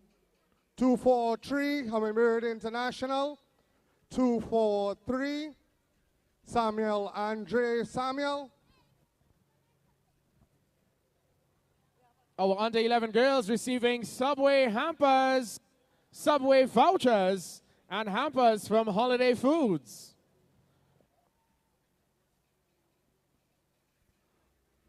Who?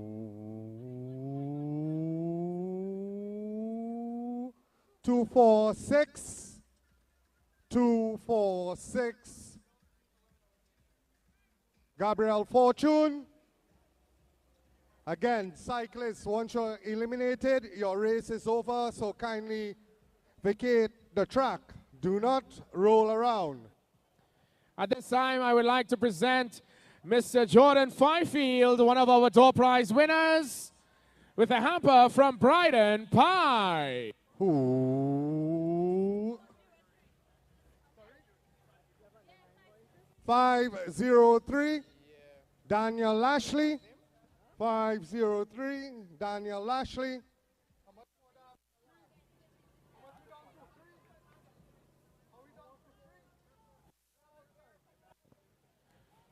Assisting with the prize distribution for the door prize, Miss Deborah Wilson of Bryden Pie.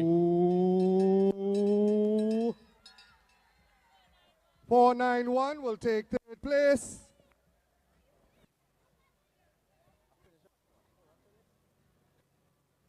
That's Matthew De Costa Hines taking third.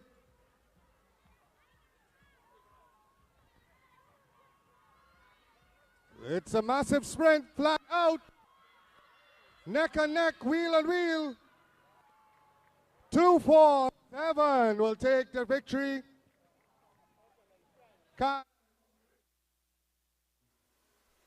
So another fantastic ride here, timed it well and able to come over and complete the victory. And I know that he would have been very happy with that performance there, because it was not an easy race. It was a pretty big group, so there had a lot of eliminations. But again, able to come back and complete open road challenge accepted.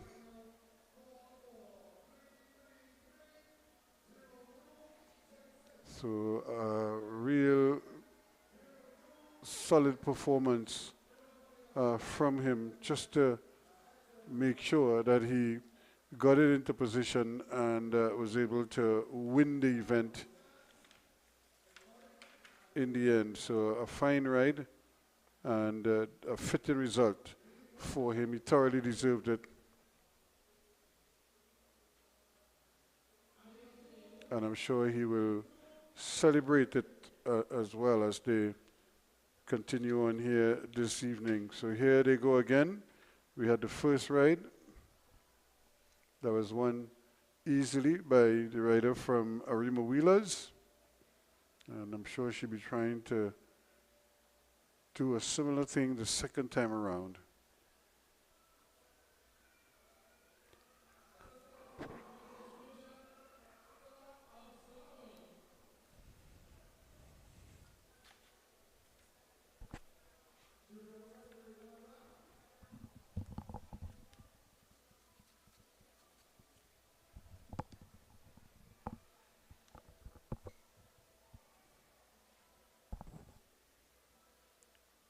So we have the felt bicycle from the rider from Arima Wheelers.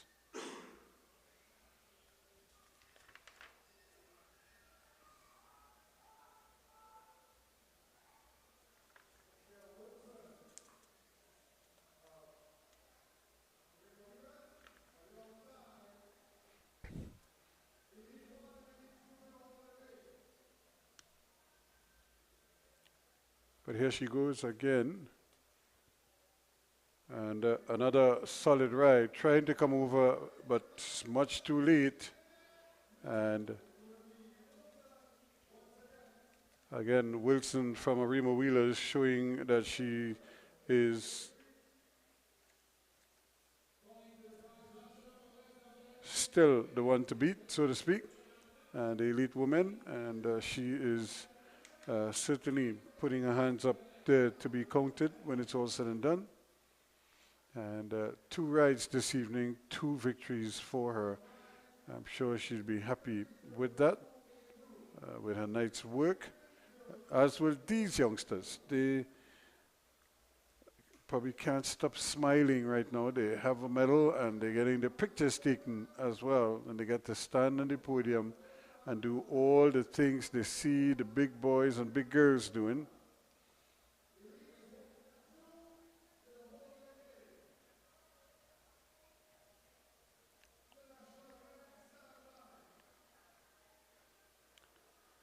So we see the riders getting ready for some more action this evening.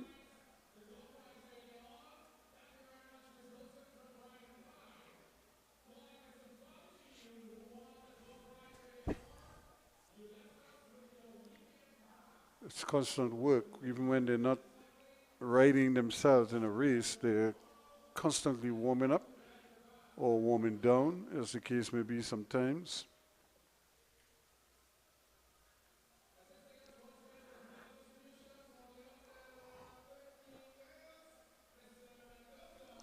But it's certainly all about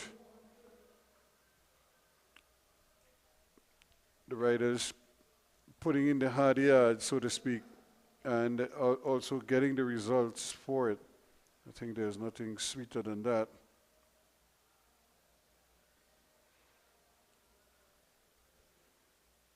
So we're looking at the more prizes being distributed.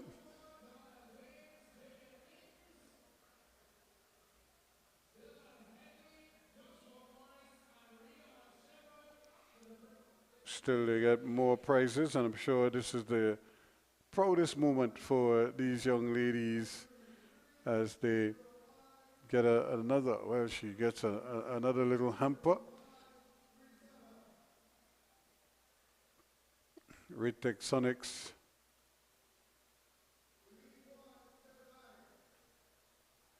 And another broad smile on the faces of these youngsters after tasting success on the track.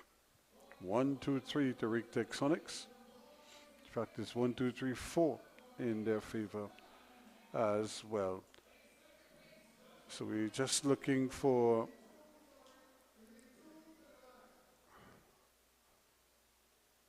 another elimination race for the junior women.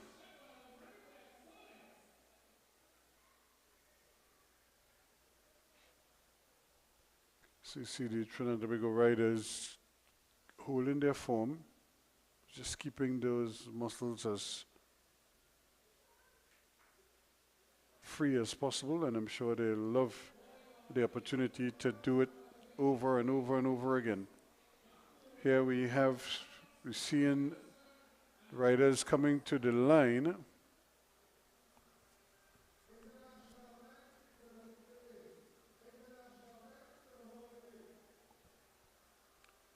It looks like it's an 8-lap point race. For Elite 1, a pointer, 8-lap pointer for Elite 1 riders.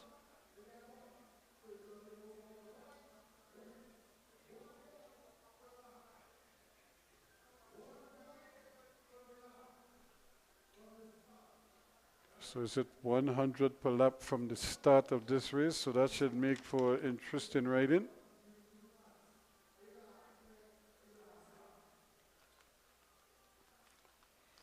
The Elite 1 riders, I'm sure, will relish that opportunity to ride for a few bucks as they get a bit of a push off the wall. So the riders will be coming for a point. Congratulations to our youngsters on the prize rostrum. Moving right along into the junior men elimination.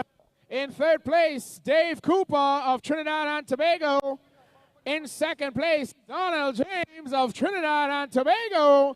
And in first place, Jaden Neves of Trinidad and Tobago.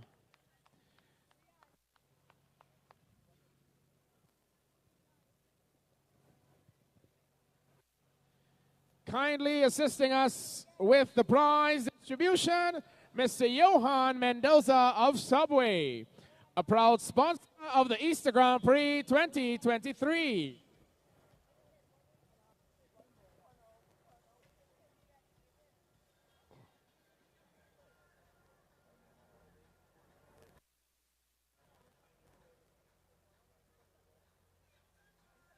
So Michael Aki got some points.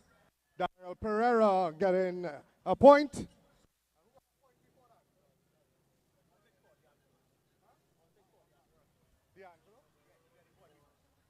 D'Angelo Harris also on 1 point. International men to the holding bay.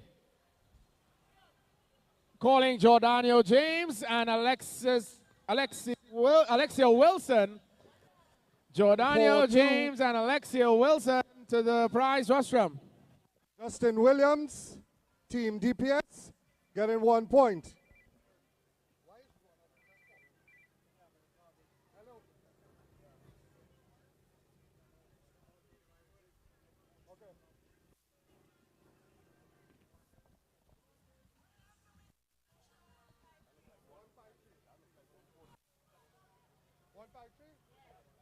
One 153 getting another point, Daryl Pereira. This is a warning for D'Angelo Harris. This is a warning from the commissaire to D'Angelo Harris, Rig Texonics.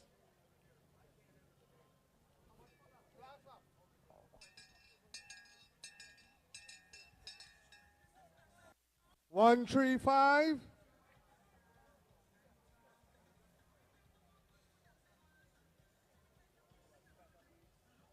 Adam Francis getting a point.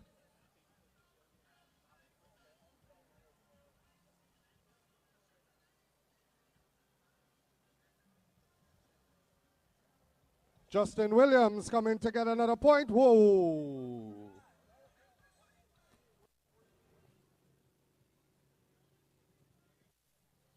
Calling to the prize rostrum, Matthew DaCosta Hines in third for the juveniles.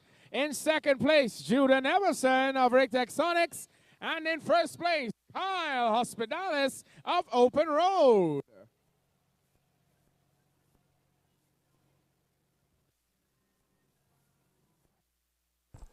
So that was a quick 8-lap pointer for the Elite 1 riders. And we do 7 laps for the Elite 2 riders. Of course, it's...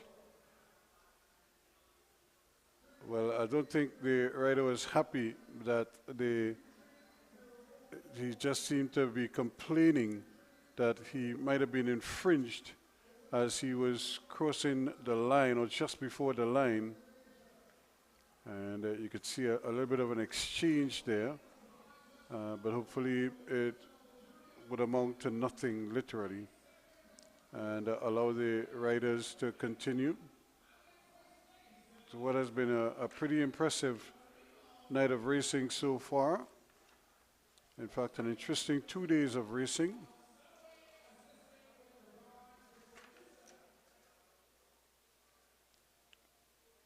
Sanjeev Sunilal of Rigtech Sonics,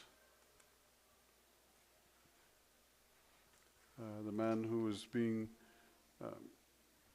wrongly put out there, and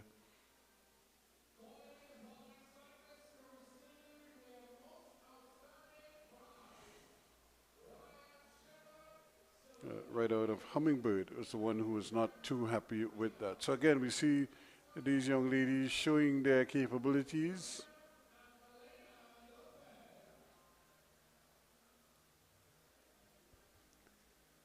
And still we have some of the spectators staying on right down to the end. Last night I saw an interesting final lap or final event, and what a brilliant ride at the end by Akeem Campbell. And here the international riders are back on the track now. The international men's elimination race, so the bigger the group, the longer the ride. So we'll see how many of the TNT riders opt to take part in this event. I know all the top riders used to love to take part in it, even after they just finished a hectic race or a hectic program. They always seem to like riding those final events and try to win out all the Prims. So even though you may not win the race, you could collect a handsome fee, providing that you can basically clean up everything. So we're looking at a fairly big bunch of riders.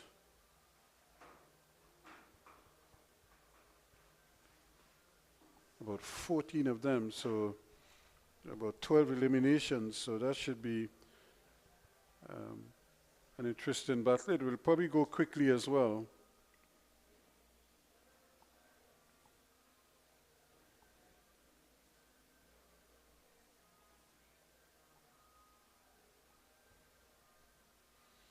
So the riders just getting their final bit of instructions before they start this grind.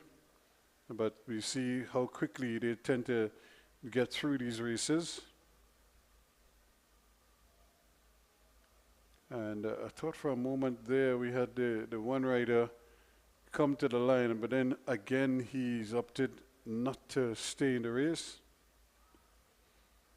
So I don't know, maybe out of Jamaica, maybe he's not feeling all that well.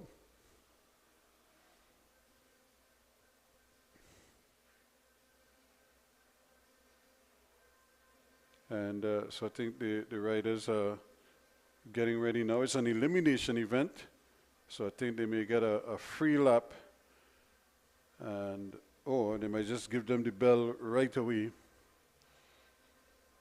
as they come back around for a quick elimination. And we see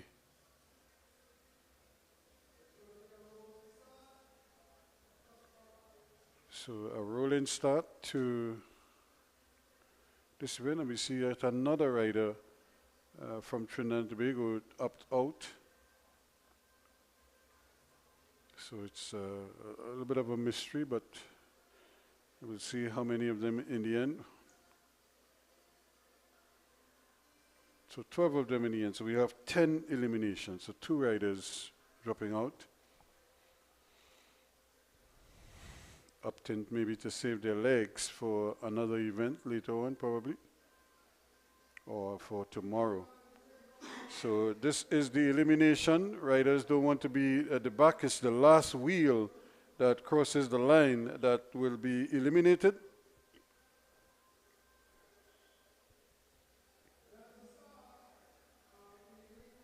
So that was the rolling start, and they certainly made a quick rush of it around.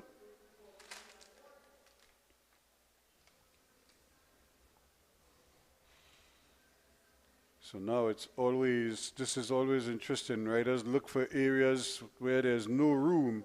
As we always say, no room at the inn, and that's an easy elimination. Jamaica.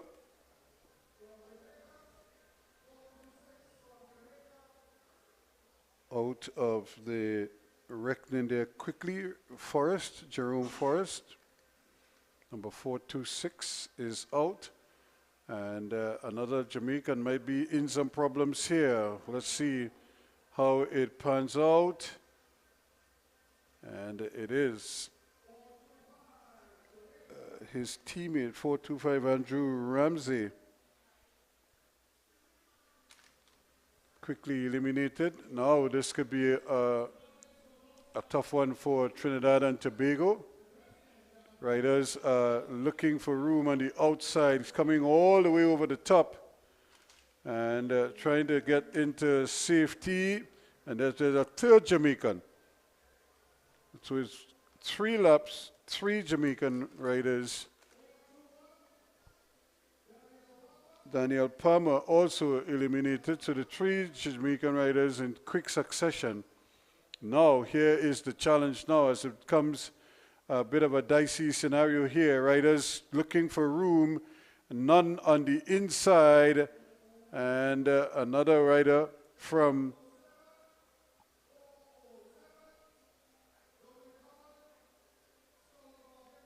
Dominic Howard from Barbados and Team Stole. Coming again for another elimination. Trinidad and Tobago could lose a rider here quickly. And an easy elimination. Looking around, thinking that there might be somebody behind, but there was nobody there.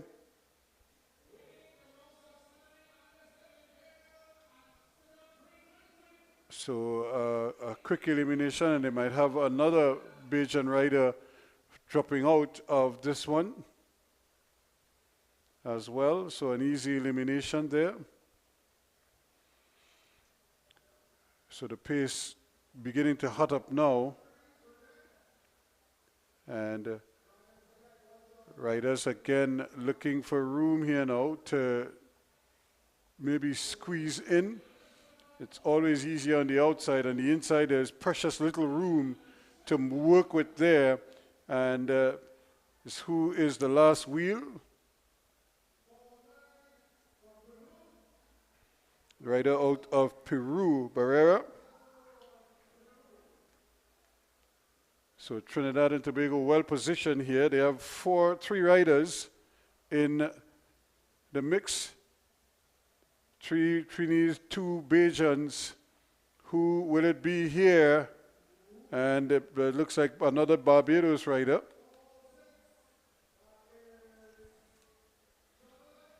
Edwin Sutherland of Barbados, just not getting up in time.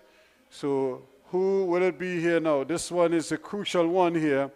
Trinidad and Tobago with 3 riders in there, and now it's a mad rush to try to come over. And easy elimination. Tariq Woods, the man out. Still 2 riders to go. And it looks like Adam Alexander is the man in some trouble here. Can he hold on? Or will they squeeze him out here? This is going to be tight.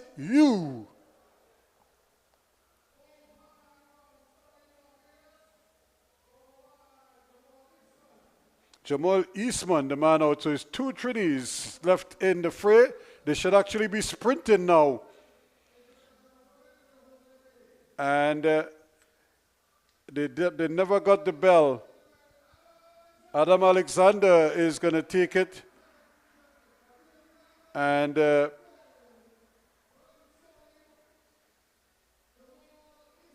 Campbell deciding that he was going to give it up, or almost as if he wasn't sure if he stayed in or he was going to be out. So he just kind of held back a little bit. And in the end, it was an easy win for Adam Alexander.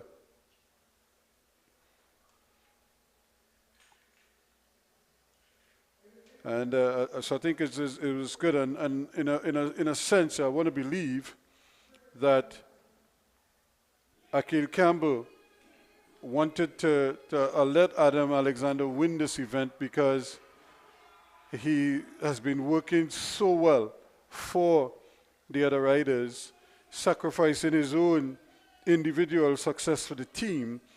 And on this occasion, I think the team honored him with that victory there. So a fine way for Trinidad and Tobago and for Adam Alexander in particular. I'm sure it's going to make him feel very special indeed that the team thinking so much about him, allowing him to win that event in the end. So a fine ride by him. So that was the international men's elimination. The women, international women, elite and international women will come for their elimination event as well. And we have the youngster, that is the young man on the podium there, that is Elijah Green Jr. He's probably the most outstanding rider in his category.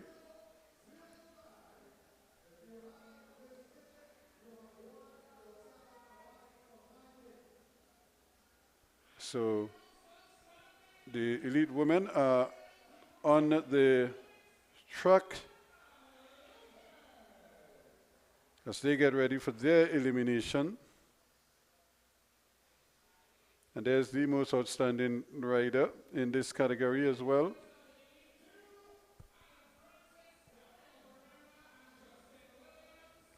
Rictech Sonics. Certainly our one for the future.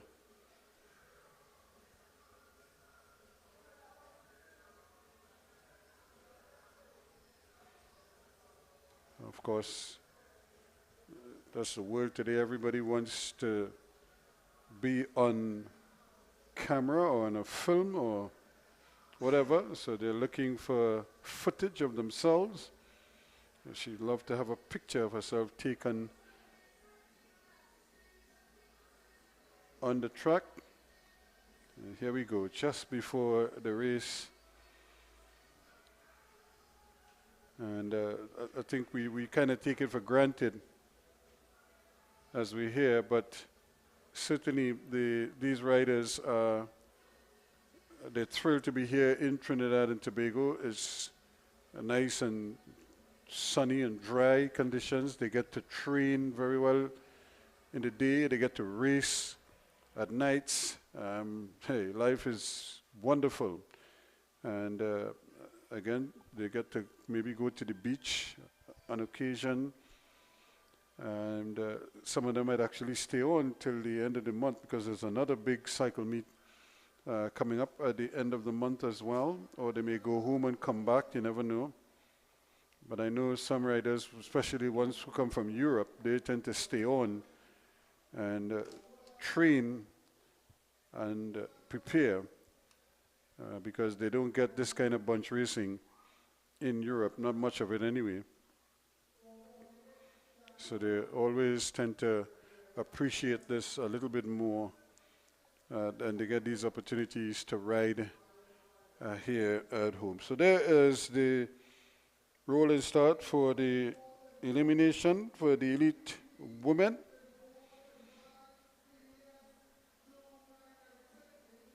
As they come around, and they should be coming for the official start of the race. I don't think there's an elimination right away. They'll come for the official start of the race. They'll get the whistle now. Riders will be coming back around for the first elimination.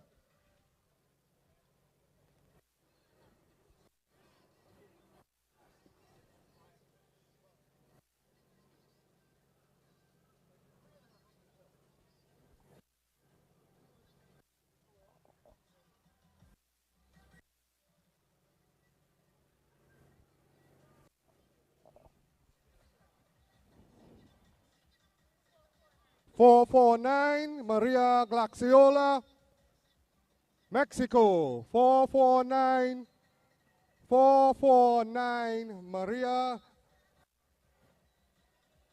Glaxiola of Mexico. 449, Mexico. No elimination this time around. 449, Mexico, Glaxiola. 449, eliminado. Gracias.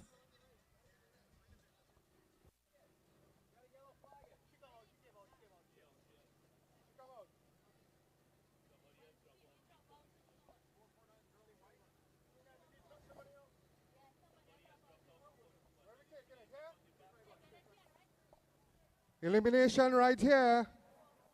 446, Adriana Sijagat. There are rules. If they drop out before the 200-meter mark, they are out of the event and we take it from the bunch.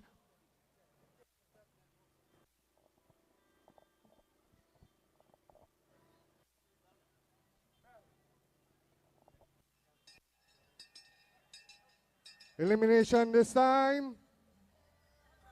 410. Gasparato.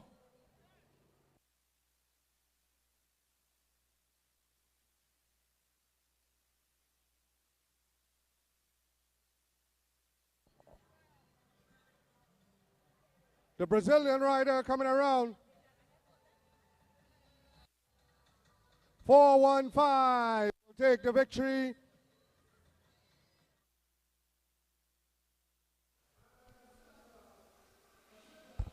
So we're Alexi Ramirez finishing in second place there.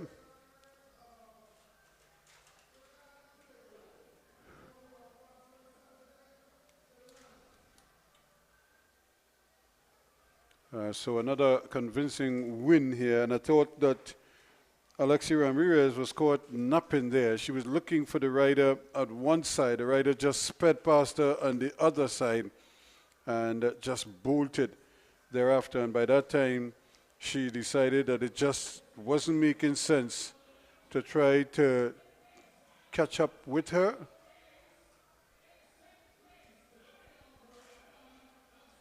And that proved to be a great one. So Ana Paula Cassetta from Brazil taking the victory here. And of course, Team DPS on the top of the podium in this one.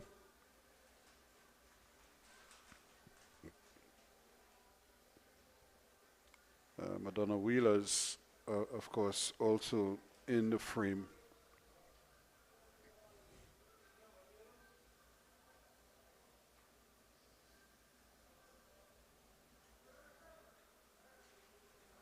So again, this is like the instant reward for your success on the track from earlier, where you get your prizes almost immediately. And I know for the youngsters, getting those medals and those trophies, it means a lot to them. At least they have some hardware to take home with them. And it just sets them up and just gives them encouragement to want to do better and to win even more medals as they go along. So their program is done for the night, but not for the others. We have a Masters 70 plus, 2 laps.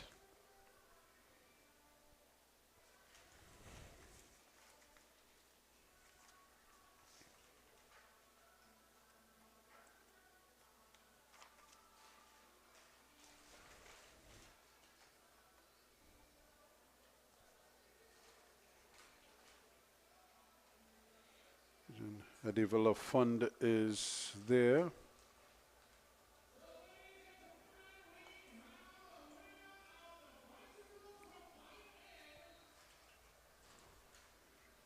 So as they make their way around quickly, it's a 2-lap event for these 70 plus masters. They keep looking around to see what is happening behind him.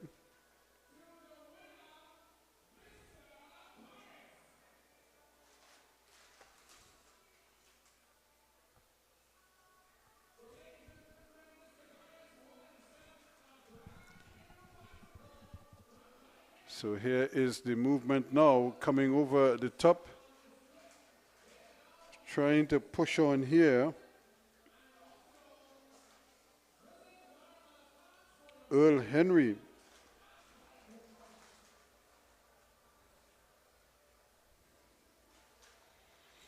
But LaFond is not giving up so easily.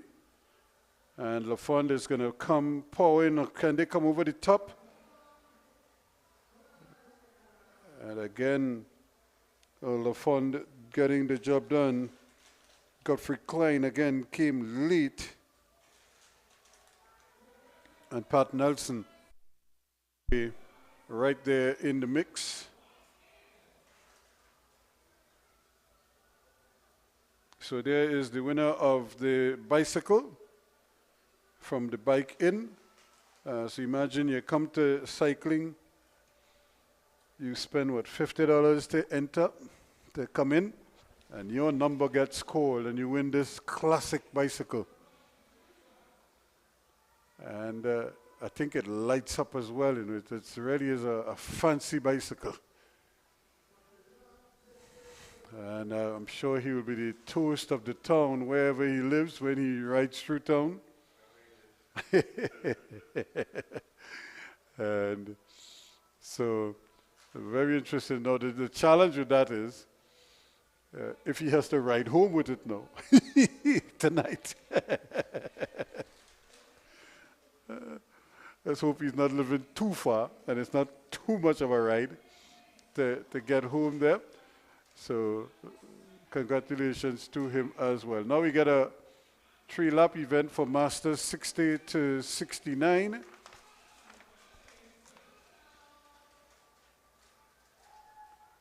And we see this is the Trinidad and Tobago 1, 2, 3. Adam Alexander is up there. And of course, Jamal Eastman just joining the fray there. Akil Campbell.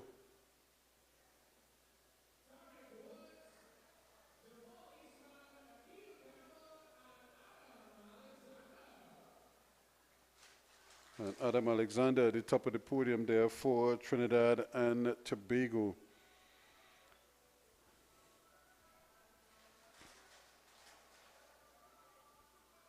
So we have 5 riders in this 60 to 69 category.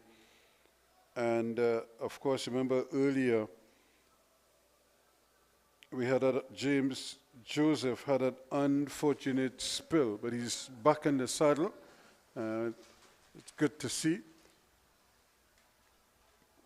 It meant that despite the crash, he seems to be okay. We have 2 riders out of Hummingbird International, Martin Warwood and Wayne Samuel. Martin Warwood going to the front, Will Samuel just biding his time behind James Joseph because they know James Joseph is the wheel to watch in this event. He's right currently in 2nd position. Now going past him on the outside is Joel Brown of Arima Wheelers. He's just trying to hot it up there now, but he might have left a little too soon. Now look at how easy James Joseph is tracking him and just keeping tabs on him. I don't think he's ready to move as yet. He's still waiting. And Joel Brown trying his best here to hold him off, but here comes James now. James Joseph widens and starts to come over the top, trying to come through the middle and doing very well indeed. Comes over and wins it quite convincingly and chalks up yet another victory. Again, so unfortunate that he had that spill earlier when he seemed to have the race all won. But it was nobody's fault but his own. He kind of lost his bearings. He was looking down to see where the challenge was coming from. And by the time he picked his head up, he was halfway off the track, and he just couldn't regain control to bring it back on the track. And while he ran off the track, he went down at a part of the track that is fairly deep. It's almost like a ledge there. You would have had to literally lift the bike out of the drip and back on the track. And by that time, he sort of lost his balance and fell over. But no such mishap this time around. Convincing victory for him. And he would be the standout rider in the 68 to 69 category without a doubt. Certainly looks in good form as well. And now we're looking at the 50 to 59 Masters.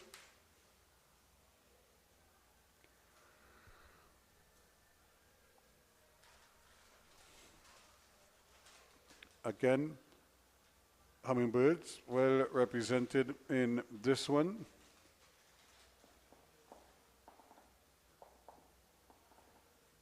Rick Sonics also with some representation.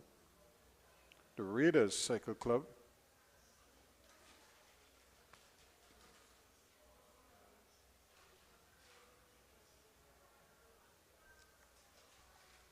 So they immediately roll off the track, and for this event they are going 3 laps as well, so this is going to go fairly quickly.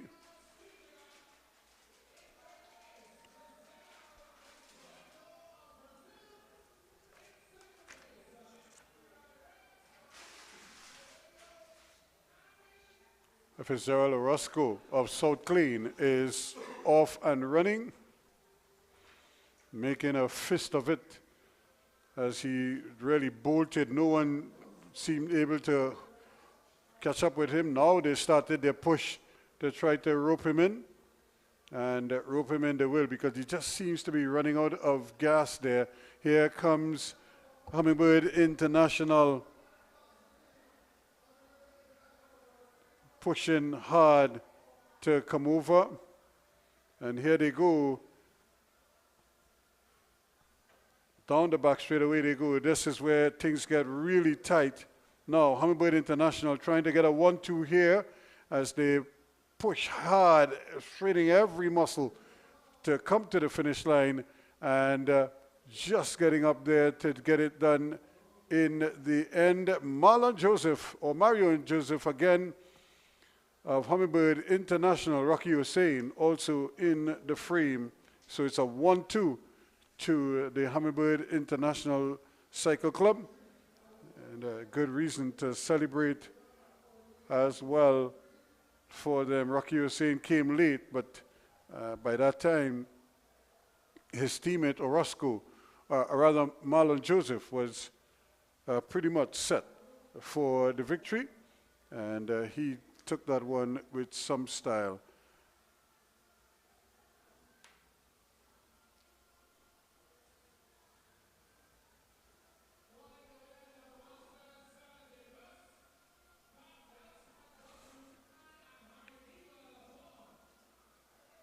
So we have just about 3 riders in this category, 40 to 49 Masters. And again, these are riders who may not be as competitive as they once were, but still enjoy a fair amount of competition, and still feel that they can get the job done despite their advanced ages.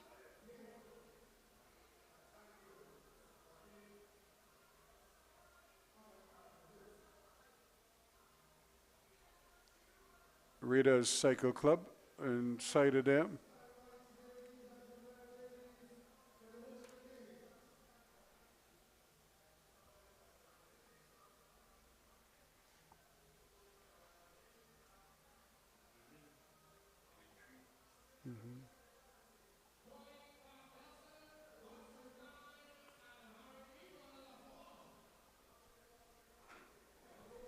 For Elite 3.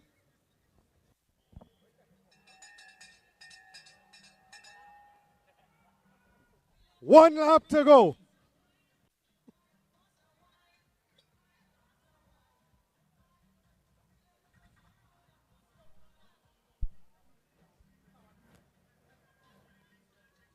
They coming to finish. Elite 3 coming to finish. Open road number 143. Small and Scott of Open Road taking the victory. So Small and Scott there from Open Road with that victory. And this is the Elite 3 riders. So what they probably would have done is either just not leave the 40 to 49 by themselves and just mix them in with the other category, the 50 to 59s. But what a fine ride again from Small and Scott, showing again that he's quite capable and held off the opposition there very well in the final analysis to cap a good night for him as well. Another one of those double winners on the night. So as the crowd just disperses here somewhat, the riders just getting ready to bring the curtains down on day 2 of the Easter Grand Prix. We have the Tiny Mites and Juvenile ladies, and then we have 2 scratch races, the international riders. One last time we get to see them for tonight before they go indoors tomorrow at the National Cycling Center, Cycling Velodrome in Balmain, Kufa. And we certainly hope you can join us for that. That's a different kind of excitement indoors tomorrow.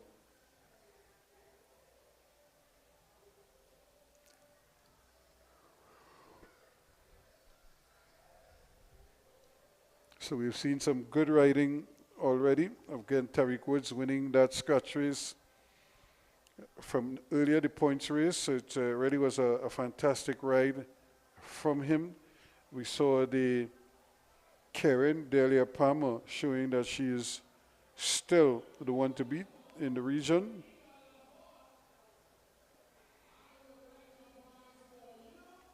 And of course, the women's equivalent of that points race was really was a tie, 38 points each.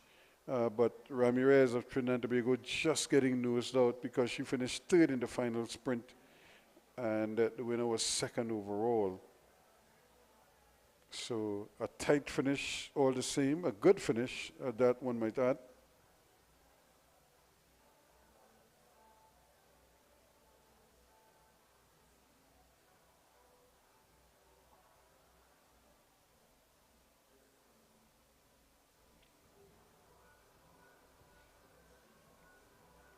So as you could see, the curtains coming down here now on this one, but we still have some races to go, and we still have some interesting races to go, just a couple more before we could officially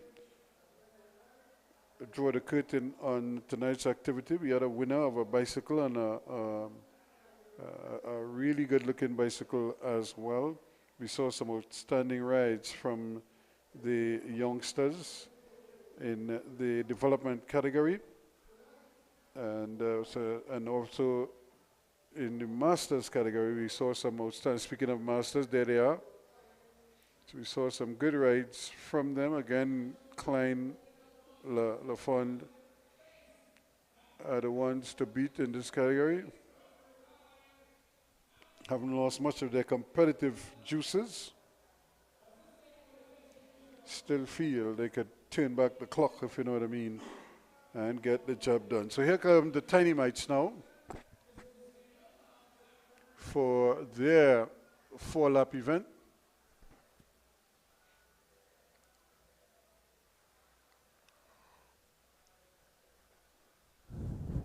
So there are 9 of them on the railing,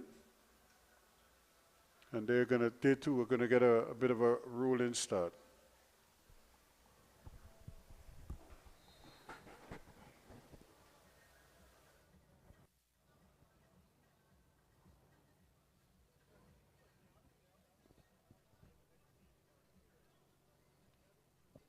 That's the start of the Dynamites.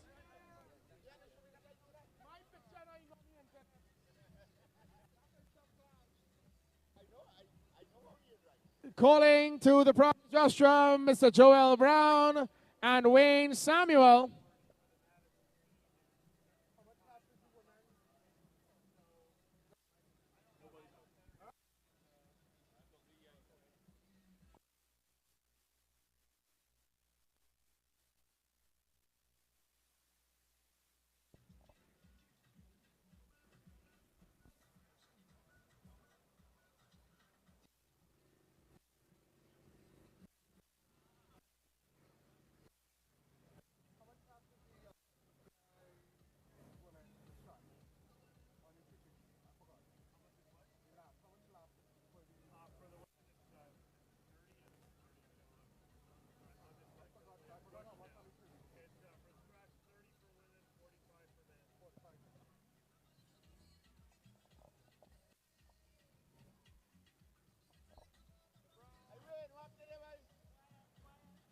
Calling on Joel Brown. Joel Brown. And that's the bell. Whoa, rider going down.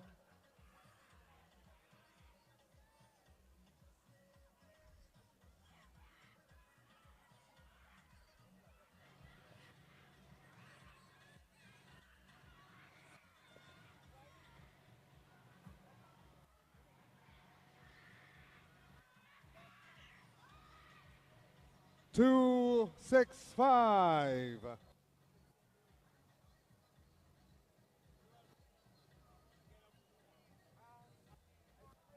Taking that victory.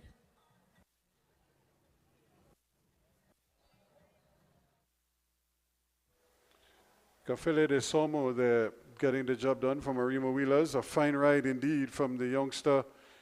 Came under some pressure, but again, once he got his nose in front, he made it very difficult for a fast finishing opponent to even catch up to him. He couldn't get alongside him, and in the end, he had to settle for second place. But Cafele doing very, very well indeed.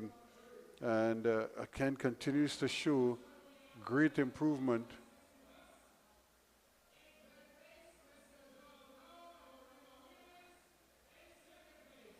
And I'm sure his coaches would be very happy with him as he continues to make strides in the sport. We have one other Tiny Mites and Juvenile ladies event before we get to the international riders to bring the curtains, pull the curtains on another fine night of cycling out here at the Skinner Park in San Fernando, the spanking new Skinner Park.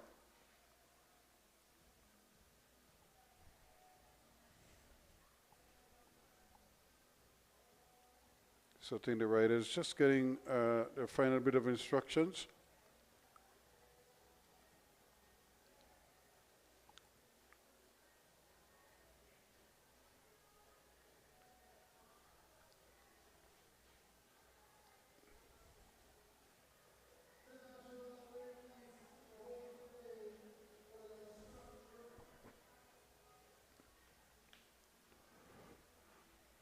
So this would be another 4 laps for the Tiny Mites and Juvenile ladies.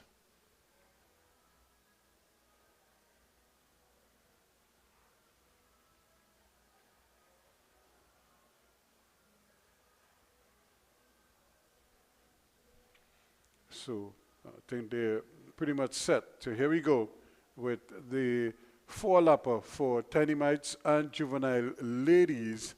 The final event before we get to the 2 international rides, the Elite and International Women's Scratch Race and the Elite Men 33 laps, so 15-kilometer scratch race.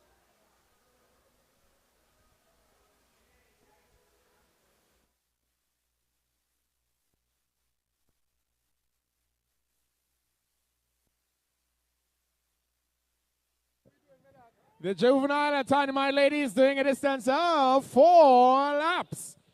In this event, we have Kylie, Rayan Shepherd, Shamika Hoyt, Renelle Bernard, Kyla Hospitalis, Kyra Williams, and Ariel Greaves. Leading at this time is Shamika Hoyt of Vapor Wake Multisport.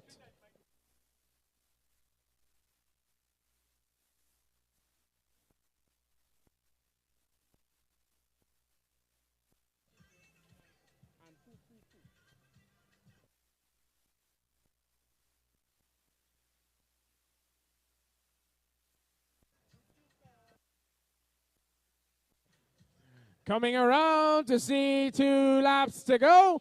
Shamika Hoyt is still out there in front. With her is Kylie Young. A moderate pace around the Skinner Park track. Elite and International women to the holding bay for your scratch race event.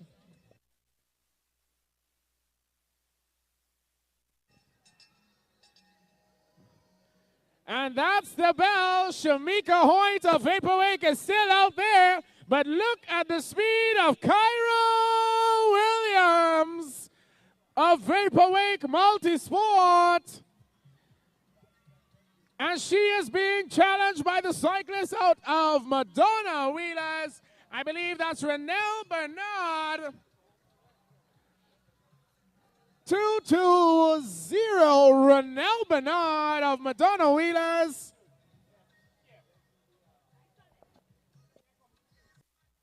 Yeah, what a fantastic ride there from Renelle Bernard of Madonna Wheelers. Really timed it to perfection. She didn't panic when the rush started. She just kind of got it into gear, allow the others to go past her, but then she was able to come late, as they say, and just cruise past them coming around that bend. Vapor Multisport, Vaporwake certainly threatened Kyra Williams, and but in the end, Shamika Hoyt and company couldn't deal with the power and the speed of Renelle Bernard, who took a victory there to cap off a fine night for her and the Club Madonna Wheelers. And now we're getting ready for the international ladies as they do battle in their UCI scratch race. Now we've seen a number of ladies come to the line earlier and then got turned away. And it's not like they were there late. They got there, and then for some reason, the race commissaire decided against it. So there is the Hummingbird International 1-2.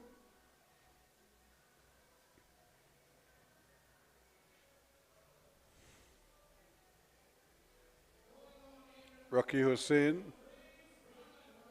in second place. And of course, the big winner on the night there,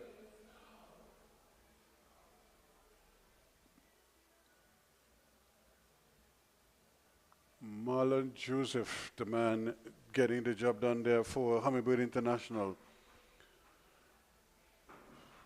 So this is the final event for the ladies tonight. The international women.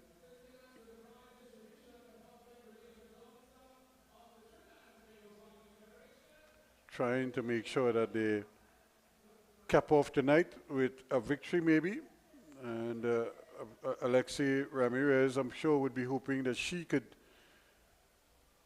avenge that narrow defeat in the points race from earlier tonight, where she tied with her opponents, but then because she finished third, she lost out in the end. Cruel.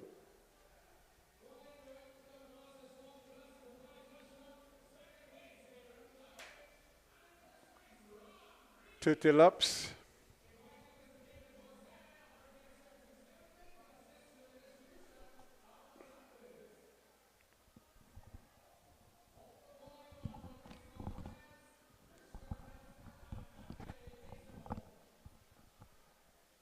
So they now will try their best here to close off tonight's proceedings in style. Cheyenne Hawaii also there for Trinidad and Tobago. Camila Alberta Angulo, also Brazil. Of course, the Mexico is Gonzalez, Maria Antonieta Gonzalez. Alexi Ramirez. And Rodriguez, Waldia Rodriguez. And here they go.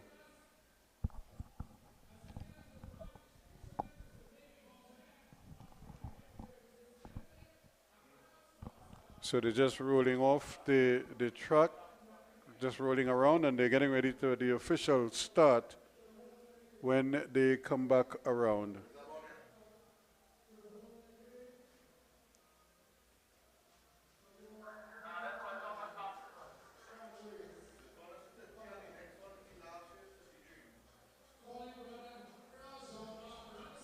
So here they come as they get ready for the official start to the race.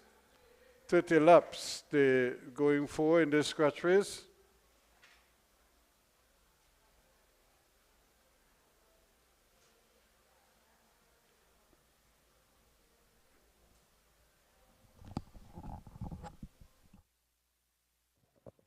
Calling to the prize rush from the winners of the Elite 3 unknown event. In third place, Brandon Herrera of Madonna Wheelers. In second place, Jean-Marc Grandson of Sonics. And in first place, Marlon Scott of Open Road.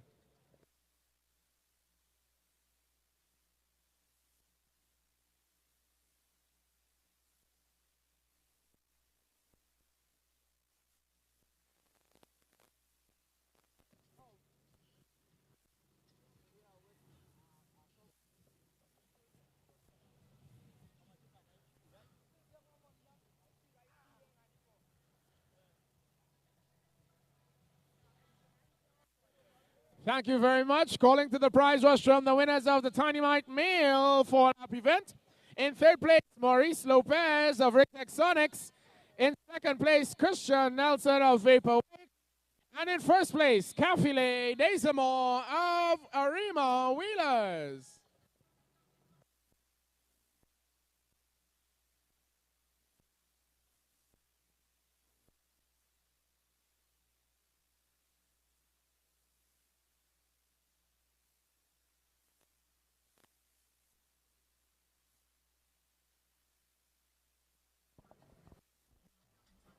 Ramirez leading them around with 27 laps to go.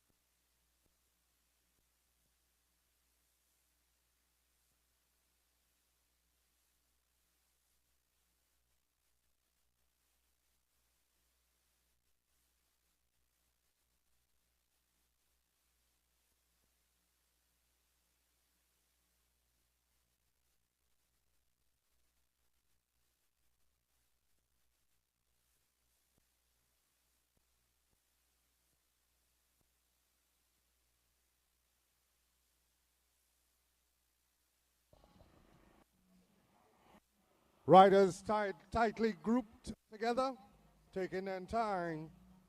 25 laps to go. Glaxiola leading them around.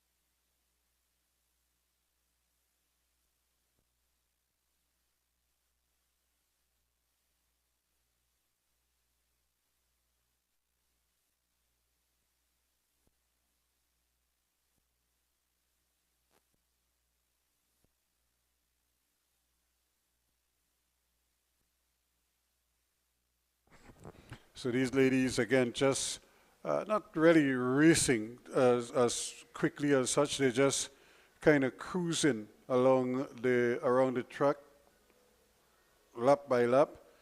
Ramirez sharing the work. She goes to the front now. All 6 of them are still in contention. Cheyenne Y of Trinidad and Tobago, who rode a good race earlier to get up for 3rd place in the Keirin event. So here we are again in that was in the 7 to 12 category. Alexi Ramirez also did well in the 1 to 6 Keirin. So they're all just sort of taking turns of sharing the workload as they make their way around. There's no real aggression. Nobody's trying to do too much at this stage of the game. It's the final event of the night. I think a lot of them are just happy to just try to cut down the laps as much as possible before even attempting anything dramatic.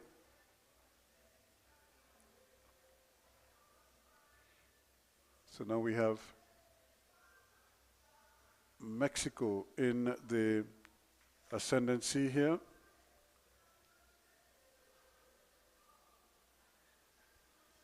Gonzalez.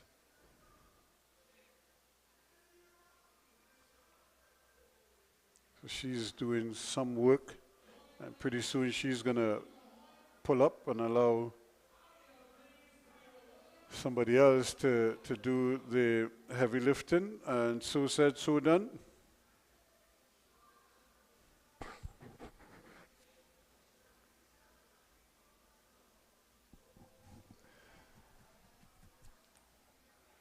So it's really, it's almost like a strategy that they've worked out among themselves. Nobody is going to overextend themselves, maybe a little bit too much. Suriname now doing the Tatiana Dalga.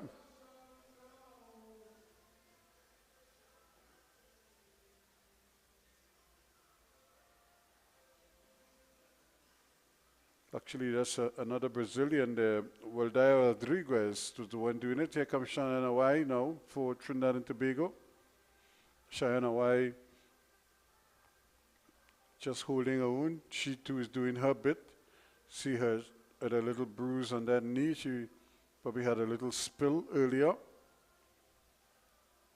But she's gutsing it out for Trinidad and Tobago.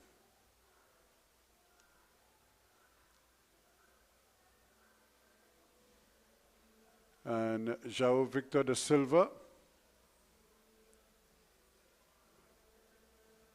as another one of those riders that we saw earlier tonight from Brazil, who did very well. And these Brazilians have really come here and have shown their capabilities. Camila Angulo also in the mix.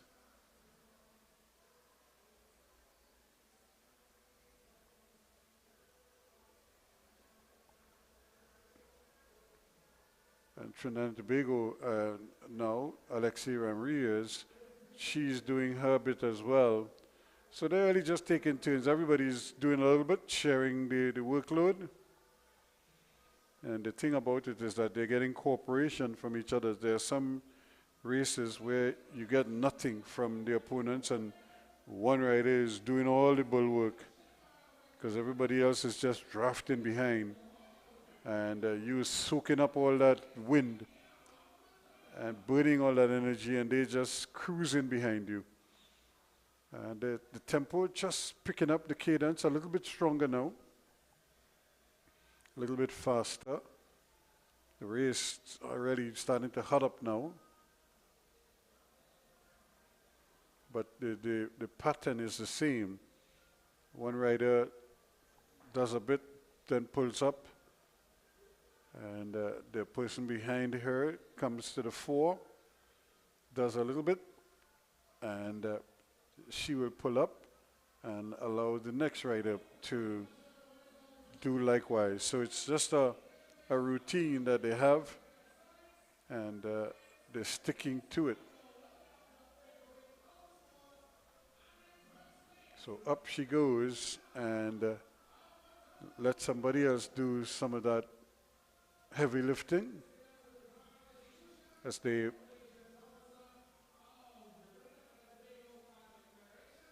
keep themselves. Cheyenne Y still in there, battling away for Trinidad and Tobago. Cheyenne Y. She's in second position now.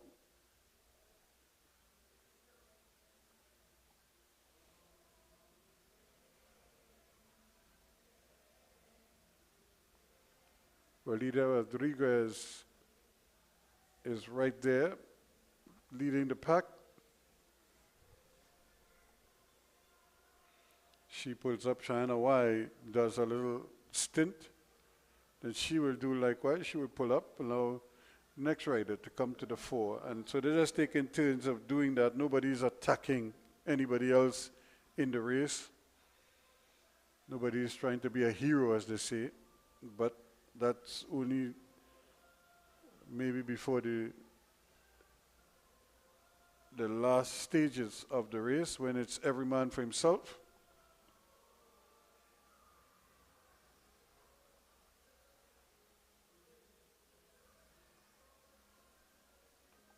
Now here they go. All of a sudden, they get some energy. And just trying to hot it up now, break the monotony.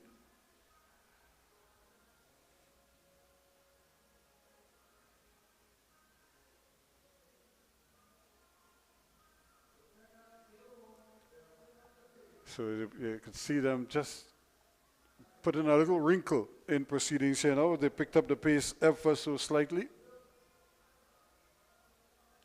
But nobody could shake the pack. Everybody's still thereabouts. Here we have a little burst. And Cheyenne Y looks like she has that covered.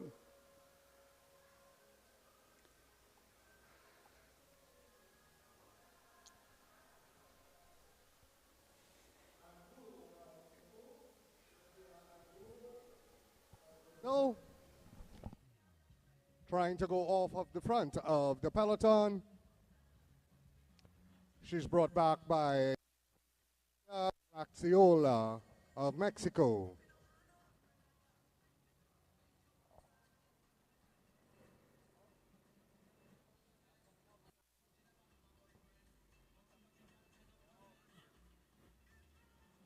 Angulo still leading the round.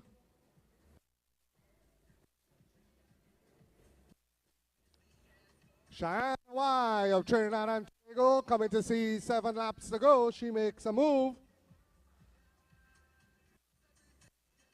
Gaxiola of Mexico will have none of it and will keep the group together with 7 laps to go.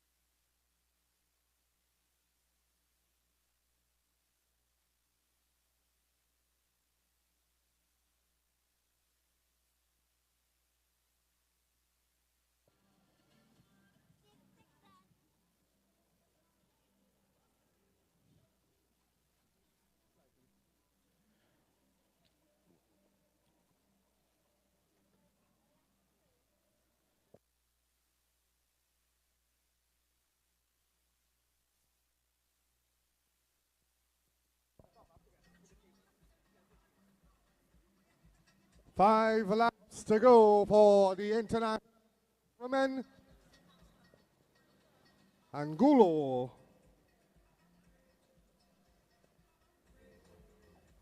now swings up the track.